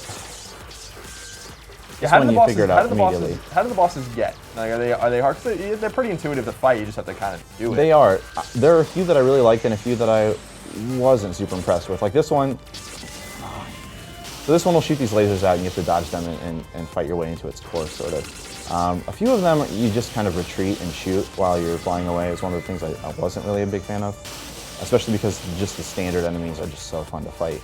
But when you get to a boss, sometimes it feels like a little letdown. But there's still plenty here to enjoy, for sure. I mean, it's a good segue to kind of talk about the game in terms of you giving it a 9.0, which is an amazing game, an excellent game, a game we would recommend to pretty much anyone. But is there anything wrong with it? Is there anything that, other than that qualm with some of the bosses, that you would change? Well, one thing we won't be able to show today with the co-op, anything with a friend makes it more fun, but you're really just occupying the same space, playing the same game. There's no co-op moves or anything like that. It felt kind of like, all right, we're both here shooting things. I kind of wish that had been expanded on a little bit. I mean, if you aren't into chasing high scores, this game is extremely short. It's an hour long. Yeah, I wouldn't even see, in my experience with the game, I haven't beaten it yet, but I've been playing a lot of it over the last some time. I'm not even sure you would want to play this game if that wasn't important to you. Probably That's not. really the addictive nature of the game, is getting those high scores. The same thing with Stardust. And to a degree, Dead Nation, although Dead Nation had some more interesting stuff in it that it wasn't a space shooter. Let's look at all the voxels there for a Absolutely moment. unbelievable. So beautiful. Did you finish any worlds, get all the humans? I've never gotten all the humans. And so the thing, you don't have to save them. It's great because you get more points for it, but it's not like you failed because you saved none. Also, Bomb Hoarder, you see there, you can't just get trigger happy and fire bombs whenever you want because you'll lose your points at the end. Yeah, bombs, when you use them, do sacrifice your multiplier, right? I don't know about that. All right, let's try it. Let's try it. Yeah, let's see. I know it's hard to get them back. If you save humans, sometimes you'll get a shield as a reward, sometimes you'll get points, sometimes you'll get a bomb. But yeah, they're very precious. Also, you'll see that the lives I had carried over. I just have 1 now. That puts the pressure on. You'll be all right. Yeah, I think I'll be okay. Keepers. Yeah, so the boost is one of my favorite things in this game because it's not just a movement tool, but it also destroys things. And when you come out of boost, there's a really nice like AoE kind of like area attack. Super useful for escaping, taking out huge Using chains those like PC that. terms. Yeah, sorry. That's okay. Drivers. Did you update your drivers today? I have. Oh, another thing, sorry, I'm just playing and things keep coming up. You can, if you have a lot of momentum when you toss a human into the green like safety area, you can throw them a lot further. So like if there's a cluster of enemies there, and you don't want to get close, you can boost and toss it. So many little nuances that they don't tell you, and you just play, and then you start to figure out, okay, I should be doing this. Yeah, when we first got the game and started playing it, I didn't even really understand the whole human aspect to it. So there is like a lot here to figure out. A lot more than, I'm not gonna say it's like a deep RPG or something, but a lot more than what you would expect in a game like this, I think. Absolutely, yeah. It's not just moving around and shooting. You need to pay attention to everything. Like your boost, you can't get too boost happy. I found it's better to do it in short bursts, so you always have a little bit available if you need something. Like I just did, it's kind of a long one there. Look at that. Yeah. Yeah, nice thing is on the bottom there, that bar is segmented into 3 parts. If you complete one phase, you get a very temporary like slow motion. So sometimes if you're lucky, you can time that right to like escape a really bad situation. Got more features here. There we go. Yeah, I wish we had time to get to like the last level because your weapon upgrades. You're just firing missiles in all directions. It looks really cool. Yeah, better not to show everything though. Maybe some people don't want the spoilers. Not that this isn't a story spoiler. We were messing around with Michael from Housemarque a little bit about what is the motivation of the keepers. What is the motivation of your pilot? What are they doing here? And also we talked a little bit about our theories about the woman voice in the game, the one who says save the last human. That voice is in every Housemarque game. So we were talking about is it God? Is it all in the same universe or whatever? You wouldn't say. Yeah, I guess we'll never know. It's interpretive. It's better that way. Yeah.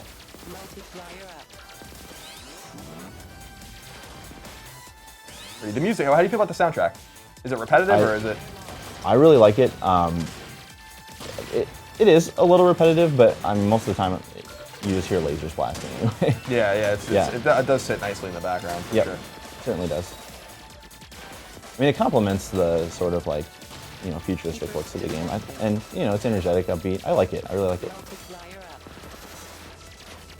Keepers. Yeah, so you see when you kill them, it bursts off and saves a human, and sometimes it's on the other side of the map. Yeah, you have to get over there. Yeah, you got to pay attention to where the humans are. There is an arrow, right? You said around the circle that kind of points you where the human is if it's out. And I think there's like a green arrow. Yeah, you can see if one of them's free, there's like a green beacon that you can see. Even like if he's on the other side of the map, it'll pop up. So it's nice. And also on the top there, they'll start flashing those little human icons.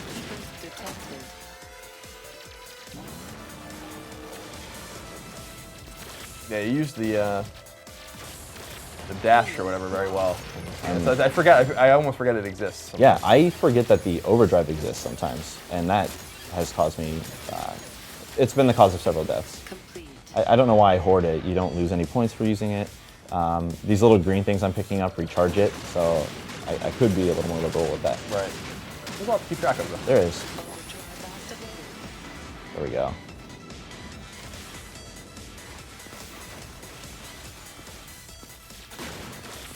Ooh. Nice. Got them skills. Getting a little close. Close for comfort. You said you haven't finished this game yet. No, I haven't. I haven't had time. Just haven't had time? No. Okay. Just been busy with Killzone and some other stuff, so. Well, I think you're just afraid of my high scores. Oh, well, we'll all jump online and see what's what. All right. When it wouldn't have mattered anyway on my debug. I had 3 bombs. See, that would have been a perfect bomb situation right That's there. all right. We can start. So I think this is my console, right? So I think I have 3 levels. You have 3. We can switch to another level. Yeah, I think so. Okay, try it out. Let's do that. Save the Yeah, sometimes when you save the humans, well, a couple times they'll be like, thanks, and sometimes they're like, finally. And you're like, Really? come on, Man. guy. Was it? Do you know what difficulty it was on? I was on experienced. Okay. Should we try a different ship? I always use Nemesis, but I don't. Nemesis is the faster one. Yeah. Not an overdrive kind of person. No. Oh, here we are. Yeah, so Decima. Decima. Is this like a pass the controller sort of thing? No, or am I no, playing no, the whole please time? Okay, play. great. You're the expert here. You reviewed the game. This is all I'm going to do on Friday night is just play this game. Now that we have, we're going to get our retail units from Amazon or wherever we pre-order them from, and get our PSN names on there and start really competing on the leaderboards. That's what's up. Absolutely. I shouldn't have shot that yet. So this yeah, is what a is neat this thing? I was wondering what this is. It's like an ice trap. So if something's near it and you blast it, they freeze in that spot. It's pretty cool. You just gotta save it for the right times, it's pretty difficult. I mean, look how many things are exploding right now. Sometimes I'm just firing and I set it off and I don't mean to. But if you pull off one intentionally, it can be pretty cool. I do look at all love these missiles. The heat sinking missiles. Oh yeah, awesome. look at that. I do like how some of the enemies have like really hard heads or whatever, and you have to like actually it's better to circle around them and hit them from behind and stuff. There's a bit of Absolutely. Like, there's some that kind of like boost and dive at you and get away from you. So frustrating. They're really tough. The last level has these enemies that they'll stay. They won't move vertically at all. They'll just horizontally move, and they're super fast. So they'll like follow you and keep you from like changing your verticality. I just froze a key there. Yeah, that's cool. That little trap. Mm-hmm. See, I have one human right now, so I can't pick. Oh wait, no, I didn't grab a human. I just died. You're just out there. Yeah, you can't pick up two at once. So sometimes you're like, well, sorry, buddy. Just like try not to get abducted in the next 10 seconds. Yeah, I love that they're just running away. There we go. Yeah. What else can you do? Nothing. There's nothing. I just want to know what the motivation of these enemies are. Why are they doing this? That's your thing. What was it with The Walking Dead? You want to know why? Yeah. Why it happened? Yeah, I need to know more why. Like, the gameplay is great, but they're saving that for the Resogun prequel. Yeah, we do a little fanfic in the meantime. Yep. See, like those guys are more. They can't. If you hit them from the front, it takes a long time to kill them. Kind of boost around behind. These guys weave around. You don't ever know what they're doing.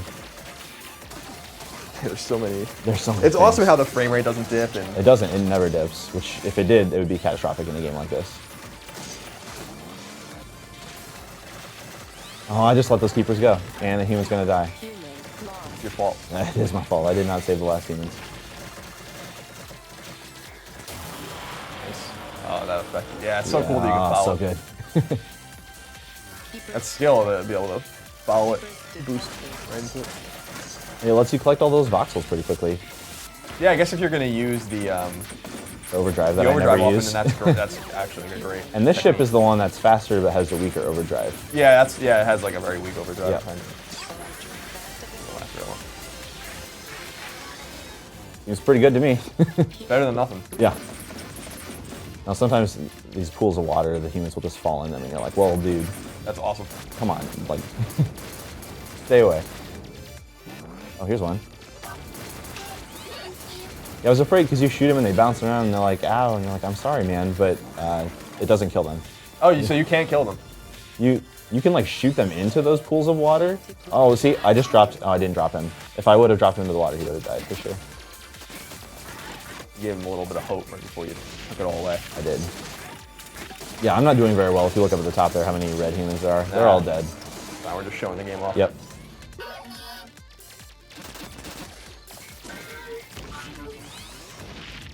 Yeah, I never even noticed the water before. That's awesome. The water was great. Yeah, and there are enemies that will like float in here and pop things out that shoot you. You got to watch out for it. Yeah, that boost is so great. Like I said, for movement and for attacking. But if your multiplayer is on the line, you can see someone maybe on the other side of the map. You just boost around and keep your multiplayer going. Definitely a good tool. I need that. Fire more things.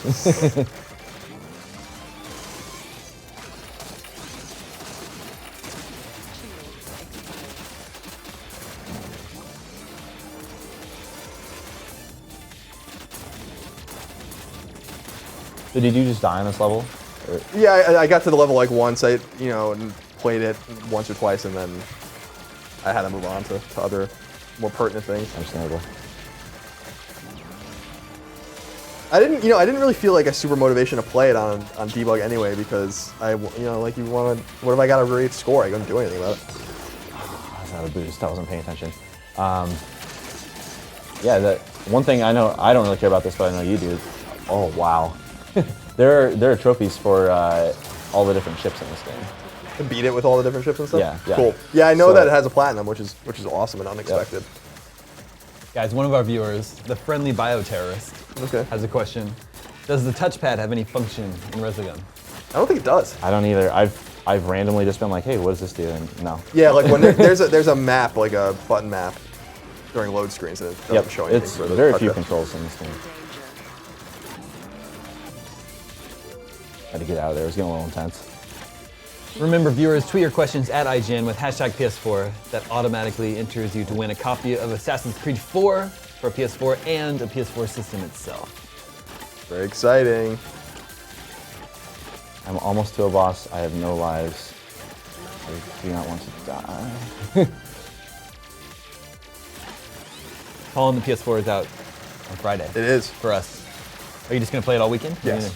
Yes, well, except for football, I'll watch football all day on Saturday, on Sunday, but Friday night, Saturday, yeah. Tell you what. How about you? Yeah. Girlfriend's going out for girls' night Friday night, so that works out really well. That's for me. perfect. Yeah. Okay, so we haven't seen this boss. I haven't seen this boss, so this is interesting. Okay, this is actually one of the ones I was not super fond of. For the most part, he'll just start chasing you and you just fire backwards and fly away. But he does start breaking off these pieces of debris and lets you get your multiplier up, as you can see. Cool. So yeah, you can keep the score going. But you have to fight him, like not his little. Right. Yeah, the cubes don't take away his health, but sometimes he'll come out here on the edge and try and shoot you. I just felt like just kind of keep away from the things, and there are definitely some cooler ones. The final boss is awesome. I think second or third stage boss is also really cool. Sometimes I think he gets away from you and you have to boost around, but all this stuff gets in the way. John Hader Lopez says Resogun reminds me a lot of Galaga. Can't wait to play it. I don't know if I get a Galaga vibe. I get a Defender vibe. Defender for sure, and well, R-type kind of action. Sure. I mean, it's definitely a Defender inspired game.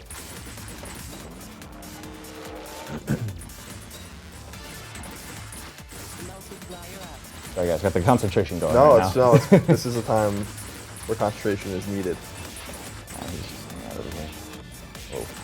Whoa. Colin, yes. Jameson Brewster asks, how does this game compare to Shatter? Shatter is so good. Yeah. They're in the same echelon, I would say. Yeah. I think Shatter is still a really special game. They're better and worse in different ways. I think Shatter's soundtrack is like unrivaled. Yeah. Can't believe they never did a sequel, but it is what it is. Can that game be ported to PS4? That'd be awesome. I'm sure it could be. I don't know which is the studio that's doing, does Shatter. I don't even know what they're doing anymore. If I'd saved a bomb, I could use it right now and probably pick up this boss without having to get over his own. Oh, interesting. So, yeah, I guess you could use the bomb. Yeah, there's a lot of debris everywhere. Yeah. You can see it on the other side. I feel like Han Solo here. I don't want to fly into all this. Oh. You seem pretty good this game. Yeah, he's played this once or twice, I think. A few times. The cube's getting away. I know. Oh. Bummer. Oh, game over, man. Game over, man. We have a few minutes left. Okay. Is there any last minute thing you want to show off here? I mean, we don't have any of the. We don't have the 4th and 5th levels unlocked, unfortunately, because there are different enemy types in those. Play again? Okay, yeah. Yeah, why not? Yeah. Brandon Walton asked, what is a must-get download-only game at launch while you're watching it right now? Yeah, Resogun, for sure. And Resogun's free yeah. if you're PlayStation Plus, so.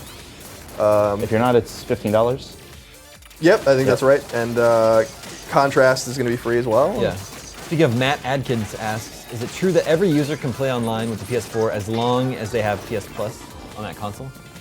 Oh, I don't know. I don't know about that, to be honest. That doesn't make any sense to me, but maybe. Because your name would be like if you're online, you're not online with your other system mate's name. You're online with your name, and then PS Plus would need to tether your name. So that doesn't sound right, but I could be wrong. You do need PS Plus to play multiplayer games online. Yep. Yeah, it's very similar to Xbox Live Gold now. Except you get a bunch of free games. Yeah, you get free games and discounts every week. Really a great deal. It is. PlayStation Plus is awesome.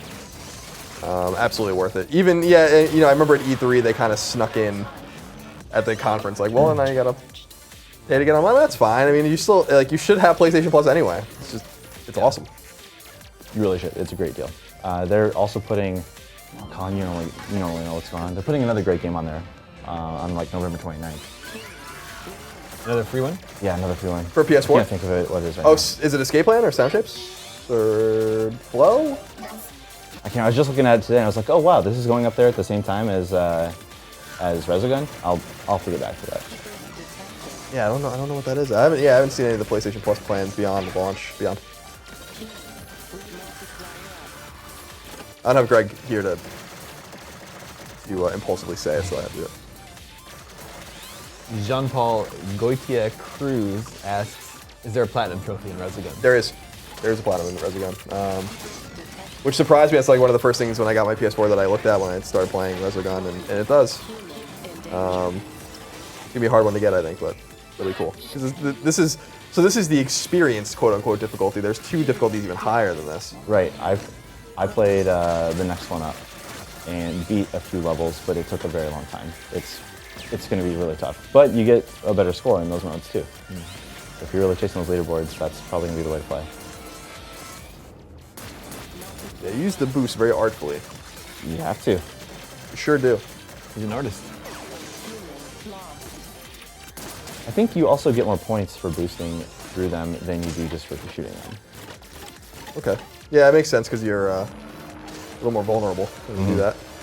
I like that, you know, Housemart pointed out to me too, which is interesting. The circle in the middle of your ship is the only vulnerable point. I did not know that. Yeah, that's really interesting. like the just that green circle. Yeah, just the green circle is the only vulnerable point of your ship. Wow, that's good to know. Yeah, yeah, it's interesting. The game's so quick that I don't even know if it would be that useful to know. But no, I've never been like, oh man, if I move a little bit, I'll just avoid that little dot there. One of our viewers, Budge, says he's completely captivated with our live stream of Resogun. Says wasn't interested before, now I can't wait. I told you. See, now Damon, I'm really proud of a few things in my life, just a few. And one of those things is that I was definitely the first person to catch on the Resogun. And now, welcome aboard, everyone. Welcome aboard the hype train. This game's no joke at all. Yeah, I think once you see it, it's like, oh, okay. Yeah.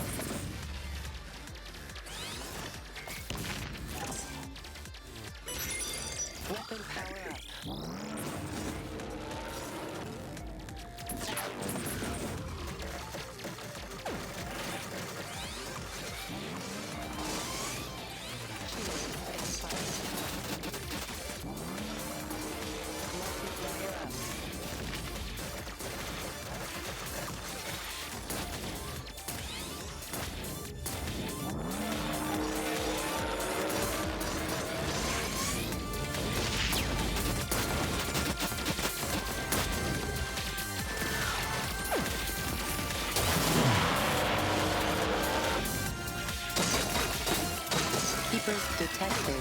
Multiplier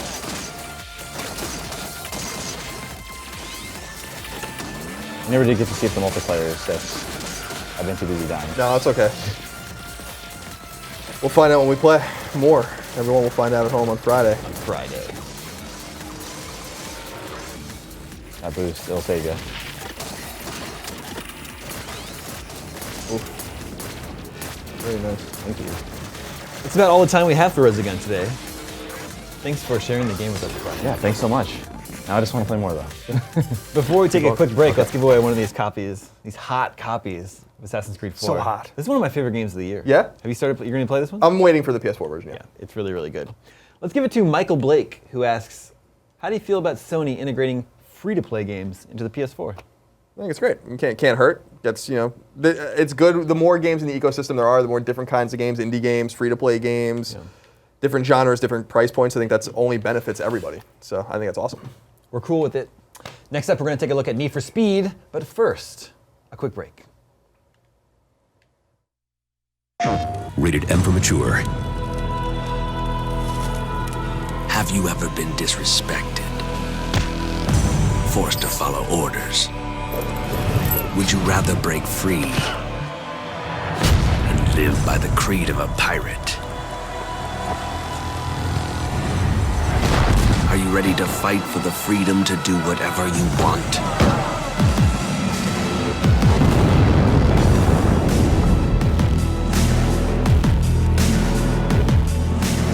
Are you driven by reckless desire? Calling the ruthless, fearless masses, willing to pledge allegiance to no one. Calling all who are ready to unite under the Black Flag. Assassin's Creed 4 Black Flag. Get 60 minutes of additional gameplay only on PlayStation. PlayStation. Welcome back, everybody. IGN's PS4 pre-launch party rages on. I'm Damon Hatfield. I'm joined now by Mitch Dyer. He's going to show us Need for Speed. I made a Love Colin license plate. Oh, and he's not even here. Not here to see it. Yeah, we're playing Need for Speed Rivals on PS4. This is the very beginning of the career. I'm playing as a racer. You can alternate between racer and cop. So we're going to do a bit of both. We'll go with the racer first. I got to be honest with you. I was not even fully aware. See that cop just bomb over that hill? Sorry, carry on. I was not even fully aware there was a new Need for Speed game this year. Yeah, they haven't been great about marketing it, which is a shame because it's awesome. Like, it's considerably better than last year's game. Last year was Most Wanted, right? Yes.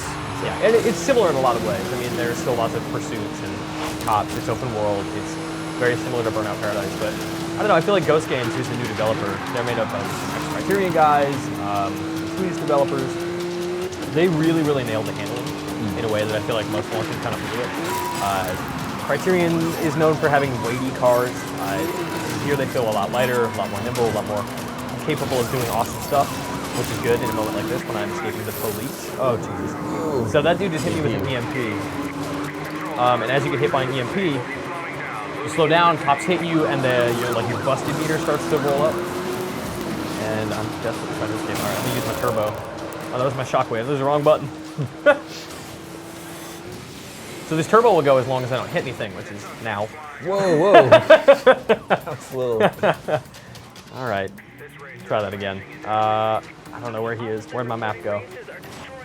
Oh, no, there he is.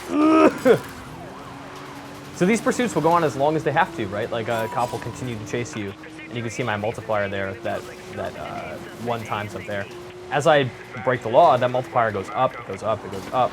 But if I ever wreck, that doesn't count as a wreck. Like if my car is totaled and irreparable, or the cop arrests me, all the money I have earned will evaporate. All the money I've earned on this pursuit. Because what you have to do, it's kind of like Dark Souls. You have to earn your money and then you have to cash out. And if you fail, you lose all of those sweet. So it's Dark Souls with cars. Dark Souls with cars is how I keep explaining it to people. I got Marty Sleva interested in the racing game, just have which to is an mention Dark Souls accomplishment. to him, Yeah, he's on board. What is all this? I'm going through here. All right, see now I'm escaping. Never mind, they found me again. So I was a big fan of Hot Pursuit. Yeah, Hot Pursuit's great. Well, I like this one.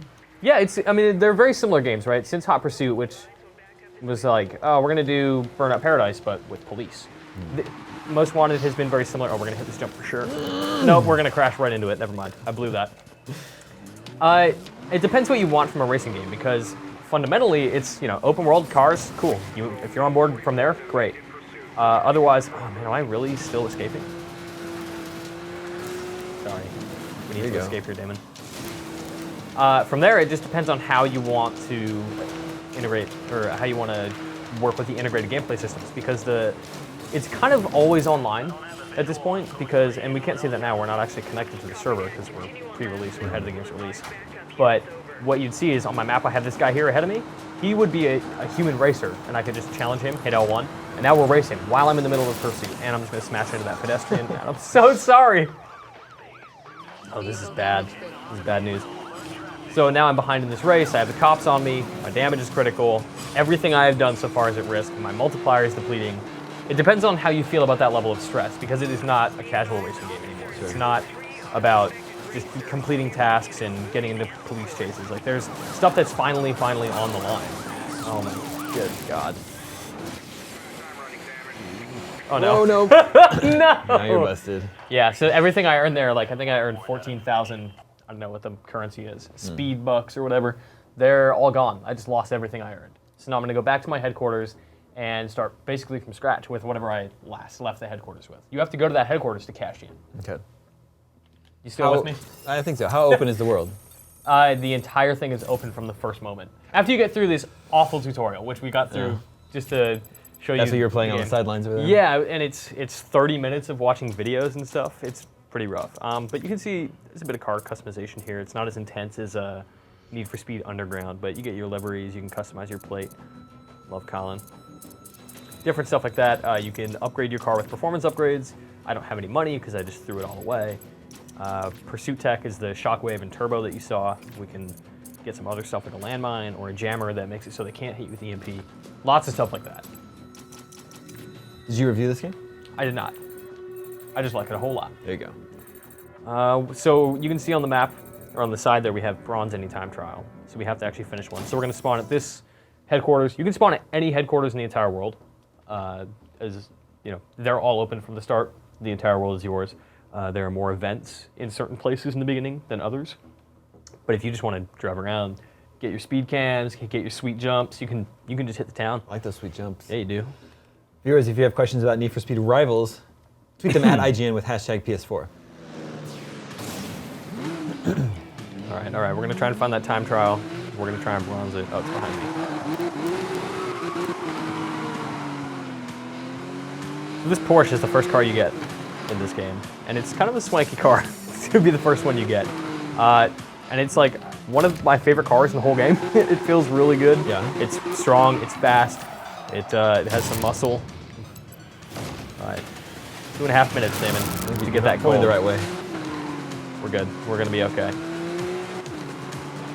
So, Criterion didn't make this game. They did not. Some ex-Criterion guys are in charge of Ghost Studio in Gothenburg, Sweden. Am I correct in, just at a glance, my first impression is that it's not quite as polished as a Criterion game. Interesting. What makes you think that? Just like with the crashes, the cars seem really light. Yeah, I mean, that first crash we had where I was just spinning out of control, right? Yeah, it's not, the physics kind of go out of control when you crash. I don't know that that's necessarily a bad thing, but it's down to preference, right? And because it's running off Frostbite 3, obviously you're going to destroy everything. You like the music?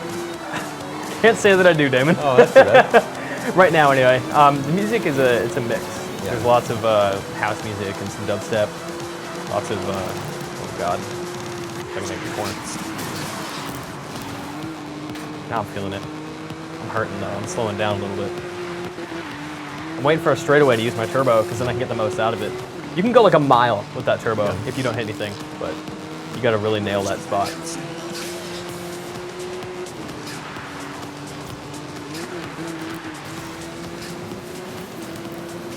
So you haven't played this, Damon? I'm not. Okay. Oh shoot, please. Have you played much PS4 yet? Like, how do you feel about the DualShock? I like the DualShock 4 a lot. Yeah. So I thought that it would not be great for racing games. I don't know if it was some kind of, I don't know, innate prejudice, I don't know. Bias. Yeah. I'm an X-bot, as Greg will always tell you. But it feels really great for racing games. Like the sticks are the thing I keep coming back to. Like they just feel like they have a level of precision that the DualShock 3 did not. And I actually prefer it to the Xbox One controller for racing games. Wow. It's a big deal. Shoot, I used the wrong power again. Is this the only launch day racing game for PS4? For PS4, I believe it is. Oh boy. All right, so now I'm in the middle of a pursuit. Hopefully I can get into my safe house. Okay, so you can just escape pursuits like that. You go into your safe house. We just cashed out a multiplier with 30 grand. So hopefully we can get some money and upgrade the car. Maybe buy a new one. Nicole asks, do they have any open street racing anymore, or is it still track style racing in pursuits? It's a bit of both, right? Because you're not doing drag race stuff, but you can just roll up to a stoplight, and if a car is there, if a car is stopped for whatever reason, you can just tap L1 and you will start racing that guy. All you have to do, if you see any person, you send a request with L1, they accept or they deny, and then you enter the race. And you can just create events like that on the fly. And we unlock the Charger. Feeling that music now? Yeah. Damon's into it. This is Destroyed and Bass Next Year, and this is a great song. We point out this game looks really good. Yes. Like really, really good. First or nothing. All right, so now we have different kind of, I don't know if you want to call these classes or something, but it's like a quest log with different goals. So we can... I need to find the edge. All right, that's good.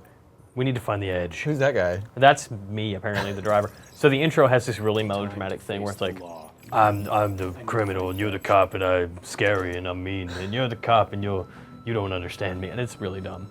Do you ever play as cops? You do. You want to play as a cop right now? Yeah, let's do it. All right, we'll switch to the Switch cop, to career. So there are 2 careers, and you can just bounce between them at any time. That's cool. Yeah. Cop has less money. He's got 16 grand, so we're gonna buy some pursuit tech because we're gonna need it. Let's go with, yep, 100% gonna buy a spike strip.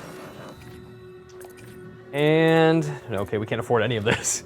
So let's go make some money, Damon. Do it.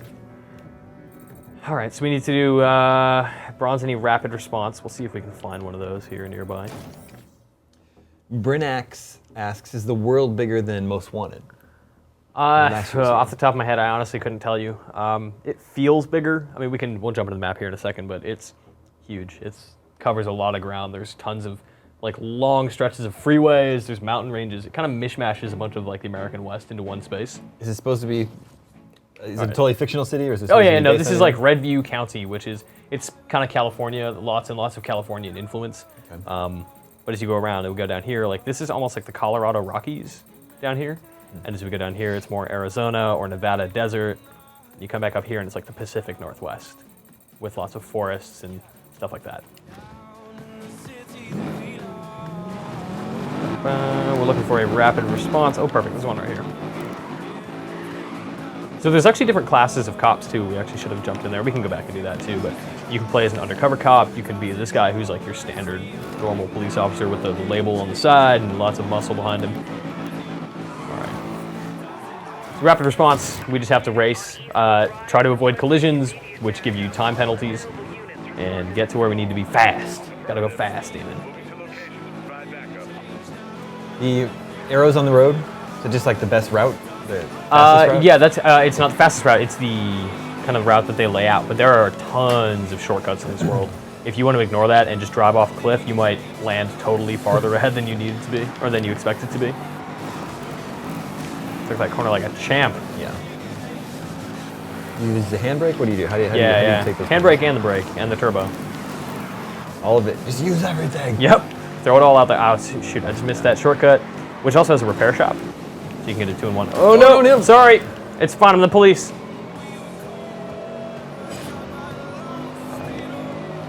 Are we chasing this dude? It's on. That's our guy? That's just something you can initiate at any time. So as a racer, you can challenge other racers with L1. And as a cop, you just initiate a pursuit. So if a cop sees you online, he just hits L1 and suddenly you are in a pursuit. Like you cannot do anything about it. He's after you. Which is great because it encourages that kind of, oh no, the kind of griefing that you would expect from a, cops and robbers racing game. Oh, we're in a bad way. 1.5 seconds, are you kidding me with that?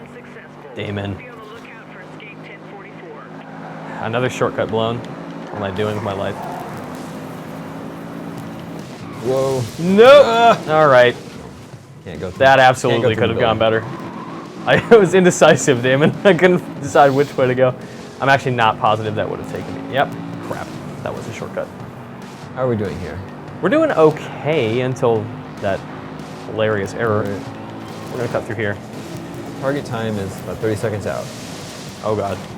No pressure. Oh! That's going to cost me a few seconds, I think. All right, it's fine. We're 0.7 miles out. I can actually, hopefully, get the bronze. I'd be really disappointed if I don't. In myself. What am I doing with my life? Is my target time, is that my gold target time or my bronze? That's your gold. Okay. Which I think you've missed now. That's fine. We only need bronze. Now we're going silver is in another 20 seconds. We're good. We got it. Oh, all right. Gonna be okay. Finish. This is how the police work. work. You got your silver there. Nice. So that actually brings us right back to a safe house. So if we wanted to cash out, we could do that. But we're gonna go earn some more money. We're gonna use the easy drive thing, which lets us go it's going to set us up with an event. Now, Jose asks, how do you unlock cars? It's a progression system. You kind of, I'm not sure if it's tied to experience or money. I think maybe they're unified. But as you complete objectives and you complete these tasks that we have here on the right side, that's going to contribute to the chapter system. Like there's chapters in this story or whatever. And the farther you go, the more stuff you complete, the more cars you unlock. And once we get back to a safe house, we can look at like how many cars there are and especially how they vary with the different classes of police. Let's get this guy.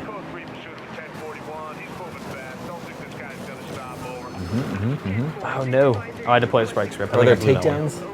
Yeah, big time. So that dude has a health bar right now. Yeah. If we deplete that, that'll wreck him. That's the equivalent of a takedown.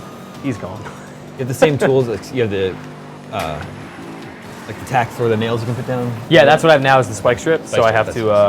If I get ahead of him, hopefully we can figure something out. Oh man, he made a mistake. What's up, dude? Oh! No! All right, so we both goofed there. Right. Here we go. Here we go. Here we go. Yeah. Well, some sacrifices must be made, Damon. All right, so we're gonna go back. We're gonna do a. Oh man, we're gonna try to find a repair shop and finish this quest, but we're also gonna go back and do another mission to get some more money. How much time do we have, Damon? 15 minutes. All right, that's great. We're doing well. Do we have any questions? I got some questions here. Right on. What are this is Andrew Hamer. Hi, Andrew. What are the online multiplayer modes in Need for Speed? So the online multiplayer modes this game is always online. Just the game. Yeah, it's the game. Like when you start, you were just connected and there are other people bombing around the world doing their own thing. Obviously it's like segregated by server, so you're not gonna have 4,000 people in one place. But the multiplayer mode is you can just engage people at any time, or you can go to an event like this and stick to yourself. Sometimes that might involve other people, or as I'm chasing this AI, I might encounter other players that are just happen to be in the middle of a pursuit, and suddenly they're my responsibility as well, because I'm the law. Driving by the water here, getting like some spray. Yeah. That looks great. I wonder if that, how do I change my camera? Oh boy. All right, priorities. Yeah, it's a nice effect. The Frostbite engine's really good about stuff like that. Like you see a lot of it in Battlefield, especially. Curious to see how they apply that kind of visual filtering and particle effects to Dragon Age.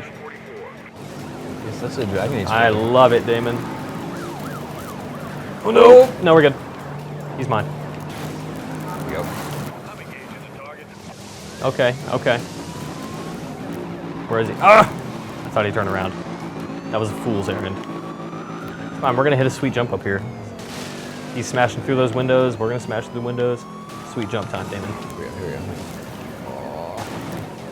No! I thought I had it under control.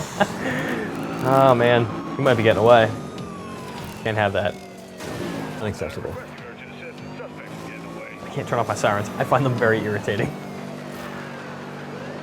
Man, I don't even know where he is. I guess we just drive. Oh, there he is. He's a whiz up. All right. Oh, nope. Okay, we're good. All right, so I lost that one. Oh, man. It's fine, though. We have not wrecked or anything, so we still have money. We're going to go cash in at this police HQ. Somewhere near here. Yeah. Man, have you played the current gen version of Need for Speed? You know, I have not. I've only played PS4 and Xbox One. I'd just be curious to see what me too. The graphical difference is. I mean, this looks amazing. I love the way it looks, but I'm not sure how... Battlefield obviously sacrifices a lot on a current gen. Looks a little rough. The particle effects are not great. A lot of the details gone. I'm curious to see if that stuff retains, like the glimmer off of cars and the shine on the road, that kind of stuff. Lewis Templeton asks, how similar to Burnout Paradise is this game? It's not as arcadey, but it is the same idea, right? With an open world and lots of crazy jumps and like just lots of really cool environments that are engineered for you to have really cool races and wrecks. Very similar. If you like that, you'll enjoy it. I mean, Paradise is my favorite racing game of all time. I love it. And this is very similar. I'm gonna jump back over to the racer career, if that's okay with you. I will allow it. Thank you. Fun fact, the light on here turns red when you're playing as the bad guys, blue when you're the police. Something I notice while I'm playing the game and looking at a television. All right. I thought it was supposed to indicate I guess that's just for when you're playing locally multiplayer. Yeah, that too, right. Yeah, we're gonna upgrade this car. We're gonna get better acceleration, we're gonna get better top speed. Can't afford anything else. Durability, yeah, why not? I don't entirely trust myself. So we have new quests here, and this is how we're gonna unlock new cars, is finishing those tasks like reaching 150 miles an hour, getting 3 near misses, and bronzing any event. So let's go here, down to the interstate in the kind of Nevada-looking area, just to see how different stuff looks in different territories.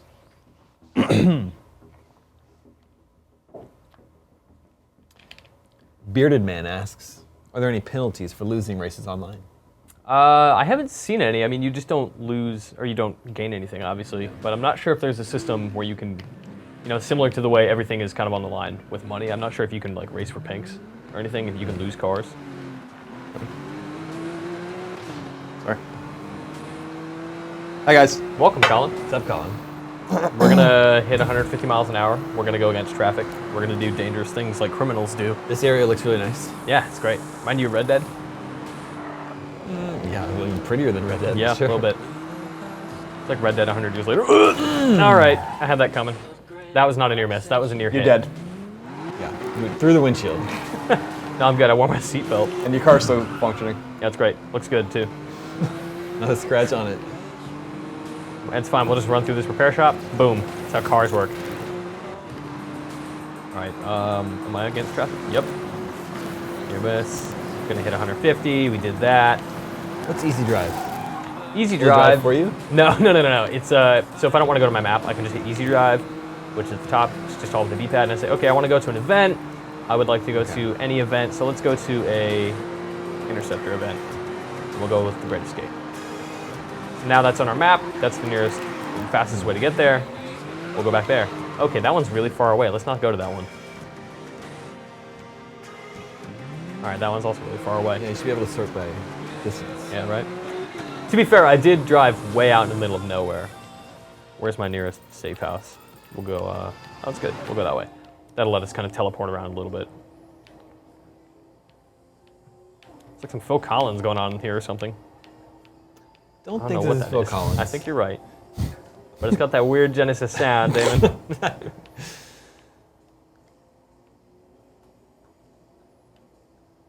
I don't know where we are now, what this is supposed to be. We'll challenge that guy to a race. We got 5 miles to go.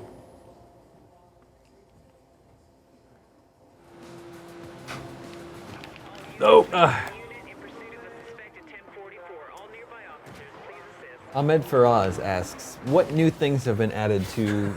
I don't know what happened there. That was completely out of my control. Sorry, say that again. What new things have been added to customization? You know, if anything, I feel like the customization is a little more limited than it used to be, if only because it's focusing more on like the career stuff. But the big thing is definitely weapons. You can equip, like we have the Shockwave and the Turbo right now, and you can unlock various things that will let you defend and attack during races and chases. Oh boy, oh boy, oh boy. Races and chases. That's what they should have called this one. Need for Speed, Races and Chases. Colin, did you notice the license plate? Oh yeah, you didn't. Oh, thank you. Yeah. Appreciate You that. left as soon as we had made it, and I felt really sad, but I'm glad you're here.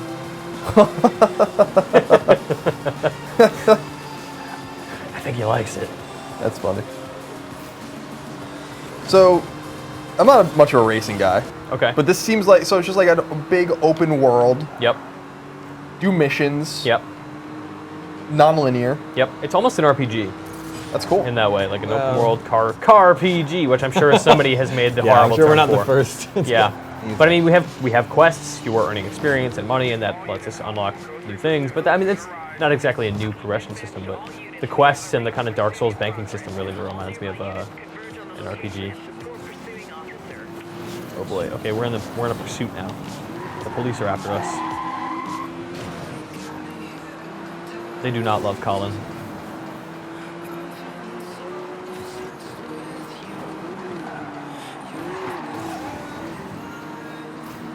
I really wish there was a way for me to just not drive on this highway. If I could just jump it, that'd be great.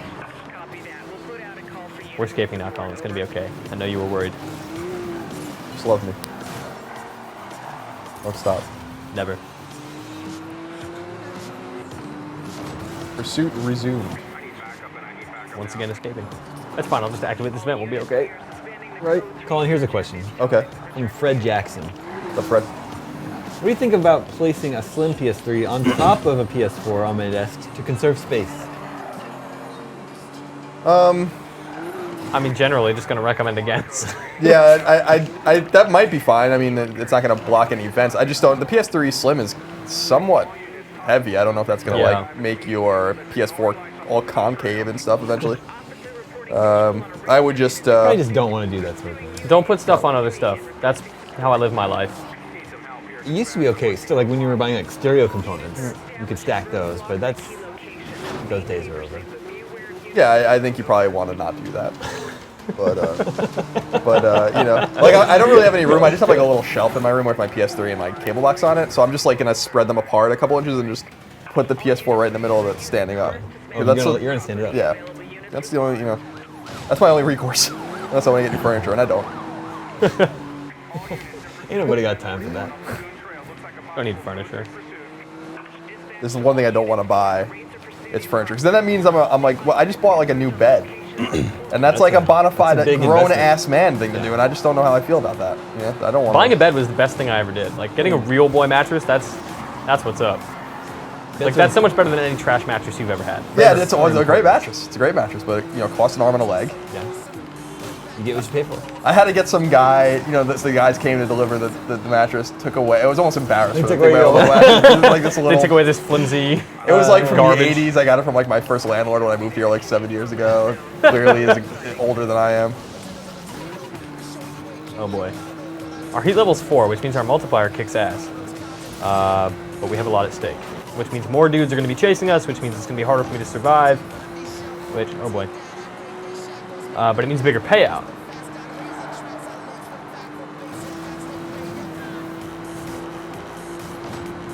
Sure is a pretty game. I like the leaves. Get out of here, trees dude. And stuff. Yeah, really lots nice. of particles everywhere, huh? Looks great. Looks good. You probably already covered all these things. I was eating pizza. You know, that's all right. Oh. Like a pro, Colin. You guys got some wind power. I you know, I appreciate that. When you use a turbo. All right. Okay. It's gonna be fine. It's gonna be fine. It's like me playing Gran Turismo. Yep. I'm so aggressive in Gran Turismo. Yeah, ride the rails and then cut corners and T-bone people. I use that as my. Oh, jeez. All right. They're getting really aggressive. Oh. Use the shockwave to get them out of there. Oh god, I only got one of them. Wow, so you can go like all the way off the road. Oh yeah. There's not like tracks or anything. Oh no! Can't go through the concrete Did not wall. see that. I don't even know where I need to be. All right, we're gonna cut across here. Just turn it into a disaster. Oh, we can't. Okay. All right, we're so close to finishing the race, but these guys are about to wreck me, and I'm gonna lose 46 grand. Are you kidding me? Man. Oh, they're just trying to kill you. Like, oh yeah, that's. They don't even care about justice. So we just lost everything. Oh man. I think that counts as murder. They'll get away with it though. It's a pretty good stopping point for us. Yeah. Mitch, thanks for playing Yeah, Need for no Speed sweat. Rivals for us today. Before we take a quick break, let's give away one of these copies of Assassin's Creed for Black Flag. Let's give it to Kelvin Rivera, who asks, any ideas of what we can expect from the PS4 All Access event? What is that? It's the thing tomorrow, I think Thursday. It's on Spike, I think. Yep. I think Jeff Keighley will be there. And I think they have a few announcements. I don't think we even know what they are. I'm pretty sure we know that the Last of Us story DLC is going to be revealed. Okay. I'm pretty sure that Jeff Keighley had tweeted that trailer is going to be there. The big thing they're touting is just lots of surprises. So hopefully, like lots of big game announcements would be great. Mitch, I enjoyed our time together. Me too. Next up, we're going to be playing FIFA, but first, a quick break. Rated M for mature. Have you ever been disrespected? Forced to follow orders? Would you rather break free and live by the creed of a pirate? Are you ready to fight for the freedom to do whatever you want?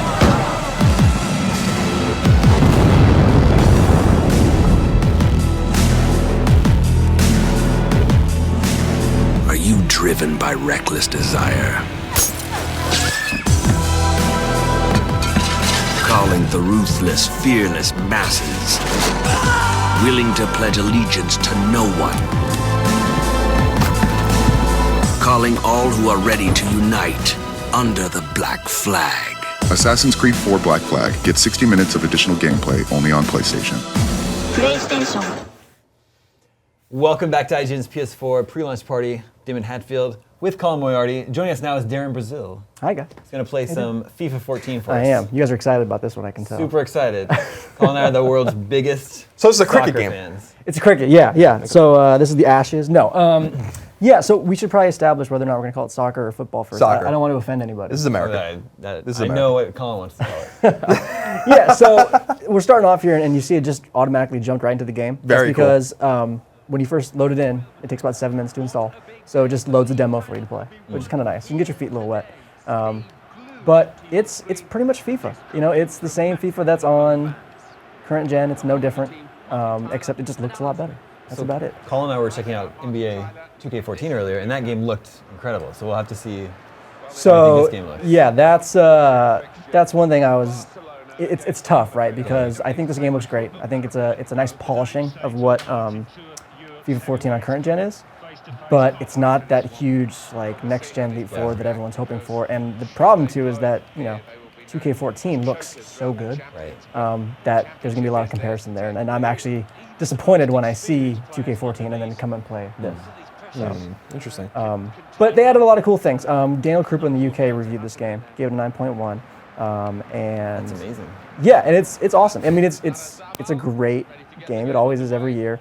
People have issues with it, right? Because it's yearly, it's annual, it's serialized. So only so much you can do in a there's only so much cycle. Yeah, there's only so much you can do in that time period, and so you get people that were used to last year's game and not used to this year's yet, and they hate it. And then you got people that figure out this year's game and they love it. So the only thing different on the engine is the Ignite engine, right? That they added on to the next gen versions of this, and I believe also Madden, right? They added Ignite. Right. And so the only thing I can feel differently is the players just feel a little heavier. I feel like I need to actually push against my joystick a little harder in directions. It's not as a finesse game as the other one is. At least on player movements. Shots, it's still very much finesse. Small variations in your thumb make a huge difference. But yeah, it's pretty much all in all the same game, which is not a bad thing necessarily. But I really am looking forward to next year's FIFA game to actually really kind of take advantage of the new consoles. Okay, cool. And are we having problems with the feed right now, guys? Okay, so we'll bring the gameplay back shortly for you. Until then, you can just look at us. Yeah, just stare at Darren.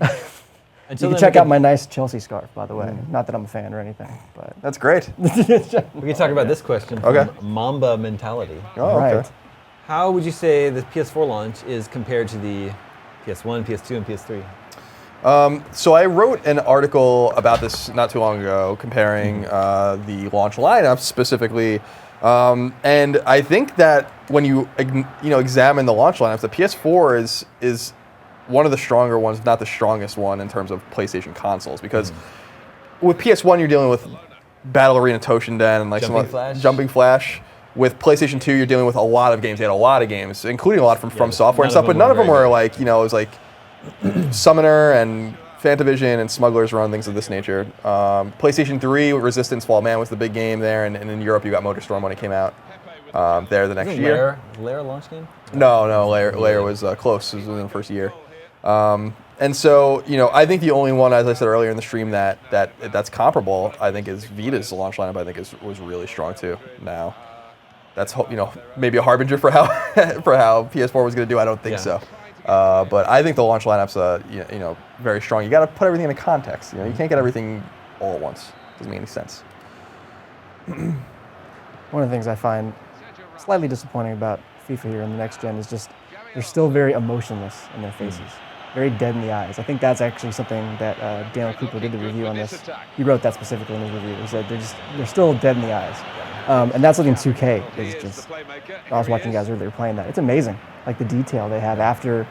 They get fouled, after they do something like Ray Allen's little smirk he does. Like, that's very much Ray Allen. And so it would be nice to see them starting to implement that, hopefully. Yeah, it seems like maybe they're learning a thing or two about the next gen system still, or also a game like FIFA, just there's so many more players. The field's bigger than the court in basketball. There's 2 times plus more players on the field at one time. The crowd's bigger. Much so more there's more intimate. processing going on, and it's probably much more complicated to have that kind of fidelity.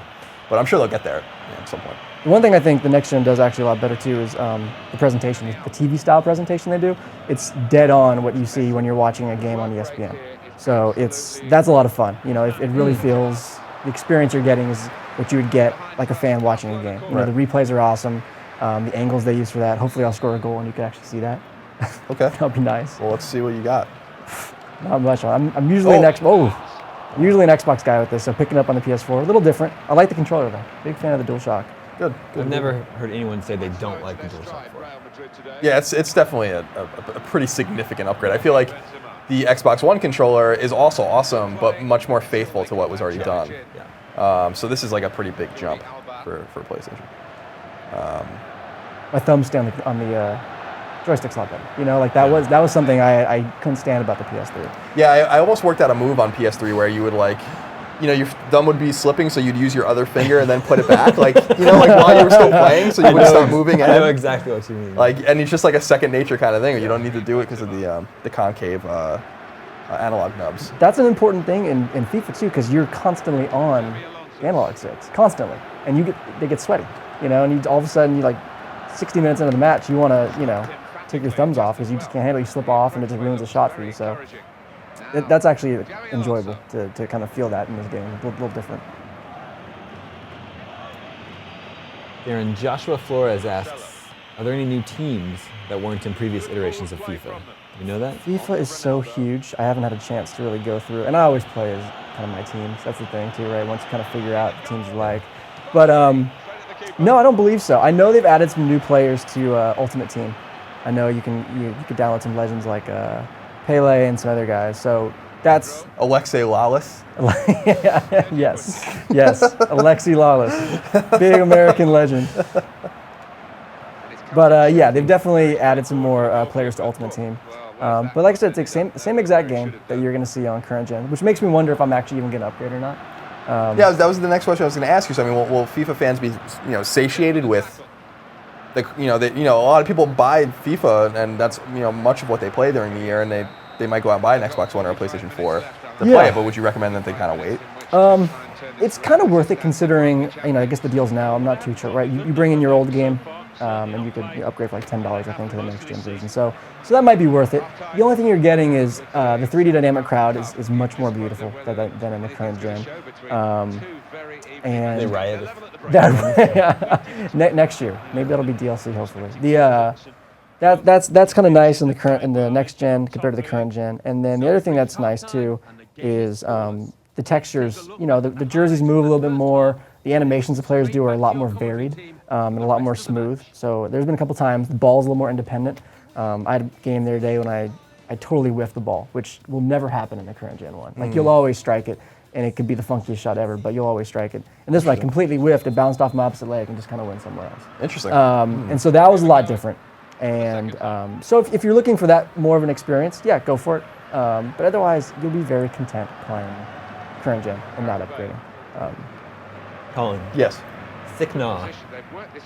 Yeah, asks, how hot is the PS4 right now? And do you think he means temperature-wise, or does he just mean like how hot? How hot is how chill is it? Yeah. He probably means answer both questions. Yeah, it's aesthetically it's hot. It looks hot. Does it feel hot? Let's see. No, it's not. It does not feel hot. Yeah, it's probably warm. It's honest. A little warm. Yeah. Maybe. I know there's some skepticism out there about the PS4 is much smaller than the Xbox One, like significantly smaller. Is it really? Yeah, and it also has an internal. Its power is internal. It's not like there's no brick, so you can use your PS3 Slim's power cord with it, for instance. So that makes people lends people to come to the conclusion that it probably overheats, and maybe it will. I mean, we've had we've been playing around with them and have had them, and I haven't had any of that kind of experience yet. But who knows? It's a big save. I think it's some action. I know this 0-0 0-0 game is not It's a very defensive match. You're a hockey guy, though. You should appreciate this. There's nothing I love more than a 1-0, 2-1 hockey game. Much better than 5-4. I feel the same way about I love football, and I feel American football, and I feel the same way about that. I love like a 10-9 field goal fest every once in a while. That's good stuff.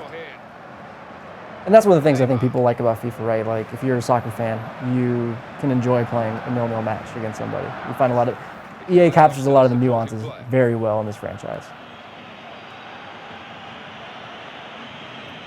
Aaron, do you know what is the max amount of players that FIFA supports on PS4? The max amount of players in the game? Like, I guess it would be what? Oh, I'm sorry, online. I think they mean, yeah. I have actually no idea. Yeah, that's a great question.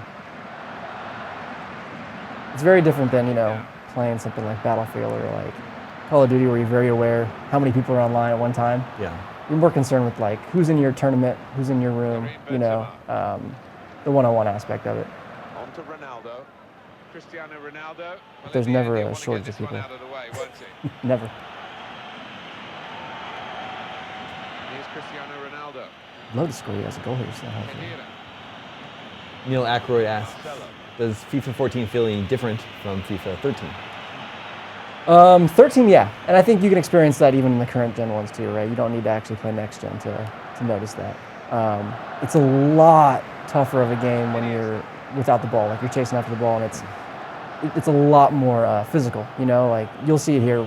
Guys just bumping bodies, and like there's a lot more stuff you can do with the analog stick and the circle button or on Xbox, the B button, to kind of tug your guy, pull his jersey. You can get away with a lot more, to be honest. And I like that. I like a more physical game. I always thought 13 and even 12 before that, a couple too many fouls, a couple too many cards. This game, it lets a lot more go, which is nice. Now, I noticed that it uses the fast clock like NHL or Madden to kind of so the game's not a real slog like it would be in real life. Yep. But I also noticed the clock stops. Well, I mean, like football is like no one's going to sit there and play Madden for 3.5 hours in a game, But I noticed the clock stops when the ball goes out of bounds when you're making substitutions and stuff, which is not the way. No. So they do that. I'm not sure why they do that. That's something people have brought up a few times, and that's the way it should be in real soccer, by the way. We've talked about this. What about extra time? How do you feel about extra time? I hate extra time. It's so arbitrary, dude. So this is the timekeeping is my one huge problem with soccer. Because what was it with like during the World Cup with U.S. and Ghana, right? Like where in the last one, like the elimination round. Yeah. And Ghana was up a goal, and then they would just like when the ball would go out of bounds, they just like walk slowly to the ball, and like it's like okay, like that's cool. Well, see, why don't we just stop the clock? You hope that the refs account for that, right? That they notice that kind of stuff. But that's all part of the thing that I love about soccer, and I think the reason why most of America doesn't actually take on to soccer is the arbitrary rules. Like it's very much the referee's discretion. There's rules, but there's so much that's to the discretion of the referees. And actually, who's reffing is a big part of the game. Like they sit there and say, oh, like so-and-so's reffing, he's from this country. In the World Cup, that's a huge deal, right? They don't want to have nationalities of people that kind of maybe conflict. Right. So it makes it interesting. There's this whole like underbelly of the game that you kind of have to know about. It has nothing to do with the sport itself. It is interesting. It's like because I love the sport itself. I played it even when I was younger a little bit, and was even the goalie on IGN's indoor soccer team back in the day. Nice. When we went 0-10. But like there's just like this arbitrary, like there's a lot of flopping, there's a lot of, I just hate how it's like, okay, there's like all this wasted time, and they're like, we'll just play another 3 minutes.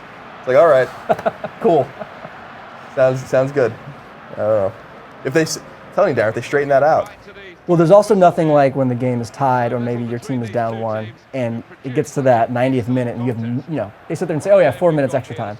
You have no idea where they're at in that 4 minutes. Yeah, there's no clock. And it's just, you're on edge for 4 minutes. And you're sitting there and you almost pull out your own stopwatch, right? And you're just like watching to see, like, where are they at? Are they at 3:30? They're at 4? Like, is this the last time they'll be in their attacking side of the field? Do teams often, well, that's a big set. Do teams often like score in this extra time? Oh yeah, tons of times. I mean, they pull their goalie up, they bring him up, so it's an extra man attacking. They do a lot of things to try and stay on that side of the field. Yeah, tons of times. Settling for level pegging. I pay attention to soccer exclusively during World Cup. As you should. Because I want us to win. I want us to win so bad. That's pride, right? That's yeah, national pride. You have to. And I just feel like everyone thinks we're so terrible at it that I want us to surprise everyone when we just win. We're actually not. We're decent. We're not bad. We're not bad, depending on who you ask. It was 2006, right? I was in college. Did we tie or beat Italy or something like that? And that was like a really big deal. Yeah. Beat them, yeah. But last year we had a good run too, and it was exciting. And it's fun to see our country kind of come together during that time, because we don't really have any other sports that do that. You know, like where you can have the whole country kind of come together and be excited about something. Yeah. Get in there. There we go. Nice. You guys want a little? I believe they call that a header. Little Michael Jackson moonwalk here if I can get it going. There we go. What? Celebrations are awesome. So notice the crowd, right? Like I love this when you score a goal. Like the crowd erupts right when the ball goes in the net. The replays are exactly like you'd see on ESPN. They give you all the TV angles. They give you the slow-mo reaction shots. It's a lot of fun, and it's good when you're playing online. And really, this looks awesome here. You watch the crowd; they reacted to that first shot right in the save, and then they just yeah, it's cool. Erupt. Goalie let up that big rebound, or someone did. Oh, he just didn't even want to play. Yeah, he's like, no. Yeah, whatever. But it's cool too because these stadiums also have, and they get the slow motion reaction shot of the goalie all distraught, which is exactly what they do on television. So, but the eyes, right? Like to me, that's the one thing is like this thing's called the beautiful game, right? But the eyes just still look dead in the players. I want to see them dead eyes. I want to see more emotion. That's it. See, like I scored that in extra time. That answers the question. See, that's the thing too. Is like I was going to get at. They have in soccer, they have sections of the stadium that are the away crowd, the away team supporters, and they section off an actual section that they usually line with security guards, right? And they put them all there. So what's cool about this game is if you're the away team, you score, only that section cheers. They go up, they cheer, and you can actually tell like in the sound of the game by seeing the 3D dynamic crowd, like you see them actually cheer. So, that's cool. Yeah. Darren, Sean LaRocca asks, in what ways can a game like FIFA take advantage of next-gen hardware? Look at 2K14, honestly. Like that's, the sweat on the players. Like these guys start sweating within the first 4 minutes of the game, right? And like you don't really get that in this game as much as you do like in 2K. I'm just gonna go past all this stuff. So once the game installed finally, so now I'm just we don't want to send any information to EA about us. Stop asking. Stop asking. For God's sake. But yeah, I'd love to see that. I'd love to see more emotion, like I said. And how they can achieve that, I think, is not so much with the stadiums anymore, the crowds. They've kind of really done a good job of that and building an atmosphere. It's more so now like in the players, in the way they react and they respond. They have good animations. It just needs to be a little more lifelike. I like this question, Colin. This comes from Nathan Day. Do you think you should be able to spawn in more balls just to make the game a little more interesting? Yeah. So funny thing, Daniel Krupa actually found this. I haven't seen it yet. The ball boy in the sidelines, when the ball goes out, in a real match, the ball goes out if it's too far to play. Ball boy sitting there with extra balls, tosses to a guy to get it going quick. In this game, they added, at least on the next gen, the ball boy gets a little anxious sometimes and throws the ball out too quick. And then so two balls are out in the field for a second. So just little touches like that, like mistakes that happen. I think even 2K14, I saw something, the same thing. Guys at the free throw line, he goes to give a guy a high five, and the guy turns away from him, they miss high five. Like those little animations are cool, right? They're That's little funny. nods. I'm gonna do a game that actually happened today. There's Mexico versus New Zealand. So if anybody just finished watching that match, they'll be happy to watch it play out again. Mike Heron asks, how intuitive is the AI in the new FIFA? Pretty good. When you are playing defense in the next gen one, this is part I think what the Ignite engine adds to it. When you're playing defense in the new one, it's a lot more about containing your guy and protecting your area rather than actually trying to steal the ball, trying to tackle. In the current gen one, I get away with way more tackles, but in this one I've noticed it's more about containing the area because the AI hurdles a lot more now. They're much more self-aware of who's around them and if a player's attacking them. So if you go in for a tackle in the next gen one, they'll actually hurdle that, play off it, and keep possession. In the current gen one though, you can get away with the tackle. You're just running through. Yeah, I'm not even looking. I'm talking, and No, it's okay. But yeah, so that's something that's very different actually with the AI in the current gen one.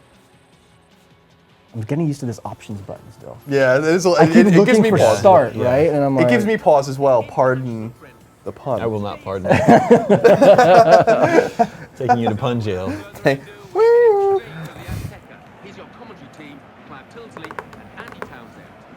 But yeah, I think my goal is to get some more FIFA and soccer fans in this office. I'm down for the World Cup next year, I'll tell you what. I'm into too many things. Like, I don't know how many more things I can add to this. Like football, I watch every Islanders game in hockey. It's 2 games a year. Every football game, it's not much, but it's hard to be a soccer fan too, because I like this team Chelsea. They're in London, and I have to wake up at 5 a.m. if I want to watch a game. Yeah, that's rough. So it's easier than it was a couple years ago. They actually broadcast things now, but. Not a lot of pressure here.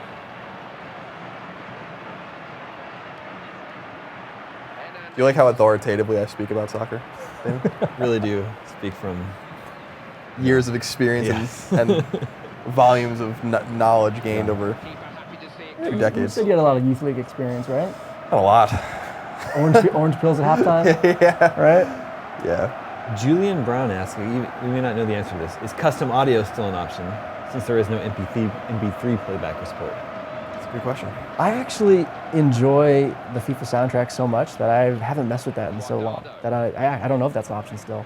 I think you could probably use Music Unlimited or whatever services are on there. Yeah. In the background. I think that's for any game, but I could be wrong. Totally be making that up. The FIFA soundtrack is a fun one. It's so eclectic. They try to be international, so they have a lot of things from different countries, and that's what they actually stress. A couple of years ago, I think they used to actually list the songs by what country they originated from, too. Not sure if they still do that. But it makes it fun. It definitely makes it feel like an international sport, which it is. Big kick. Oof. Big powerful kick. I don't know what that was. Yeah, that was interesting. There's a lot of celebrations. So far, this is playing out just like today. Mexico won 5-1. So wow. We're on our way. Was that a qualifier match? Yes, for the World Cup. So if they have to win one more, then they're in. We're already in, right? We're already in. We're in. Yeah. Don't worry, America's in. Good. We're going to win it all. I can feel it. German Zarate asks, what is your favorite team on FIFA? It's Obviously. Come on, Chelsea. Yeah, they're my favorite team in real life. They're my favorite team in FIFA. Some players are incredibly souped up in FIFA. Chicharito, he plays, Mexican player, plays in the Mexican national team, also plays for Manchester United. He's amazing in this game. Lionel Messi, cover athlete, is amazing in this game. So there's a few guys that you can tell when you play online, like people pick Barcelona, which has Messi, and you can just tell, like, you know why they're picking him. You know exactly what they're going to do. Eric Kessner says he doesn't have a question. He's just thrilled to see a Chelsea scarf. Ah, boy. I'm either going to make enemies or make friends, so I'm glad I made a friend. Here we go. A little opportunity for a free kick within range. Jason Penales asks, does FIFA have any competitors when it comes to soccer games? No. I mean, there's the Pro Evolution Soccer? Yeah, Pro Evolution PES, right, I haven't touched it in years, to be honest with you. So I don't think there was there a version of it this year? I don't remember. I think there was, yeah. I think it has its audience, but it doesn't have licenses, right, and stuff like that. So I mean, I've read the reviews for it. I kind of know a little bit about it. It got a decent score, I think, too, from various outlets. But FIFA's probably clean. FIFA is just FIFA's the Madden of soccer games. So, which is good and bad. I think competition's great. I love it when somebody feels like someone's nipping at their tail and they can make a better product, but. That's what's so fascinating. We were saying before about NBA 2K. They had no competition for a few years, and the games just were excelling anyway. Yeah, which is rare. There was also Mega Man Soccer on Super Nintendo. There was that, yeah. Probably the best soccer game. I loved that game. Yeah, I randomly went to a Toys R Us with my mom, like after hockey one Saturday or Sunday or whatever, and I was like, "What is this game?" And I used my money to buy it, and I was like in love with it. I was like, "Yeah, I'm gonna play as Gemini Man and." Well, that's actually, Dr. Wily, of course. That's some of the games they've actually gotten rid of. Like, they used to have FIFA Street. I think they did 1 or 2 iterations of that, and they got rid of it. But to me, those are the games I think they should make, like more of the arcade-style games, because that gets people kind of warming up to soccer, maybe aren't fans of the sport anyways. Whereas this is so much based off of like, oh, let's make a game that's a good simulation, good real life. But did you ever play the Mega Man Kart Racer on the PS1? No, I don't It think wasn't released here, but I modded my PS1. Is it Battle and Rush or whatever it's called, or something like that? It's Yeah, just all Mega Man. It's just a Mega Man kart racer. That's which is awesome. exactly what it Yeah. sounds like. I know what you're talking about. Oh, There's like some Mega Man fighting games in the arcade in Japan too. Yeah. But that's not next gen. Yet. Colin, just so you know, one of my favorite experiences working here at IGN has been when you and I were in Tokyo and we went to Super Potato. Yeah. And just watching your face. Yeah, it was the whole time. That was a great experience. Super Potato is a very cool place. I couldn't believe I had to like really control myself to not buy $1,000 worth of things in there. I really 100,000 yen worth of stuff. Yeah, exactly. Specifically 100,000 yen. I was picking up everything I saw, and then I was like, I can't buy all this. I could. I mean, it's just like I was like, what am I gonna do with all these? What am I gonna do with like, all these obscure Super Famicom games? Never play them, just have them. You could probably buy a Super Famicom there for like $15. Yeah, they had stacks of Famicom, Super Famicoms, and Mega Drives, etc.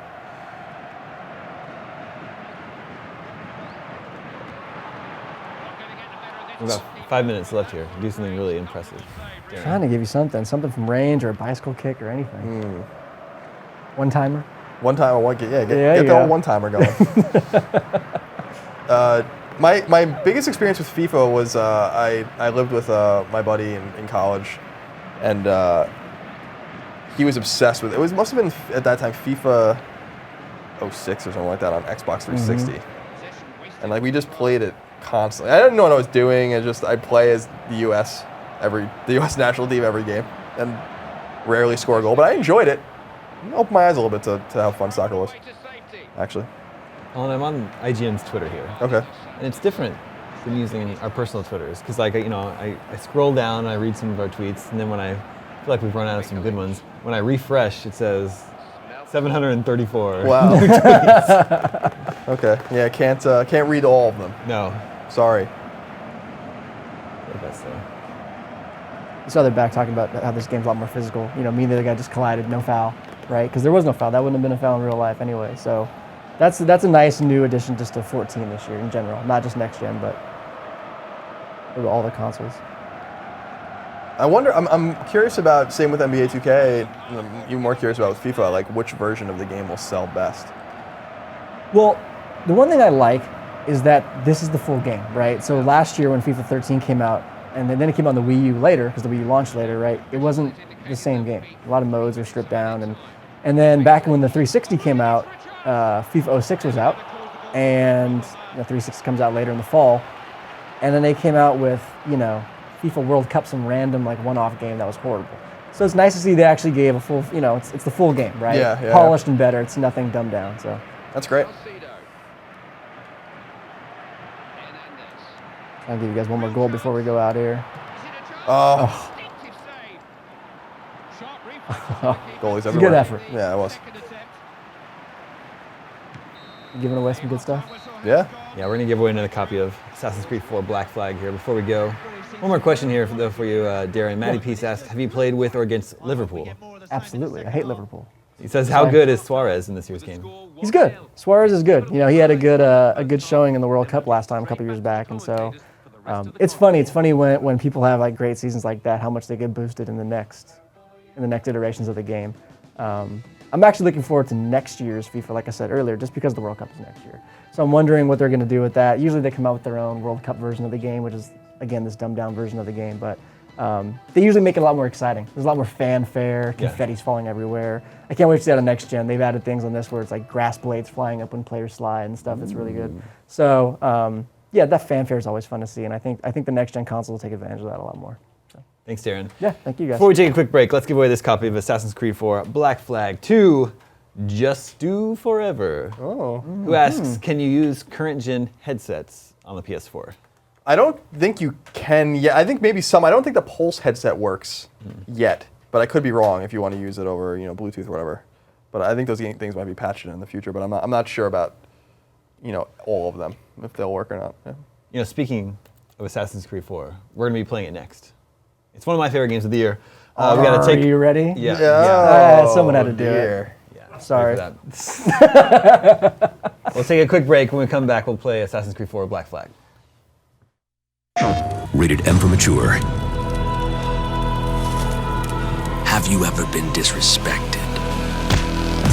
Forced to follow orders? Would you rather break free and live by the creed of a pirate? Are you ready to fight for the freedom to do whatever you want?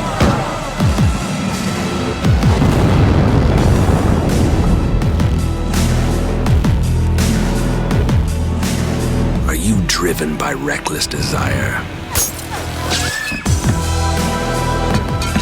Calling the ruthless, fearless masses, willing to pledge allegiance to no one. Calling all who are ready to unite under the Black Flag. Assassin's Creed 4 Black Flag. Get 60 minutes of additional gameplay only on PlayStation. PlayStation. Welcome back, everybody. This is IGN's PS4 pre-launch party. I'm Damon Hatfield. This is Colin Moriarty. This is Marty Sleva. Hey, how's it going, guys? Marty reviewed Assassin's Creed 4 Black Flag for us here at IGN. He liked the game a lot. Yeah. I like the game a lot.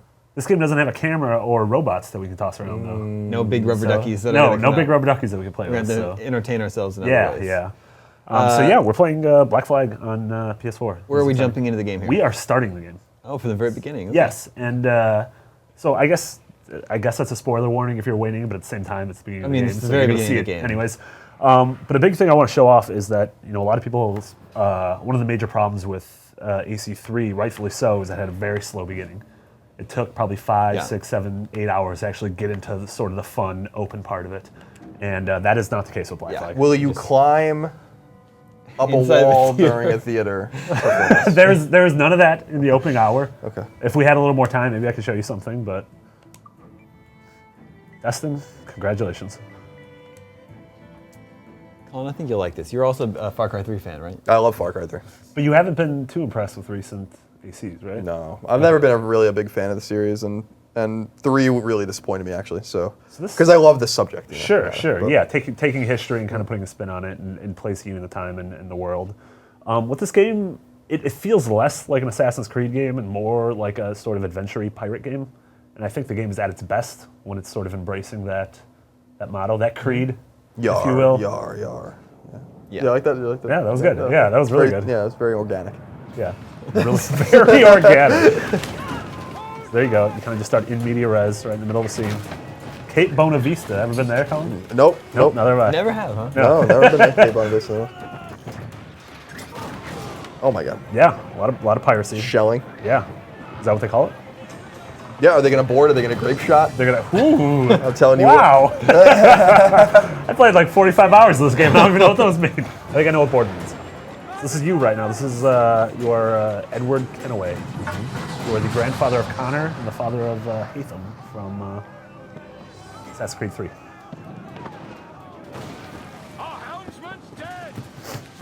So one of the cool things I really did love about AC3 was this. The naval ship, combat? Yeah, the naval combat and stuff. And there's a lot of it in this one. Yeah, cool. you're gonna be happy, and it really builds upon what worked really well in AC3. So. Yeah, the naval combat was rad. That was probably the best part of the game. Yeah.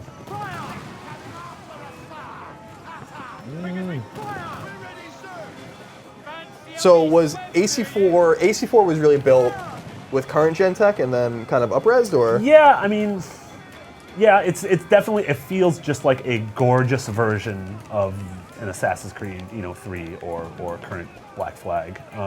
One great thing, the frame rate is locked solid. The loading times are non-noticeable on next gen. Being able to sail across an absolutely massive map without, whoa, lightning just struck that guy. Summoned that. I didn't actually summon that. Yeah. You have godlike powers now. Yeah, but you'll see once, it's a bit tough to notice. It's kind of a night scene, but once we blow these ships up and get back onto dry land, you're going to see just how gorgeous the game actually is. The very lush jungle environments. Yeah, absolutely. It's cool too watching just the ships get you broadside the ship and you do a lot of damage, but then you hit the mast and stuff and you do a little bit of damage. Yeah, you can see it like tearing up. And you see actual particle effects as you destroy specific parts of the ship. Pretty neat. Yeah. So right now, if this was AC3, we'd still be we'd be watching theater. Right. We'd be climbing around. No one notices climbing for some reason. head. No one sees anything. But yeah, this game is great. I mean, the game very quickly sort of, this is an opening mission that everyone has to do. So also the tone is very different in this game. You see from here, you start off and you're just a privateer, and an assassin attacks your ship. Yeah. So you're not like someone who's spent a lifetime in this brotherhood. So who are you privateering for in the story? You are a man of just a man of money. You will take any job you can. Okay. Just a little cutscene where it's like a flashback. Flashback. You get these every once in a while. You see what his life was like before he sort of took up piracy. It's like he doesn't really have a noble cause. No, he like just doesn't. wants to get rich, which I like. Yeah, there's a moment. No spoilers, but later on in the game where it feels like a character is about to tell you a secret that would actually like reveal a mystery that the series has kind of been hinting at, and Edward's just kind of like, nope, I'm going to stop you there. All I care about is money. I do not care about this. I want a decent life. And I feel like it's a smart sort of reaction to a lot of people. I don't know. I wouldn't say growing tired, but sort of wanting something more fun and freeform. And he's not wearing a shirt. I know, which That's exciting. I appreciate that. Yeah. I also appreciate how clean shaven he is. Yeah, for a pirate. Yeah. Well, he doesn't have any body hair. I don't know at all. And in 1715, or this is a flashback, so even before that, like you could imagine how painful it must have been. Is that the salt water, maybe? I Salt don't water know. just remove all body hair. God just might have smiled upon him. What salt water does. God might have just smiled upon him and made him just a hairless wonder. Okay, so we're swimming up now. We survived. You guys were worried. That looks like Simon Belmont. Oh man, that's the twist at the end of the Yeah. game. So the series Is that is it's a related. Castlevania game? Yeah. We're fine. Nice little fire effects. A man in a cloak walks in, hands you a whip. Whip. It's like, it's time to get to work. That'd be awesome. But they never even got permission for Konami to do it. It's like, what? They're as surprised as everyone else. We did it. We made it to dry land. It's day now. Yeah. That's There we are. Earth's whipping around the sun right now. That's how it was in 1715. Look how this is gorgeous. Look Yeah, at it does look great. Yeah. No armpit hair either. Jesus. You know, it's like swimmers. Yeah, I mean, Michael Phelps is all smooth and everything. Yeah. I'm just That's saying, what's Gillette going on. wasn't founded yet at this point, so this must have been. I'm curious about how they made this happen. Was it good for you as well? Havana. Double I must entendre. get to Havana. This is the assassin, This is the assassin. Yeah. So you get attacked by sort of this smarmy little assassin. And he's not as noble as the Ezios and the Connors and the Altairs that we've grown to love.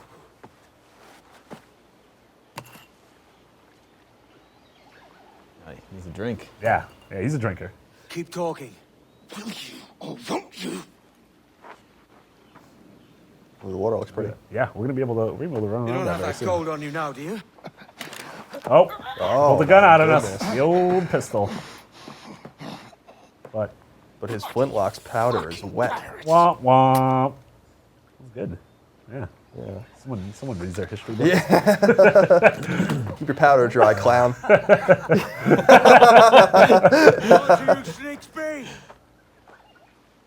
right, there we are. We're in the world. Look how pretty it is. It's nice looking. I bet chasing him down would Come be on, a mate. good way to learn how to run around here. Yeah. The game Two also swords. the game does a really good job. Like obviously, right who now knows you're in the middle of the jungle, and it feels like sort of like the nature segments of AC3.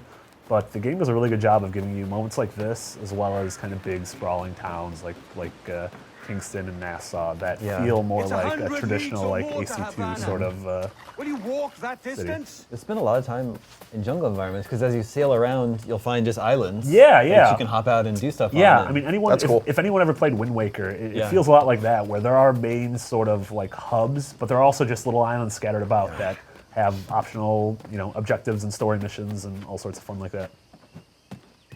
How's the parkour? Because that was always my biggest problem with the Assassin's Creed games, was they just felt. I know not everyone agrees with that, but they just felt rigid, and like I always talk about Infamous as being a game that felt a little bit better to me. How do you Sure. feel? Is it an improvement from AC3? Is it kind of the Yeah, same? I mean, I've definitely there's still those moments of where if you he'll want him run to- up a wall that you yeah, don't want him to run up, or jump exactly. off something you don't want him to jump off of. But I feel like those, as the series has gone on, have become few and far between. Yeah, I tend to be forgiving of that sort of stuff. Just Yeah, I like yeah. I like And the the mechanics so Sure, well. and the scope is so big. Yeah. That's really pretty. And that's one of those things, like, you can pretty much go anywhere you're looking at right now. Now I suspect that there's a hay pile at the bottom of this, or some leaves. No, we're gonna see. We're gonna see. Just make a leap of faith. Oh, okay. So some brush There from you the palm trees. Okay. So I've been playing this game on Xbox 360. Sure. I wouldn't say this looks remarkably better. Sure. I just think it already looks really good on current. Yeah, I mean that's one of the things too you have to realize is that I think it's up there with, it's probably one of the 5-10 best looking current gen games. You know, it's right there I think alongside something like Last of Us or what Naughty Dog's doing, what something like Halo 4. And so it doesn't have that immediate sort of wow factor that something like say Killzone has. Yeah. But one of the big things is just how it runs. Like current gen, there are loading times. Like the loading times aren't terrible. You're not gonna be sitting there looking at your watch or making a pot pie while you wait for a new level. Popeye. I really like Popeye. Popeyes are great. Marie Calendar. Yeah. They get so hot though. They do get a little too just hot. let them sit for a while. You gotta poke a hole in the top of them and then walk away for a little while. You have to start making them before you're hungry, which is always tough. That was a pro tip for the audience. Yeah, what the hell are we talking about? I don't know. We've been doing this for 6 hours. I know. Now you're just gonna kill this guy. I know, this is kill. Well, it went from I'm gonna tackle him to he shot at me, so that's not good. Yeah. So I love this game, but it is kind of silly, and like now you're just gonna kill this assassin, like you're just a pirate. Yeah. So I mean that was I gave the game an 8.5. I loved it. Thought it was great. One of my main sort of complaints with it is that I don't think the story's that great. I'm not a huge fan of like the mainline sort of narrative or Edward's arc. I like the fact that the story's much more lighthearted, but when it does try to be heavy, I'm just kind of like, and so, what I love about the game is just sort of going out and making my own fun and stabbing this guy. He decided to stop running. Yep. Well, because he wanted to die in a swamp. I know, right? He's supposed to be a trained assassin. Well, he got stabbed. Now we're gonna do one of these scenes. I don't know if you guys have ever seen one of these before. The old steel is close. Dun dun dun. It's like you're in a swamp now. The old Caribbean swamps. See, look at that. Got a tesseract. He's got a tesseract. He's gonna build the Infinity Gauntlet. Senor Duncan Walpole, I accept your most generous offer and await your arrival with eagerness. Now I will be the assassin. If you truly possess the information, this guy gonna be naked in the jungle? we have the means. No, Oh my God. A little risque. All right. That's okay. Recognize that you're influenced by your secret order. Therefore, come to Havana. Yeah, but I like the fact that very soon, very quick into the game, you are just okay. You've killed a guy, you got your costume, you're good. But that's you have half a mission to do, and then the game opens up. And it's like, all right. I also like that they get right to it, but maybe they should have just made him an assassin right from the beginning, because he's just, how does he know how to be an assassin? He knows how to kill people. I don't know. That comes naturally. While AC3 was like very slow in plotting, this might be a little too quick. He's just an assassin now, like with no training whatsoever. Well, it's in his blood, though. Isn't that what the whole series is about? I mean, okay. Right? Like he's got the blood of Altair and Ezio in him. He's got future blood. He doesn't of have Connor to in train. him. Gotta have that future blood. You gotta have a ton of future blood. What's going on here? Is this gonna work well? Oh. It's fine. Oh my goodness. This is we're gonna showcase the new shrubbery, the stalking zones. Yeah. So it provides, the game, the series has kind of shied away from stealth in recent entries, and I think this one. They can't see you when you're in these zones. Yeah, I know. So don't let me into my zone right here. There's some of this in AC3 though, right? Like, I mean, it's not. There's some of this, but this is like next gen turtle. Yeah. That is a next gen turtle. Oh my God. This fool, he's coming in. No one notices. No. You're in the stalking zone. Yeah. You know what the stalking zone's all about? You gonna kill that turtle? Yeah. Can you? Stealth kill the turtle. Can you kill it? No, you can't kill it. They're an at some endangered point in the species. game. They're endangered at this point. They're endangered because of people like that. Before people like me got to it. Yeah. What do you gotta do with combat stuff? You don't even wait for them to come at you. No, I'm do the pretty counter. impatient. Yeah, the combat feels fine. It still doesn't quite have the. It's not like Arkham. That's the thing. Like Arkham sets such a high bar in terms of immediately makes you feel like you're amazing, but at the same time it has like quite a bit of a learning curve that you want to become proficient at it. I find myself just tapping the attack button and then parrying whenever the game tells me to. You meet a buddy right now. Yeah, he's gonna be a friend. It's a little like Bob Cratchit type. Yeah. Some comic relief. Yeah, yeah. Does he have hair? Body hair? No, he's. I mean, we don't think he's a bit more conservative. He wears long sleeve coats. I really want you to help the turtle to the water because I think it's just going in circles. It's gonna take him a very long time to get there. What's your name, friend? But then, what if I help him and then he lays eggs? Or Oh, yeah, I guess then she you would could lay set eggs, a and I chain would have reaction to, of events. And then I have to like take care of them, and this becomes a whole different game. It becomes like Zoo Tycoon. I don't want that. That is a relief. I want to play Zoo Tycoon when I play the Xbox One. There you go. Our ways lie together. Natural allies, then. More on Zoo Tycoon. End of life. You have uncommon way of handling yourself. Quick Got and some easy, boxes if I here. may I don't know say. what's in those. Gave me quite a fright. It's Supplies. Yeah. Salted meat. You'll find those around, whatnot. Yeah. around the world. I think it's turned out to be a rather What's the fortuitous bread day, that the isn't it? sailors used to eat? Hardtack? You know what I'm talking about? Is that what it was called? I think so. Was it like bread that wouldn't mold? Yeah, like bread that was just gross. Is that just crackers? Oh yeah, so I like this. I like the treasure maps. We got treasure maps here. I'm Okay, afraid show you'll me. have to swim to my ship. So, Hardly the worst thing to happen. on a treasure map, When you find a treasure map, it'll bring it I up. hit X. And then it's going to come up. And so this doesn't tell you exactly. It gives you the coordinates Yeah. in the bottom right. When you're And- sailing around the map, you can find those coordinates. That's awesome. You go to this location, and then you just have to find it from this photo. Yeah. Or this picture. That's pretty cool. Yeah, I think that's cool. This one is really nearby. Yes. Is it? Yeah, it's behind you. Holy crap. Wait, Yeah. are we going to find it? Yeah, go. You know where it is? Yeah. I don't know where it is. Go back. Just go back the way you came. Wait, Back there. back here? Nope. Back nope, here? There. Oh, this is... This is It exciting. needs a guys the and Mickey turtle. team.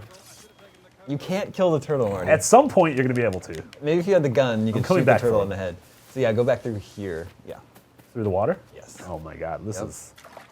Giving the viewers a little pro tip You're here. seeing how the sausage is made right now.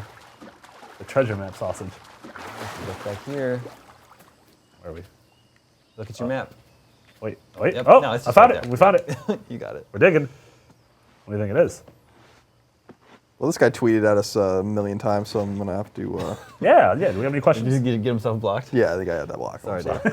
Sorry, dude. That's the opposite of a question. Oh, We got 1,500 1,500 R's. Ruples. Oh, we got that trophies. Trophy. Most important thing of all. Is it really? Is that what we're going with? And I'm not only talking about video games. I'm talking about just anything. Not like in general. family, not your significant other. You got family, you got friends, you got all that kind of stuff. Money, love. Yeah, all those are fleeting. Yeah. The trophies. Trophies are forever. Yeah. Until Or Sony until the servers. servers go down. Hey, dude. Water looks really nice. A Look at little, those fish down a little there. swim. Look at them. Did he kill a fish? There's a lot of harpooning later on in the game. You hear Oh, good. whaling. Oh, really? Yeah. Oh, yeah. Wow, I'm surprised they got away with that. Yeah. Oh, come on. No, I'm No, fine. this I'm is- fine with it. No. I'm fine with it, but I'm just saying. It's a video game. I know, but I'm surprised that someone didn't complain about this. Yeah, I'm actually kind of surprised that PETA I hasn't. think Peter complained about Assassin's Creed 3, or maybe it was this one actually. But whatever, Peter complains and nothing happens. Yeah, PETA does that. No one cares. At the helm of that ship now. Right. I think we get a good little whale scene right here. Actually. Oh, right. I've been waiting for a good whale scene in this game. There's a strong wind now. Let's strike to Look full. at this. How can you not think this is gorgeous? Look at this. Stand on a boat. Water. Dat water. Thatwater.org. I feel like water is one of those effects that, like, at every new console launch, like people are showing off. Like, I remember what water thinking it was looks like. amazing in Mario Sunshine. Mario Sunshine, absolutely. I And, love like, any Mario racing game. Sunshine. I did I too. miss Mario Sunshine. Everyone was so hard in that game. Like, this game's great. Everyone's Make doing Mario it. Sunshine 2. Hear that, Nintendo? I don't think Nintendo heard that. You don't think they're watching? You don't think Reggie's watching this? Reggie doesn't call the shots over there. Audrey does now. All right. Turning around this bend. Do we have any Assassin's Creed questions? Exciting. Do we have any questions to? I don't have access to our Twitter. I'm sure that we do here. I've just been having so much fun. Talking about watching the next gen game. turtles, harpooning whales. Top 10 next gen turtles. This isn't gonna go well. Nope. Oh my god. I didn't do that well. It's all right. The boat's all right. Yeah. Does the boat heal? Are there any glitches in this Assassin's Creed I should be aware of that might impede my game progress? Glitches. I mean, there's like Marty's beating the game. stuff will happen. I had one point where I had to kill a guard and steal his key, and I killed a guy, but I couldn't take his key until I went and evaded my pursuers, and in doing so, I died. But then when I came back, the key had disappeared. Oh my. So I had to restart a mission. That happened once. So I wouldn't say that really impeded progress. Yeah. It was a bit annoying, but I got over it. All right, something cool's about to happen here, Colin. Did we see the whale yet? Nope. Spoilers. Look There at it it. is. Oh, Whoa! look at the end. So that was a dear. scripted whale. Yeah. There are many non-scripted whales. In the I game feel as like I'm not a marine biologist, but I feel like the whale wouldn't be in an inlet that shallow. That is a massive whale, and he's jumping out of the water. He's gonna knock himself against the bottom. So if Or is this a cloud of blood that comes up? Yeah, or And the whale floats if you are a marine biologist, please tweet at us. He was trying to beach himself. I don't want to do this anymore. I can see why Peter would be upset. So now we're getting a zoom out. We're also going to get a little taste of. So a lot of people have complaints about the modern day stuff in Assassin's Creed, the Desmond missions, and the sort of meta. Are we doing that now? So it cuts to that quickly. Fantastic work. Oh dear. Very promising. Except it's different now. It's different now. It's first now- person. You play as a nameless Abstergo. You play as you. You play as you, yeah. And very little of it is necessary. I think you can get by. You can do 30, 35 minutes of it and get through the entire game. But I actually liked the missions. We're gonna see them now. Look at And that. Space. Abstergo is they're like an entertainment company now. Yeah, I mean they are sort of a proxy for Ubisoft proper. Yeah. Like they're talking about how last year they released Assassin's Creed 3 Liberation for the Vita. Yeah. And they're talking about you're going back in time and chronicling the memories of Edward in order to create an entertainment product for them. Yeah. And they have hints at people have always had theories about where the next Assassin's Creed game is going to place, and these missions almost poke fun at that. They're talking about how they want to make a product where you're a samurai or a product where you're in Northern Africa. Oh, I'm looking around. I wasn't doing that. If you have any blur. Look at the lights. Look at that lights. Down. It's that halo effect. I just don't understand. Like, I understand the story is like a mixture of history and current day stuff and tracing that lineage and stuff. But I never in AC2 and AC2 specifically. I just felt like the whole modern day thing was. I just feel like I don't care. Yeah. Like, I don't know. I just feel like they should stick with the history. Yeah, I feel like the historical things can stand on their own. Like Ubisoft's really good at building worlds. You just tell me Like worlds that you wanna play. I'm a Renaissance assassin. Like that's all I need. Yep, That's it. I'm All right. good. All Yep, right. I'll do that. Let's Yeah. take a walk. Your file says you've done some memory. Now you're research Abstergo. Look at this before, guy. But not to this extent, which Guy's is got One of your jeans on. coworkers. He's got jeans on. Pretty nice office. It's nicer than the IGN office. Casual fry, a little bit. We don't have a terrarium like this. No, we certainly don't. These people, they look Canadian. What is that guy wearing long shorts? building is Or But Abstergo I don't and think Are they it's appropriate. capri pants? I don't think it's appropriate to wear at work. I mean, that's interesting. What are these? are they rolled up jeans? No, they're cargo They're pants. like long. They're like man prees. That's like what I would wear those like Jenkos, like long, Wow. just to hang out. Just 8th to grade, 9th grade. Have someone to put your 3DS XL. Yeah. It's not fitting in no regular pocket. He's bringing it back. Yeah. But wait for him. I don't know what wait for him means. Wait for him. Wait for him. He's so everyone. far away. Left her behind. Do we have any Assassin's Creed related Yeah, questions? Sean Will says, so does Black So that's Flag your gig. really feel next gen? It's like I've been playing it on 360 and I love it. Yeah. I think it feels great. I'm not exactly sure what his definition of feels next gen is. I think it feels like an evolution of what the current gen games have felt like. It'll just take a minute, okay? To be honest, I don't know if any of these games at launch feel next gen.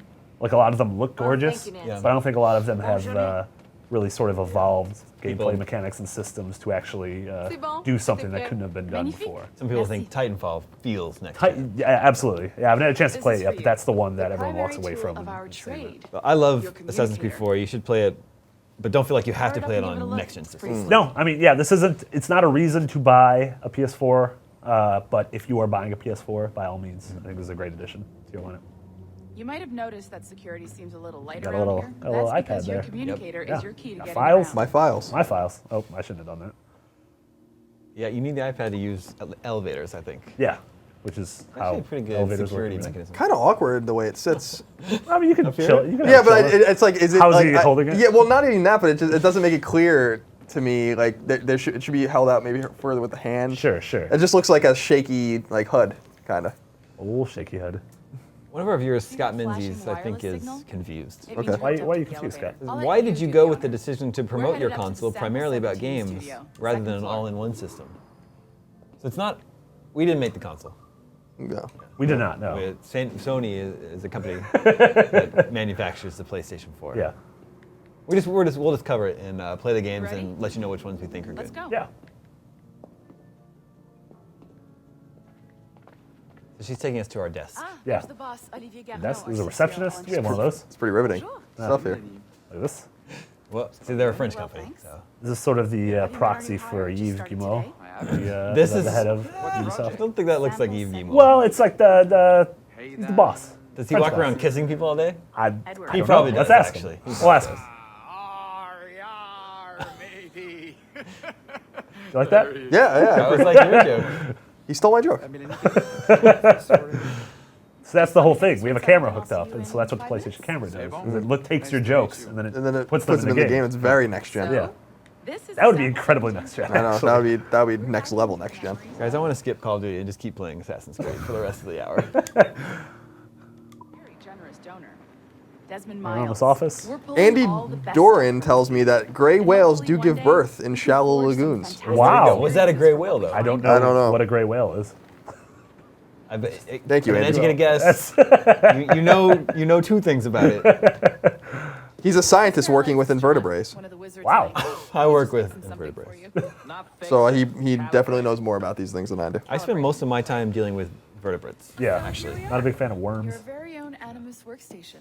Those are the only invertebrates. Oh, the worms video games I do. Those are great. Those are a lot of fun. Back, relax, and This is our desk. So behind you, you get a toy trophies. shelf. Yeah. As you, I haven't really figured out how you unlock them yet. I'm a little. I'm still a little confused if they're related to actual trophies and achievements in the game, or if they are sort of just by completing a chapter you get them. But by the end of the game, you just have a ton of toys on your shelf. Yeah. So Can you go while up to you're the- playing the game, at any time you can just like quit out to this area and go around the office Yep. and do stuff. It's weird. It's weird. Right? Yeah, that's Why? weird. Why? It is weird. So you're looking at here. You got some books. You got a book that says Assassin's Creed, which is the name of the game. No crouch button though. No crouch button. Is there? Yeah, I was looking for a crouch button. There's a screwdriver on the ground. These like secret scan codes around that you can. Yeah, post-it notes. Yeah. Unlockables, if you will. I will not. You will not. Okay. Sticky notes collected. Welcome to Animus Omega. We're doing a little spinning here. Abstergo Entertainment's proprietary ancestral memory research tool. If you have any questions, comments, or concerns about any how other to Assassin's operate your Creed Animus questions? console, I can look here. We have a few please minutes left. contact your project supervisor, Melanie LeMay. So, yeah, you Remember saw- to pretend has a question for Colin. Ooh. Will we see a return of how-to platinum videos? Trophy Wars. Possibly. I have many things to do, so it's hard for me to do everything I want to do, but I would like to return to Trophy Wars one day, yes. You a man who's outgrowing trophies? No, I wouldn't say that. I just... Don't be silly. Let's not... You're busy man. I'm a busy man. It's Yeah. just way too much for me to do on a Sure, daily sure. basis, so Trophy Wars has fallen off to the wayside, unfortunately, but one day maybe we'll Maybe you revive could it. hire a trophy intern. I'd love that. Yeah. I'd love to have an intern so I can, maybe they can send emails for me and make photocopies that I never We make need 'cause interns it's to not bring 1980. us coffee and water Yeah. when we're on Yeah. these live shows. One last question here. Aaron Nahum asks, is the harpooning gameplay any good and how does it benefit you in the game? The harpooning is fun. I like the harpooning a lot. It comes in a little later in the game, and it does benefit you by you get the animals and you can sell their hides for money, or use the hides much like Far Cry 3 to sort of craft item pouches and even like costumes. Costumes, yeah, pouches that you can carry more ammo, more bombs. Thanks, Marty. Yeah, it was my pleasure, That's guys. Assassin's Creed 4 Black Flag. I like it a lot. It's one of my favorite games of the year. After this quick break, we're going to come back and play Call of Duty Ghosts and give away our final PlayStation 4 and copy of Assassin's Creed 4 Black Flag. Be right back. Rated M for mature. Have you ever been disrespected? Forced to follow orders? Would you rather break free and live by the creed of a pirate? Are you ready to fight for the freedom to do whatever you want?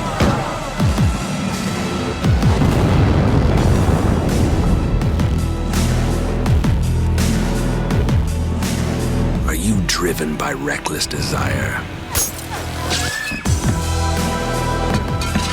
Call calling the ruthless, fearless masses, willing to pledge allegiance to no one, calling all who are ready to unite under the black flag. Assassin's Creed 4 Black Flag gets 60 minutes of additional gameplay only on PlayStation. PlayStation. Welcome back, everybody. This is the final half hour of IGN's PS4 pre-launch party. Damon Hatfield, this is Colin Moriarty. We are joined now by Bobby Amos. So good. One of our Call of Duty super fans here. Yeah, Bobby, yeah. And it's hard to follow that Assassin's Creed thing, man. Hopefully everything goes well with this. Well, hopefully. We're going to try to hop into the game real quick over here. Have you been playing much of Ghosts? On 360, I've been playing some of the multiplayer, and I've been trying to get back to it, but I've been real busy, like Colin says he is. I've been busy too, doing other things. You're a family man. Yeah. Yeah. Well, first things first, you gotta worry about the family. Yeah. I thought trophies were. You're right. Trophies, then family. All right, so we're loading up the game here. What are we gonna jump into? What are we gonna play? What do you want to see? I mean, I don't know if the multiplayer is up, but if we want to jump into single player. Yeah, we'll start the campaign. Have you messed at all with Ghost campaign? I actually did. Okay, How surprising is that? I've actually started the campaign. So we'll just jump in from the beginning of the campaign and see what it's all about. By the way, no. It should be up, possibly. Whatever y'all want to do. Is the console online? Yeah, try multiplayer. Just see what it does when you hit multiplayer. It's not gonna work, I don't think. PSN. You know what will take some getting used to is the title screen says press the options. Man, I'm still. I even think I turned the damn thing off just now. Maybe I did that or maybe I didn't. But what's happening here? That sucks. I think my evil hands just. Got a black screen. We're sorting it out. That sucks. We'll see what happens. It's gonna be okay. I think it'll be all right. Huh? I think we'll be okay. I hope so. I'm not worried about it. The video game police are gonna come in. All right. Boom. Here we go. See, we got to back see what up happens if so we're not signed in and I don't know Destiny. Right. Sorry. So yeah, back out and we'll just play the campaign. All right. They give me a chance to freshen up on that. Cool. So, what do you think so far about Ghost now that you've spent a little bit of time? You know what? To piggyback on what my main man Scott Lowe talked about in his review, the human aspect where they talked, like it kind of made me feel like I wanted to care about these characters, whereas just jump in and go shoot the AI up. You know, it was just like, okay, maybe I'm going to care about what's happening here. You know, maybe I'm going to care about us being taken over and having to rise up. In the past, it's just like, okay, I'm going to just go. Yeah. I'm going to go do this and call it a day. Shoot these guys. Yep. You know, I even like the new titles and how they like kind of came in with the voiceovers and narration. Just it kind of it's different to me, you know. And I was like, okay, they're trying, you know. But being a multiplayer person, I just was always like, first and foremost, I gotta jump into that. But I decided to come to this, and I just wanted to get the vibe of where they were going with this, because like they always said, new story, new characters, and I was just like, okay, let's see what's going on here, you know. Yeah, that was pretty intense. Yeah. Crazy intro. Yeah, I like this. Yeah. What was interesting about the splash screen at the beginning with when they introduced the companies is it's like every Activision studio. Yeah. Like never, even Raven, which is the best Activision studio. Is that the Singularity guy? Yeah, Singularity and the Wolfenstein reboot and all that. It's interesting that they have like all hands on deck to make these games. Even Neversoft, which was making skating games 4 years ago, is now making. I mean, when it's your money maker, you got to do it. Yep. You know, hey, November comes around, you're just going, hey, we got to make sure we put our best foot forward, and I think that's what they did. They did that. Yeah, you know? yeah, for sure. No complaints so far from me. I mean, I don't know what everybody else is saying, but Call of Duty's always gonna be Call of Duty to me. You know, no matter what. And the one thing I'm most excited for playing it on either the Xbox One or the PS4 is in the multiplayer is them bringing back ground war, because right now it's capped at 6v6, and the maps are kind of, they're large. You know, not super big, but they're big enough where you're running around looking for people, and at times it gets exhausting. Whereas for these next gen consoles, we're gonna go to ground war where it's gonna be 9-on-9, and now it is. You know, I'm just looking to see if that's gonna change things for me, because right now I'm getting frustrated with it, but. Right. It is what it is. Is it hard for you to jump? I mean, you dedicate so much time to Call of Duty and do all of our Call of Duty videos. Is it hard for you to jump and relearn a game, or is it kind of like all kind of carry over as far as skill? It pretty much carries over, and it's funny because when I look at my stats from game to game, like it tells you like what your KD, your kill death ratio. Mine always seems to stay consistent. It's never going up too far, and it never goes down. It's just consistent because all the control functions across the consoles are pretty much the same, and Wow, that looks pretty decent, But yeah, these two guys are brothers. That's their father, and you kind of focus on these two guys and what they're going through, and you just go, okay, I guess I can care about you guys, the things you guys are doing here. It's one thing, and you just go along with it. That's the way I look at it. I think they did a better job. I mean, because you always go back to Call of Duty 4. That story, that campaign for me just blew me away. I was just like, this. Unbelievable, and this one is trying to get there. Like they make it so intense. Where you're just like, okay, are we gonna be able to make this happen? Even though you're gonna save. At the end of the day, you're gonna do everything, but it gives you that feeling of like, okay, but damn, this looks pretty decent, man. I like this on PS4. I want a PS4. Colin, can you pull some strings and we're giving one away? I'm serious, but can you hook me up or what, man? I can't, but I mean we'll have them in the office that you can certainly mess with at your leisure. So is Modern Warfare still like your favorite Call of Duty game, or are you kind of like more like a Black Ops or a World? Are you not in a World at War? No, I didn't really get into that, man. I wasn't really feeling the World at War. I tried to, but the campaign was okay. The co-op, what they did, World at War. But after that, I was just like, keep me with the modern stuff, I like that because it felt like we were back with World War II for so long. I was like, man, how much longer are we gonna continue to beat that? You know, maybe that's just me. I don't know. Some people. I mean, did you play any of the Call of Duties or Damon? Or did you guys ever like? I used to play the campaigns. Yeah, really? I play the campaigns. Yeah, but I think I stopped with Modern Warfare 3. I don't think I played Black Ops 2 at all. It makes two of us. I didn't play the campaign Which is ironic because that's like your game, right? Yeah, I mean, I didn't play the campaign, but you will get right around the multiplayer. I go straight. That's funny. That sucks that I mean, that's not just me. A lot of people, we're invested in that so much that it's just like, this is what we want, and then the thing, I think you don't want to fall behind. You don't want to be behind your friends and the people you're competing against. You want to stay caught up with them. So it's like, I got to get into it and get my stats and my ranks up. And it sucks that it's like that. But maybe what they should do is what Splinter Cell do. Give me the chance to like earn points where I can use them to buy some of the weapons or something like that, or customize my character for multiplayer. Then maybe, just maybe, people would want to continue to play. I don't know. That's just the way I thought about it. Hey, why don't you just make it like customizable? Make me want to come do this rather than just not skip the campaign. I suspect that people that like multiplayer only are in the majority with Call of Duty. I think that people that play campaign and then drop out, we are the minority. Yeah, because with what was it, Modern War? It was Modern Warfare 2, I think, where I would do the Spec Ops missions by myself. Yeah. I wouldn't even like. Oh really? Yeah, no. See, that's boring to me. And it was hard as hell. With me. It was so obviously fun, not though. designed for one person. It's like doing Terrorist Hunt in Rainbow Six Vegas by yourself. Yeah. And it is challenging to do that, but I can see where that could possibly be fun to do that. But for me, it's like you got to have the friends or the buddies with you to join in. Holy crap. Forgot about that part. It's been a while. Yeah, I was gonna say we're in space now, which is like 3 minutes into the game, we're in space. Holy crap! Forgot about that part. It's been a while. Colin, could this seriously happen? Like, could somebody really just all of a sudden just go into outer space and just decide they're taking over our stuff? I don't think so. I think that'd be pretty hard. It costs a lot. Yeah, I mean, it's like what, $10,000 a pound to put something into space, so you'd have to. Yo, get him off me. Is he gonna kill me? I don't want to die. Oh, there we go. Oh, okay. So obviously I don't know what I'm doing. Okay, that sucked. Holy crap! Well, you wouldn't often find this in the multiplayer. They should put one of the maps in the space station. We playing inverted? Is that the problem? Get them off me, bro. Colin, tell me something. Right stick to aim and R2 to shoot. I don't know. Yeah, it's not working for me. Like real talk, I'm pressing the. What is R2? Maybe I don't know the functions for the. I need to. Yeah, R2 is the new style trigger. But you gotta aim with the right stick. There. There you go. There it is. Yeah, it's just a learning curve for me. Okay. Ooh, a trophy. Yeah, right? That no gravity for me, man. But you know what? I think I want to actually finish the campaign. Get it going.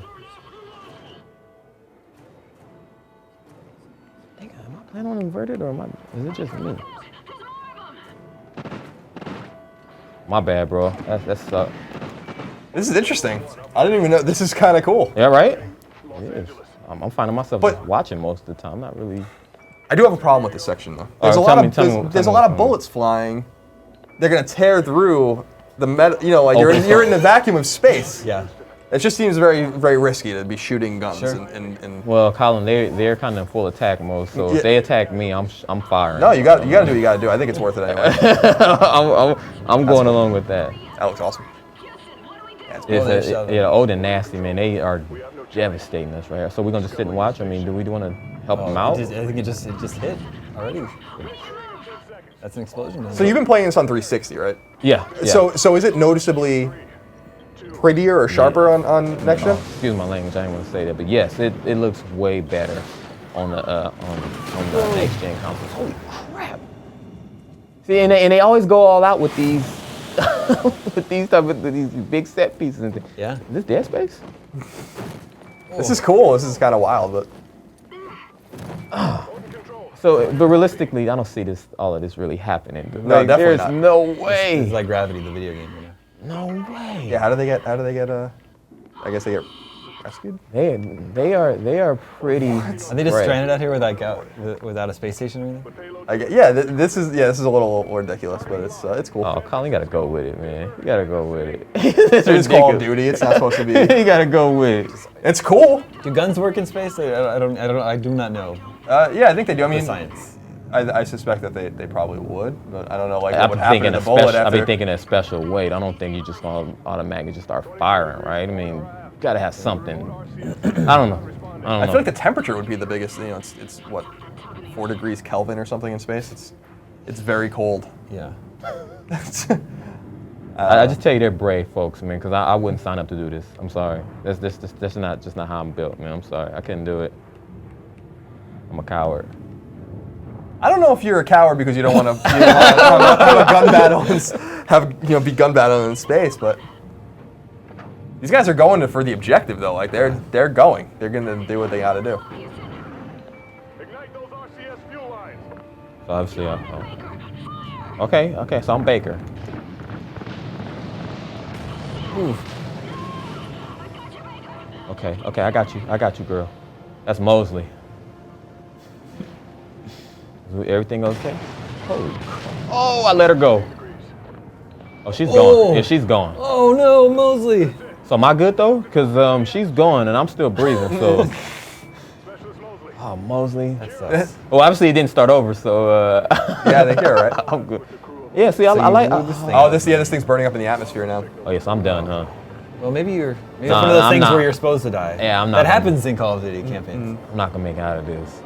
I like what they're doing with this. You know, that was pretty cool. And now we're gonna go back to because they basically said 15 minutes earlier. So basically everything was happening down where we were with the brothers, and they just showed us, okay, so here we go. That's what happened.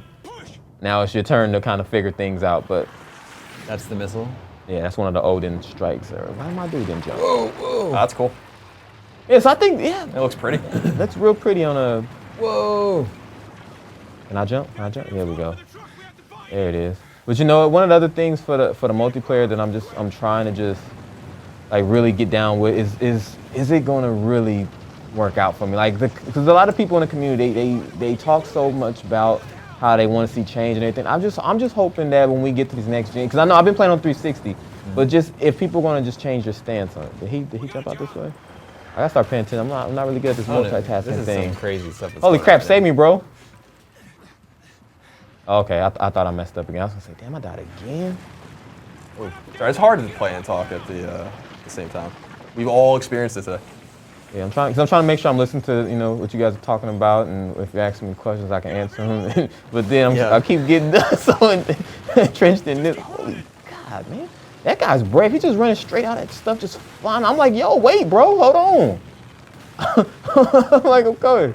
And they telling me to speed up. It's like, dude, in real life, we're not running. Yeah, we're not running like this in real life. Oh, that's nice. Oh, dude, he didn't tell me to jump.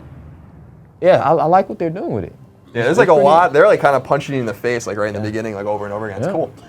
And that was another thing Scott said. You just in the beginning they kind of just hit you with a lot of stuff, and that's kind of one of the things I kind of ran into where I was on this, and about an hour and a half into it, it started kind of slowing down. I was just like, okay, I'm gonna take a nap. I'd rather, I need a break. And that's just how it was. But in the beginning, they kind of suck you in with it, and then the story kind of starts going with the father and the two brothers, and you start going, okay, I can dig this. I can get into that. But again, I want to get some multiplayer. I want to play the new Extinction mode. I want to do all that type of stuff. I think they're adding so many different things where you still have the choice to play the campaign. You have the choice to play the multiplayer and play with your buddies. It's just so many different things to do with it, and it's just pick. Like if you guys want to go play the campaign, you can get the game and do that. I want to play multiplayer. Other people want to play the thing. You could just do whatever. Yeah, I almost feel like in a Call of Duty game, the campaign is put there so it's not like you don't get any, I feel like these games are made for multiplayer fans like you. I feel like the campaign's being like, well, we're going to do something cool for the single player and maybe give you a place to practice or something like that. But although I guess you can use bots in multiplayer if you want. They have all that type of stuff with the squad stuff. You can take your squad up against other bots, or you can play other people, and you can just do what you want to do, man. Have fun with it, man. You don't have to talk bad about it, man. Everything's gonna be okay. That's the way I look at it, man. Just go have fun. Well, it's a lot more diplomatic than a lot of people are on the internet about Call of Duty. But it's popular for a reason. Yeah, I always said about Call of Duty, it's popular for a reason because it's good. Yeah, and people like it. Like whether or not you have a problem with it coming out every year and kind of people feel like it's rehashed and stuff like that. My thing is over the last few years what it was, because like I've been getting burnt out with Call of Duty and getting tired of playing it. But the thing is, I think more else it's the community that kind of makes me feel this way, because as a whole we complain about so many different things, but yet they still come play and continue to do those things that we hate. And you're like, oh man, like it makes you not want to play. Yeah. But I think the game's okay. Like I'm not going out and saying it's the greatest thing ever, but I think it's fine. I think it's fine. I mean, it's not no Last of Us or some of those. Well, it's different. Yeah. Like Last of Us online is so different than Call of Duty's multiplayer. And obviously, the campaign is very different too. Yeah.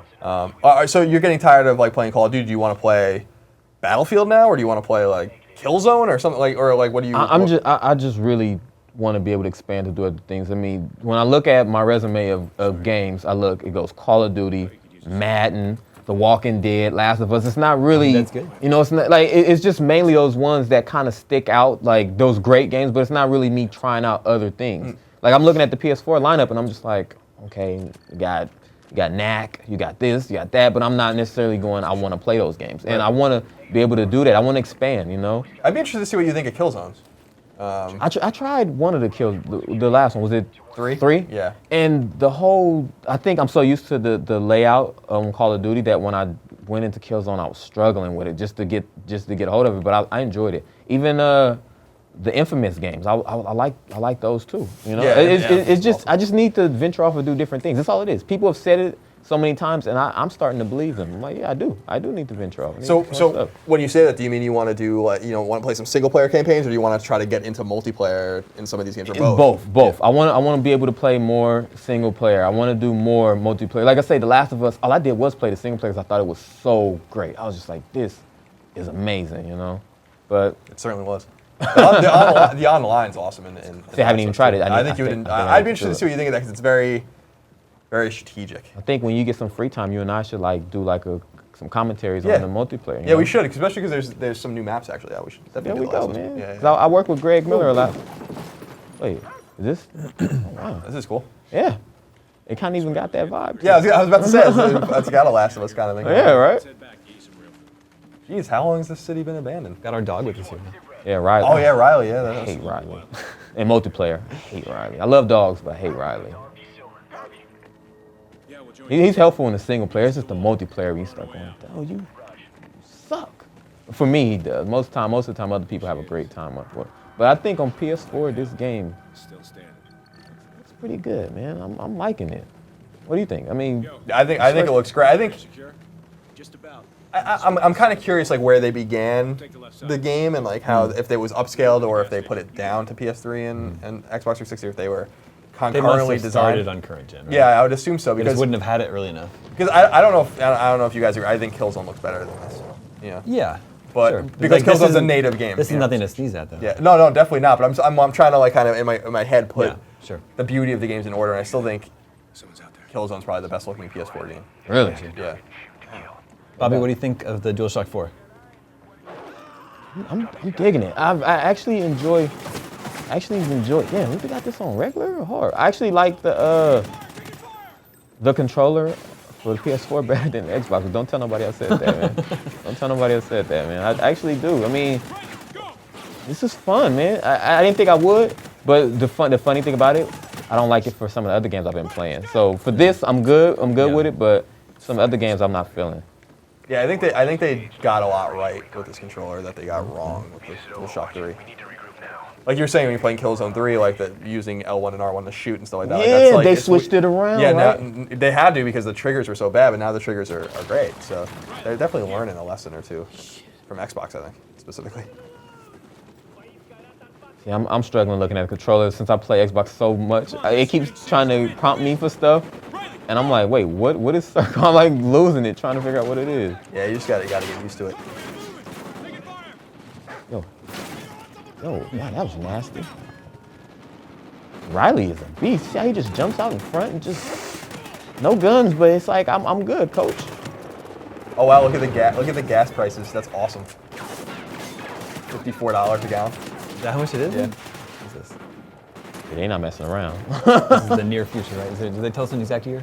I don't know. I don't know if they did. It reminds me of Homefront a little bit. Like Homefront's was like $20. I love that kind of stuff where like this was like it all went to shit, you know? Yeah. And then it just. I want to play this campaign. I think I'm gonna play this weekend. $54. They crazy. So you're actually gonna go play this, huh? Oh yeah, definitely. I didn't not play the Black Ops 2 campaign because I didn't want it. Just no time, you know. Yeah. But if you can just dedicate a day, you can get through it. You know, these campaigns are like what 5, 6, 7 hours long. Yeah, this one was a little bit longer, I thought. I hope so. That'll be great. I love a long shooter campaign, yeah. like Resistance or. Well, so now our viewer John Varela asks, "Have you guys played Spec Ops: The Line?" Yeah, I love Colin, Spec Ops. Have you played this game? It's like one of my favorite games of the generation. Have you played Spec Ops? I have not. I'd be interested to see. That's a third-person shooter. Do you like third-person shooters? I do. I adore that game. Yeah. Did you like that game? I have not played it. I know that you love it, and you know the story is supposed to be great. I should totally play it. The story's insane. Like that's really it's a fun game as a shooter, but. Oh my bad. Yo, should I go over there to that area? Or can I slide? There it is. I like that. Out. Yes, I know, man. Him and Hesh. That's the one thing I be hating about these type of games. Maybe like 4, 5 of us, but yet I'm the one doing most of the killing. It's like, okay, so are you guys gonna help me or not? Yeah, I know it brings more realism to have a squad with you, but I actually like the games when you're by yourself. Yeah. I know it's not really or at least 2 people co-op together or something, man. You know. Yeah, the AI is kind of dumb. I'm gonna ride off the team. So now they starting to move, but it's like, are we pushing them back?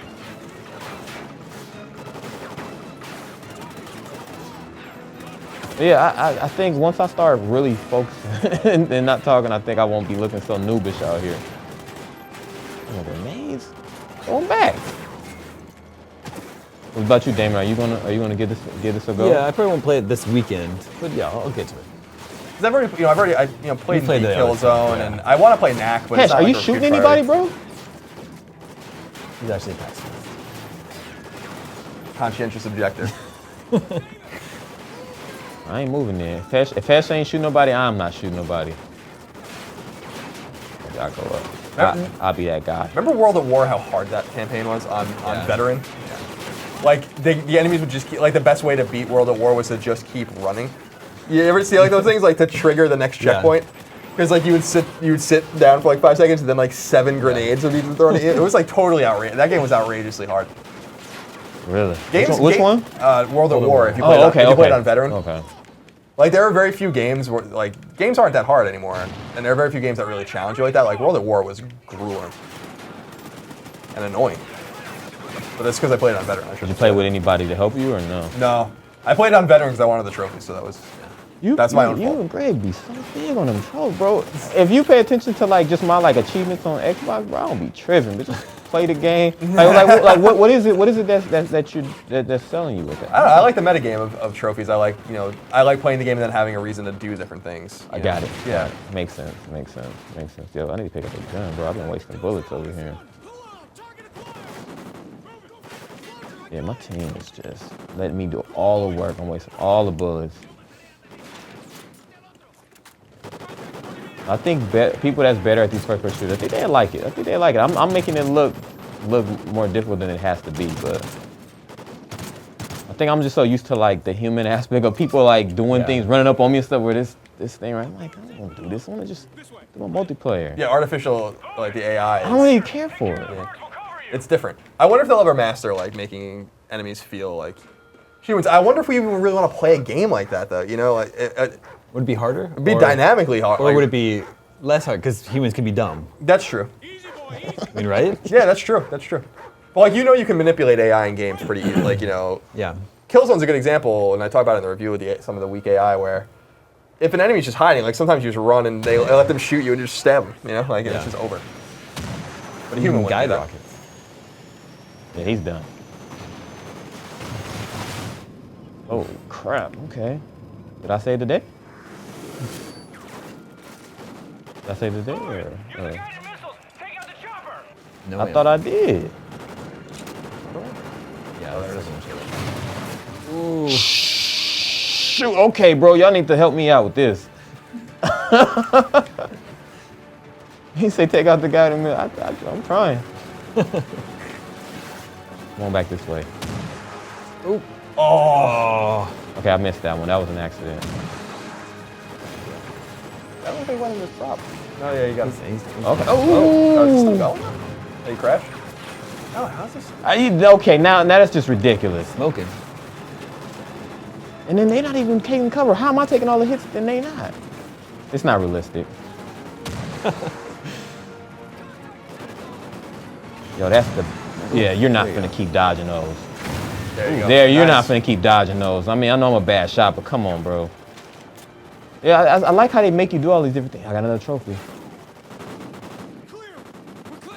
Clear. Okay, cool. We clear. Corporal Davis, you're on transport. Oh yeah, I'm digging it, man. Once I start focusing on this, I'm gonna be a whole lot better, man. I'm not gonna be a noob like this no more. And Riley, yeah, Riley's smart. Riley's smart, just chilling. Okay, cool. Let's head out. And I like that when you do have your squad, you're like the front man to do all this stuff, but it becomes somewhat difficult because it's like, okay, you want me to shoot down the right? How about I provide cover for you? Yeah. I guess you don't want to bore the game too much. Yeah, but it's like, why don't I drive? Yeah, right. You can be exposed on top of the truck. Right. Well, I'm digging it, man. I'm digging it. I might just, you know what I really would like for them to do, and I don't know why they have never gone back. I really like the co-op campaign. Now if I can go to the campaign with a couple of my friends and do it, I think that'd be fun. And maybe change it enough though I have to play it by myself where it seamlessly still follows the story, but just change it a little bit to single player type stuff, whereas you would add the co-op elements when you play with people. That'd be fun. And they did it with World at War and they never went back. I was so upset with that. Yeah, it is. It would be a nice idea, especially because you have teammates, so you could just make one of the teammates. Right. Exactly. Yeah. There's nothing. Yeah, I guess it's just too complicated for them to do in a couple years. Sucks. I'm interested in the story of this game. I want to see more about this. Come on, let's go find the old man. Okay, Hesh. We cool. How we doing on time? Got about 3 minutes left. Good command center. 3 minutes until we're giving away this PS4. I know. We're giving away that final PlayStation 4, the final copy of Assassin's Creed 4. So how was I supposed to join that giveaway? Was I supposed to send in questions? Yeah, between us. Yeah. I should have brought my phone. That's what's up, man. PS4 giveaway, huh? Drifters, hoping to find a way into the city. I think they did a good job That's how with they this. took Dallas This looks practically pretty cool. overnight. So how can we help? Dad. So many monitors. Did you see how they building this real story with the brothers and the father? I've got left in this world. Dad. Yeah, it's cool. I feel like they're trying. You know, like ones I can trust. With the campaign. Yeah, it's not just it's not just tacked on. You know, I feel like.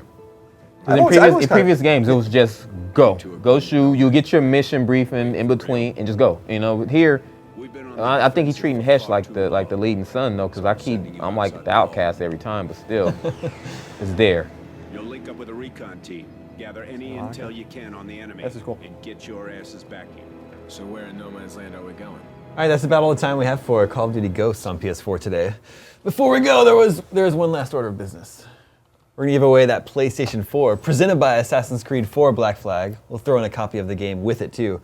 Let's give it to John B, who asks, What non-launch games are you most looking forward to? It's gotta be Infamous Second Son, right? That's the big one. Yeah. That's like right around the corner. And The Order 1886, I think is really gonna be cool. So you are into that one. Oh yeah, definitely. I love.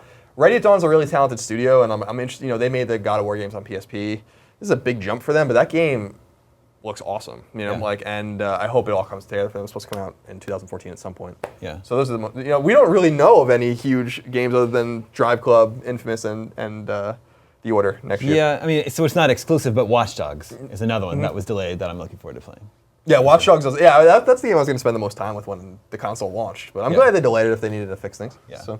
Bobby, anything else you're looking forward to? Or you're thinking about getting a PS4? Yeah, I really would like to have one, especially whenever they do decide to make another Last of Us or Uncharted, next. Oh my Lord, that's gonna be amazing when they finally decide that. But like you say, Infamous is the one game that I would really like to play. Yeah. Yeah. Well, soon, a few months. February. Yeah. Yep. Viewers, thank you so much for spending the day with us playing the PlayStation 4. We got to go, but we're going to replay the Killzone Shadowfall segment from earlier, so if you missed it, you can check it out right now. PlayStation 4 is out this Friday here in the US. We'll see you all online. So, we're a little early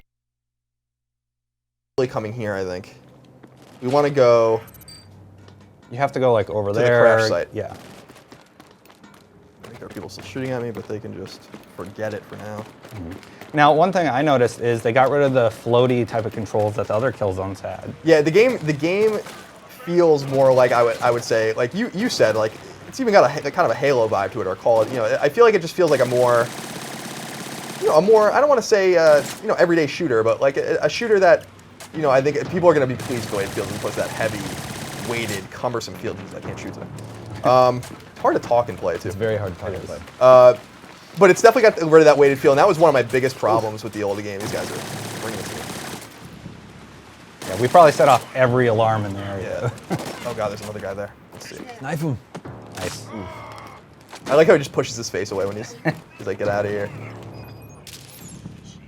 I do really like the highlighting feature, but I find that you run and then stop and highlight everything. I was doing that a lot. So I tried to build a technique as I was playing where I would use the right stick to move, and then my left hand to use the So D-pad. you're still moving Yeah, forward, but you can't do it. Like it's pretty tricky. Yeah, well, it won't work. Like you can't.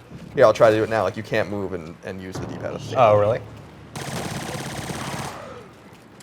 So yeah, you kind of blew my cover a little bit by going to that thing first, but it doesn't really matter.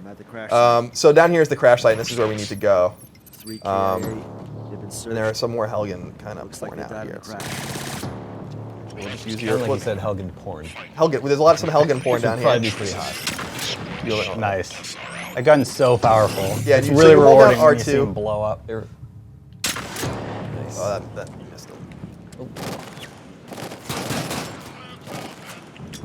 I like how that guy just did a tumble. He's showing off in front of his friends.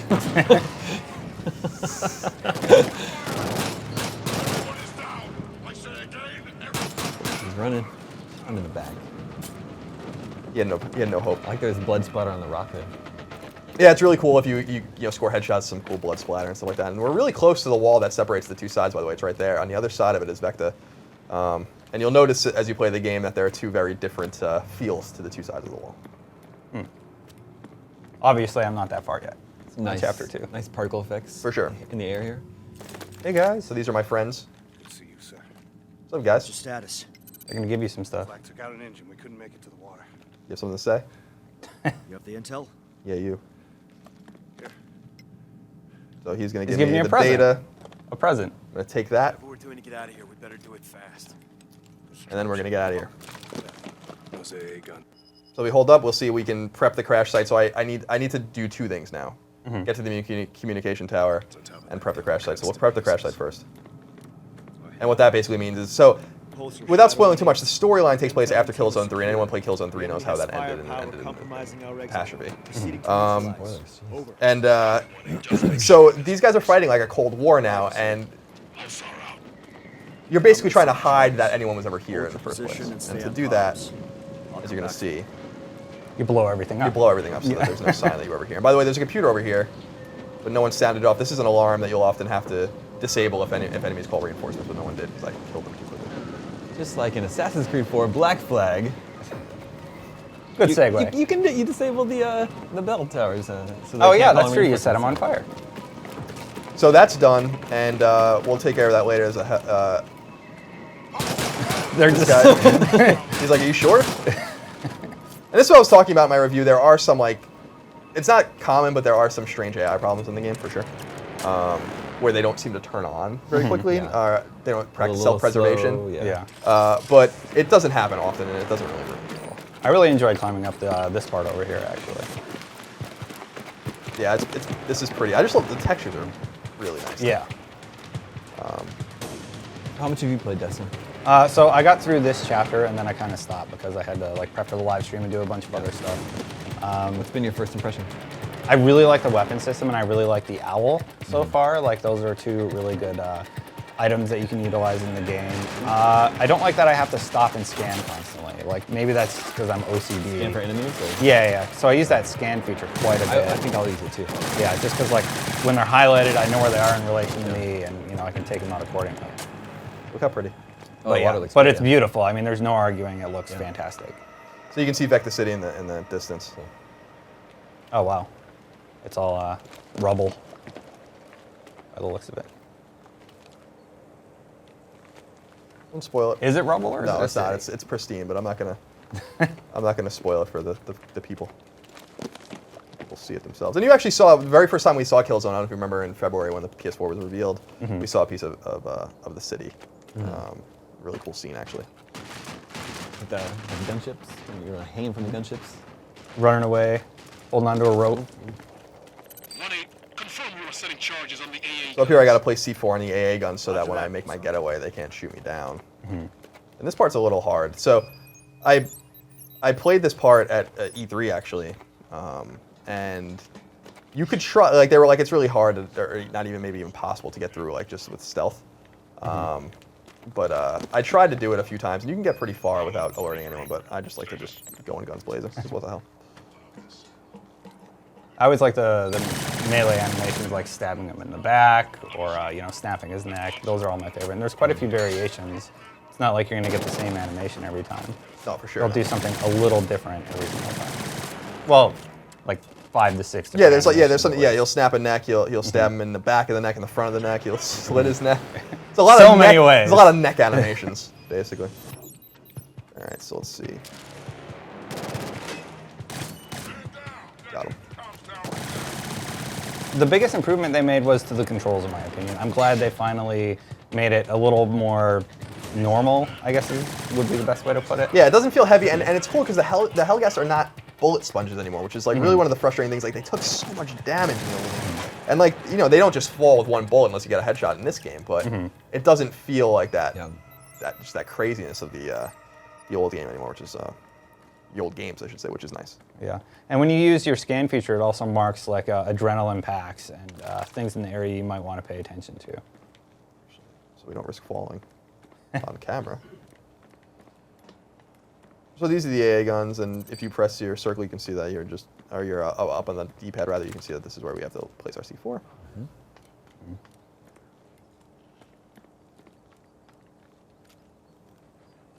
Pulsar 1-8, last charge. All right, so you've laid the C4. Now they're telling you to do something else. Yeah, we're basically now, it's actually kind of culminating now, and I want to explore. Did you explore this very thoroughly, this area, when you played? This area? No, I zip-lined all the way back to the next objective. I'm just wondering, because I think there might be a collectible in here somewhere, and maybe we can show people what that looks like. Because I actually think the production value on the collectibles is really high, but I'm not I know sure. there's a newspaper in the final area. Okay. For sure. I'm not sure. Yeah, I'm not sure if there is anything here. It's been a while. Anyway, I really like the collectibles. Usually they're there just to kind of keep you busy and let you replay and find things. Yeah, maybe we'll find one later. In this, the production value is actually really high. One of my favorite things in the game in terms of collectibles is using the audio logs, and the audio plays through your controller. So while you're, the audio logs are sometimes minutes long, and you can just continue to play, and it just plays through your speaker, and it's as if you're really listening to it, as you're walking through the territory or whatever. That's very cool. Yeah, which I think is neat. I think it might be too high to use the zipline. Yeah, I think I used it from the level below. One of these, yeah, I think you're right. Yeah, it's pretty neat to see the kind of range on the zip line. Just being able to go such a great distance. That. No texture popping, you know, none of that stuff. So I see the scopes of enemy snipers. Here, of course. Typical. Well, the Helgen have their cowards. Their weapons. Their crazy weapons. There he is. Send your owl after him. Oh no! That's your first death, right? No, that's my well. So I don't think the game counts. So it's cool is that like when you play the chapters, it'll tell you like the fewest times you died in a playthrough. And I don't think that if you use owl, it counts as the death. So let's see if we can actually get off on this guy. Yeah, disappear this time. And we'll pulse out and see if there's anyone else around us. I don't think there is, but I thought I saw another scope. Maybe not. Yeah, I thought there was another one. Guess you got him. There he is.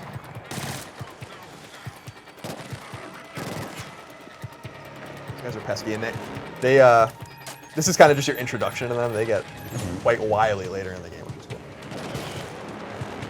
I can, so yeah, Oof. here. They do a lot of damage too. We got him that time. We have a Twitter question from Chris Dunham. Okay. How quickly did you adjust from using R1 and L1 for shooting and zooming using the triggers?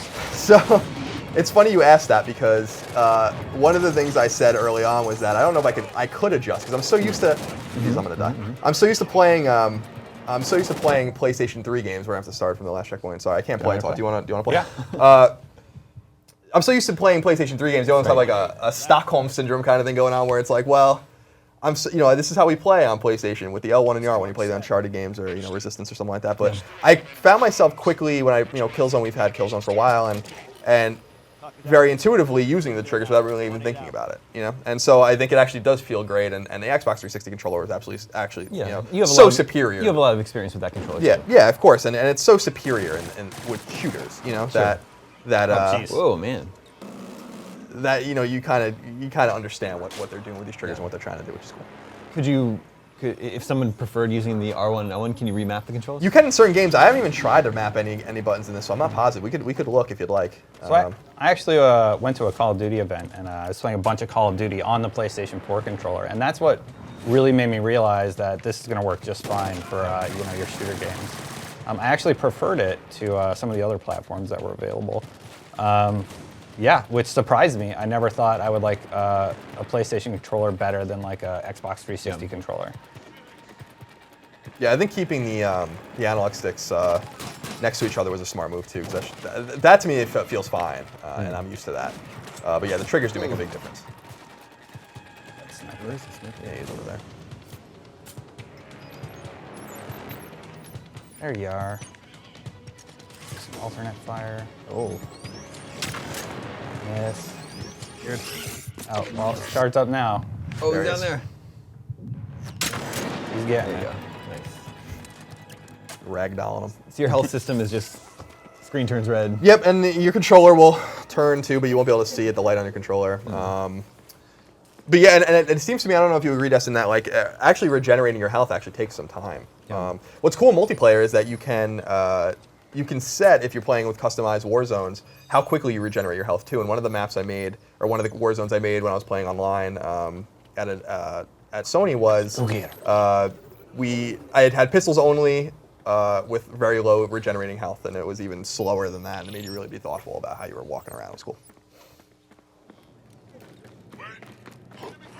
Let's see if I can do the double melee. Nope, it's too far away. Yeah, so there's a melee move that's difficult to, where you can stab a guy and then throw a knife at another guy nearby. Nice.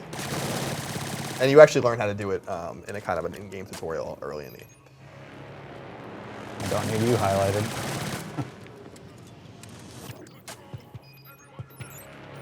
Yeah, so the owl for me came in really handy in these close quarter situations where I send him forward, he deals with that guy, and he just keeps him busy, and then I can run up and kind of do whatever I want.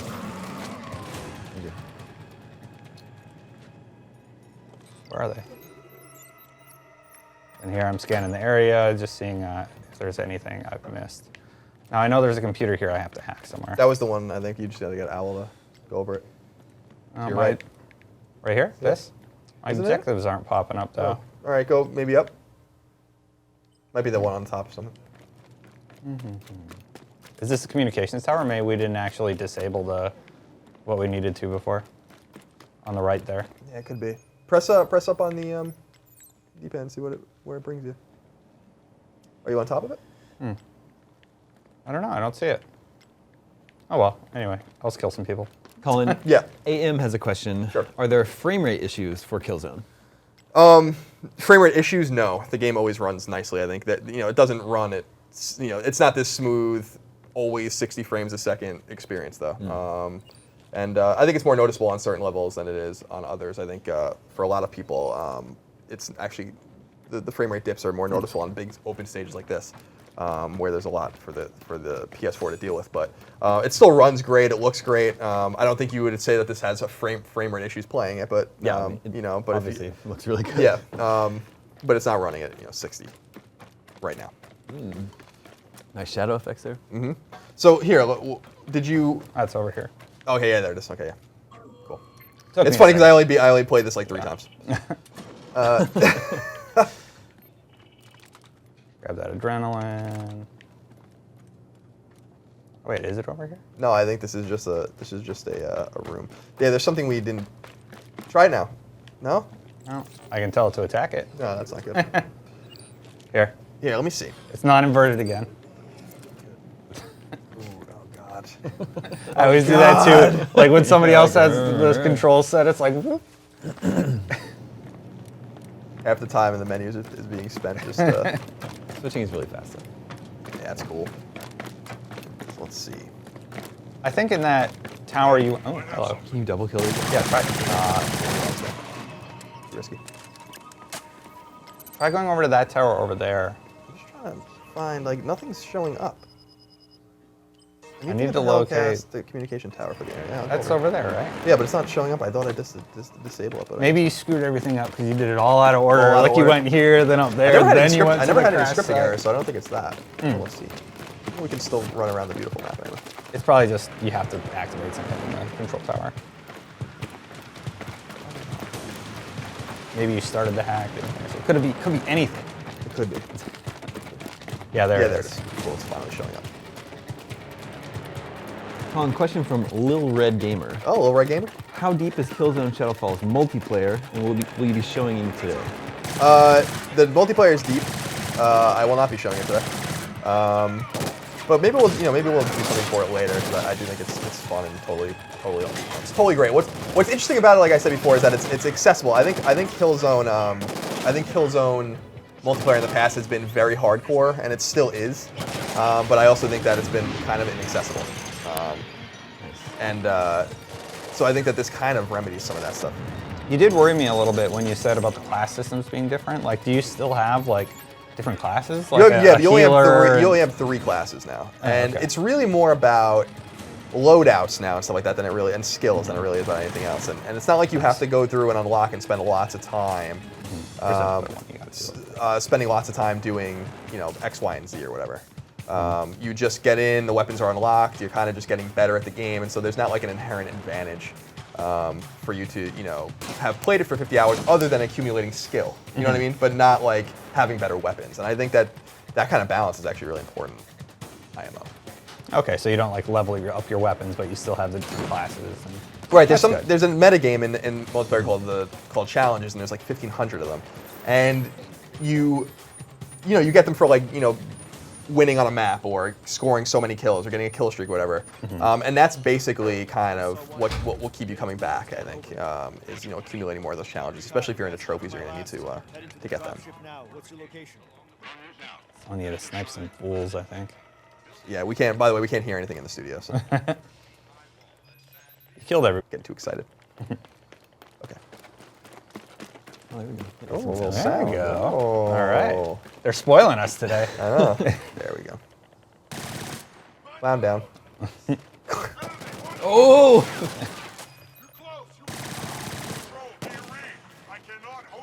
I noticed you don't use your owl that much. No. No? You really do need to use it later, but I mean, these.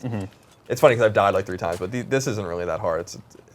It gets harder later. It's hard because I'm trying to think about what I'm going to say. So later, when there's like a million things going on, do you have to use it like constantly? Yeah, it behooves you to use it. I think if you're really good, you can probably. What I'll be interested to see is like if people will do like no owl run-throughs and stuff like that. Is there a trophy for that? No, there isn't. There's Lonely a trophy in Owl my trophy. heart, though. Yeah, Lonely Owl. That'd be funny.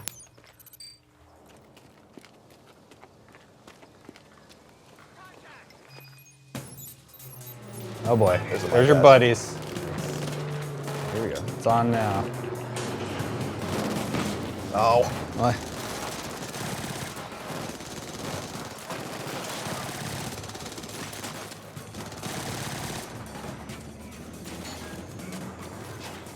So my friends that I rescued before are here to help. Just good. I'm going to pulse out so I can see everyone.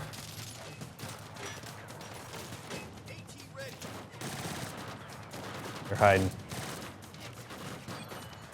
See, not practicing great self-preservation, but Yeah. that's good. I mean, you don't want to play a game where they're too smart. I would say. I don't know if that would be really fun. You got to balance fun with, you know, I like realism. I like feeling like a badass. Yeah, Take everyone exactly. out.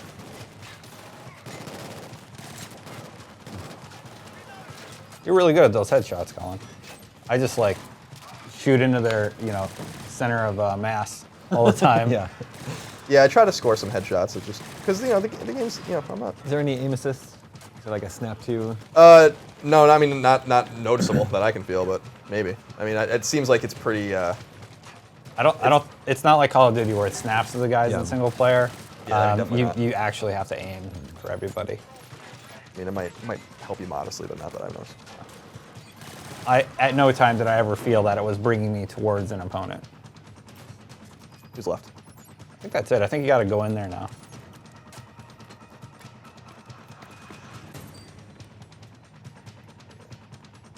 Everyone's gone. I just don't want to get snuck up on from behind here. Like that? Yep. He was a big guy. You can still melee the bigger enemies. Yeah, there's actually shielded enemies. It's funny. They look like Chimera when you do the pulse. From the resistance, of course. Yeah, you can. There are even shielded enemies that are actually quite pesky. You have to score headshots on them. They appear later in the game, and you can actually just run up to them and melee them, which is helpful. You can let your buddies deal with those while you go to the objective. Get your gunship going. I want to kill. This is kill zone. If you understand. Jump.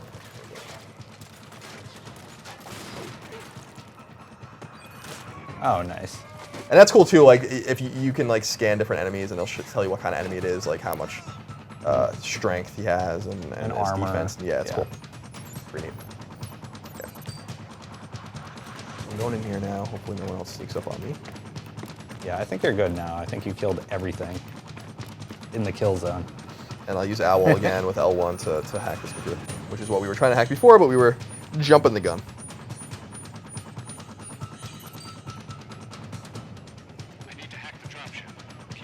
All right, so now our buddy's hacking the dropship, and he's telling you you to to protect him. There's going to be some dropships coming. Actually, now when I played through this, I stayed right here on the stairs, and I go down for cover when the gunships would come in. And what I had a lot of fun doing is, as soon as the next wave of enemies came in, I'd scan and I'd see them in the dropship. Then I'd just snipe as many as I could before they even got off of the I don't know, carrier. Yeah, ammo. You can take one of their weapons. Yeah, I don't really like their guns, but I guess I can do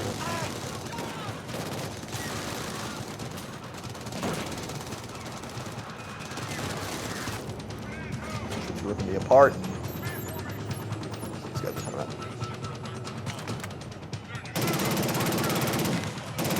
Yeah, group up. Yeah, right? Group up for us. Thank you. Everybody get together now. Well, I know you don't want to talk too much about story, but does this really have a lasting effect on canon of the Killzone universe? It's different because I think it's funny because it's not like an all-out war anymore. Like the war's over. So the game has like more subtle themes, like political themes, and like I said, like a lot of Cold War kind of themes, and you know, it's about. I don't want to get too into it, but you know, your character Lucas, it's about like how he's, you know, it's duty versus and honor versus like doing what's right. I think is like a lot of what the game is about, and how maybe the Vectans and the Helghast are just not that different, you know, from each other. You know, they have this long sordid history in the fiction of hating each other, going back a long time and going back, you know, different wars and invasions of each other's planets and stuff. maybe they're just kind of the same, looking for the same kind of thing. I think the story is different in that way. I think the story of Killzone Mercenary and Vita was, it wasn't the same, but it was trying to do something different, which was cool, which I appreciated. That guy felt funny. He just collapsed dropped him like a bag of potatoes. Did that guy fall out of the drop chair? Oh, I'm not good at this. I'm not good with the rope. He's a private first class. Well, you have killed like everybody else, so maybe they're getting bottom of the barrel, so to speak. Oh God! Jump over it. Gotta go. Get to the chopper. So now we'll use the C4 we planted all over the place to blow up the AA guns and the ship in the corner. Very pretty. Go out with a bang.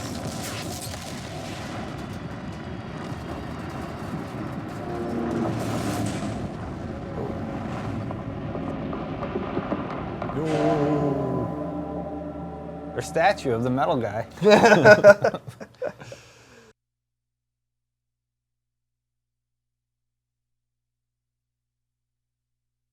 This is IGN's PS4 pre-launch party. I'm your host, Damon Hatfield. Colin Moriarty will be right back. Mitch Dyer is back. Yes, I was worried Colin was a ghost. Nope, he's not even here. Thank the maker. Mitch is going to play some Battlefield 4 for us right now. Yeah. I reviewed this game. What did you think of it? I thought the campaign, which we're playing now, was a little weak. Okay. Single player, mostly uninspired, lots of stuff you've seen before. Kind of an emotionless story that is torn between the small scale stuff with the characters that you're playing as and the big war. So it doesn't really give the game enough time to tell either story it wants to tell. So that kind of sucks. Multiplayer, however, is really great. We would love to show it to you, but we're playing on PS4. Servers aren't quite ready. And that is actually why the PS4 review is not live on IGN. We played a bunch of the campaign. We played a bunch of the multiplayer on PS4, but I was not comfortable publishing anything based on, not having played on real servers. Did you just pull the guy's dog tags off? Yeah. So it's like a tie into multiplayer. When you stab someone in multiplayer, you get their dog tag. Okay. Oh boy. So we're gonna play this for about a half hour, and then at the end of that half hour, viewers, we're going to give away a PlayStation 4. Oh dang. With a copy of Assassin's Creed 4. All you have to do to be automatically entered is tweet your questions, comments at IGN with hashtag PS4. Tore those dudes up. So this is the very first level of the game, and the reason I chose this one is because it's actually, it's really pretty. You got these big scenery here, but this is one of my favorite encounters in the entire campaign, which is a little alarming given that it's so early in the campaign. Oh man, how do I drive? Yeah, I can't remember how to drive. Just like real life. Oh. Don't judge me, Damon. All right, so we're gonna go down. So you can see there's this giant open space. Big battle here. This is one of the very few instances of open battle. Very Battlefield-esque area here. And that's why it's one of my favorites, because it's a lot like a great Battlefield multiplayer map.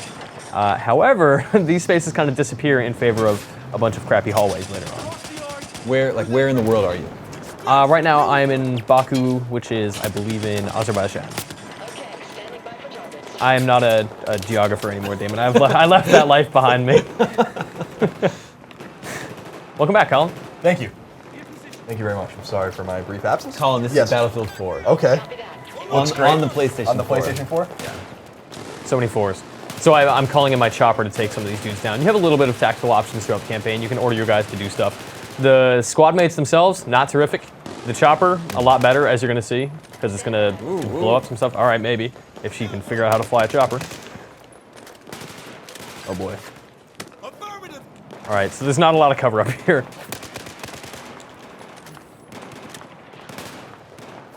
Lots of stuff in the environment. It's destructible too. Like the Frostbite 3 engine is actually really good about lots of stuff, right? Like that's gorgeous. Lots of destruction, lots of particles. And on next gen, it looks significantly better than it does on PS3 and Xbox 360. Good to see that exploding barrels have been carried over into the yeah. But now they look really cool. Colin, Beat Ito has a question here. Okay. Does the PS4 make you tingle in your pants? Oh, a little bit. A little bit, yeah. So just a little bit. A tiny tingle? Yeah, you can feel something. Something. A tiny tingle. I'm not really sure how to describe it. Oh, but no, I'm super happy with the PS4. I think you spent a lot of time with it now. I have. I spent a lot of time with it, and Oh man, I started pressing L1 and R1 to shoot guys, and that is not how you do that on a PlayStation 4. No, you gotta get used to it. You gotta get used to the new way. All right. That's all right. I don't know. I think we're gonna have to wait for some great games to come, and you know, like some more great games. I think Killzone's a great game. I think Resogun's a great game, but you know, like Infamous and the Order. So that's coming in February, right? right? Yep. And the Order's later in the year, and Drive Club will eventually come out, and hopefully we'll hear some new announcements real soon. I think a lot of the smaller games are fun, the third-party games. Maybe a year from now we'll be playing Destiny. Yes. Hopefully. Yeah. I'm actually not a huge online guy, but I'm actually looking forward to playing that. I'm looking forward to Titanfall as well, just because they seem so. Yeah. They seem so awesome. Yeah. Yeah, that game is really good. Oh boy. This gun's a nice little cheat. Oh boy. I'm in a bad way here. Mitch, how do the DualShock 4's triggers feel? They're great. I mean, I cannot go back to DualShock 3. I went back to play a little bit when I did the Battlefield 3 PS3 review, and it was impossible to go back. It just feels wrong, because now it feels so good, right? The triggers have that actual, like, they're angled, and you can pull down on them rather than push down on them. It feels more natural. Everything about the DualShock 4 is great. The sticks have so much more precision, which just makes it feel like DualShock 3 was okay at best. And now we have an actual legitimately great controller for first-person shooters for a PlayStation platform, and that's great. Do you like having the analog sticks level, not offset? I prefer offset, but I mean, having them farther apart on a PlayStation controller is great. That's what I've wanted for a long time, and I'm super glad to finally have that. My thumbs used to touch a lot. Yeah. And yeah. So, oh boy. So I know you've played, you played a lot of Battlefield. I know Yep. you played Killzone. Played Call of Duty. And you played Call of Duty. Yeah. So how do they, and I know you haven't reviewed it yet on PS4 because we haven't really gotten into the online Yes. environment yet, but in terms of campaigns or whatever, how do you think they stack up against one another if you were to buy one shooter or two shooters? I mean, you and I have very differing opinions about Killzone's campaign. You enjoyed it a lot more than I did. I was not a super big fan of anything it was doing, but... Of anything it was doing? No. Basically everything it was doing. Everything it was doing? Yeah, I thought it was one of the most standard generic campaigns I played, which I felt very similarly about Battlefield and Call of Duty. Both of them... Ghosts are you referring to? Or? Yes, sorry. All of them I feel like rely heavily on a lot of stuff that's been done better elsewhere before. Yes, all of them are very, very pretty, and oh boy, what was that? All right. Oh. And if that's all you want out of a shooter is like, oh, I would like a very pretty first-person shooter. I mean, Battlefield, I guess. I think the multiplayer is superb in Battlefield. I know there's a lot of discussion about whether or not Call of Duty is doing anything interesting. The Extinction stuff sounds really cool. I'm really excited to jump into that. Colin, how is Killzone's multiplayer? I haven't actually got the I really liked it. I mean, it keeps the war zones kind of thing going on, where with roving game modes and stuff. Yeah. But I like your whole ability to customize as you go. Yeah. You can like get really granular. This weapon's available, this weapon isn't. This class is available, this class isn't. Timing and health and lives and like I love that kind of stuff. And when I went to play it, I had a great time with it. I'm getting torn up, man. Oh boy. The thing about Killzone is it's like, and I'm not saying Battlefield and Call of Duty aren't, because there's friggin' hardcore communities about it, but Killzone has a hardcore community. Yeah. I'm like really interested, and it's a group of a couple million guys who that buy this game and will play it, and I'm wondering, is it going too much in a different direction for them? Because I really liked it more than say, my limited experience with Killzone 2, for instance. Sure, yeah. But there's only 3 character classes. Everything's unlocked from the get-go. It's really much more about skill than dedication to unlocking stuff. So it's a little bit different. We're gonna try and trick the game so I don't have to play through all of this again. We're gonna see if I can just blast through these dudes.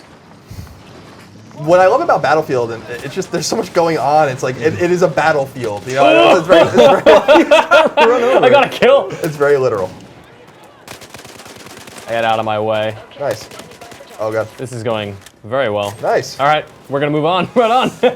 Mitch, Arthur Gonzalez asks, how big is the difference between Battlefield 4 on PS3 and PS4? It is significant. Visually, PS4 is absolutely in a league of its own compared to PS3.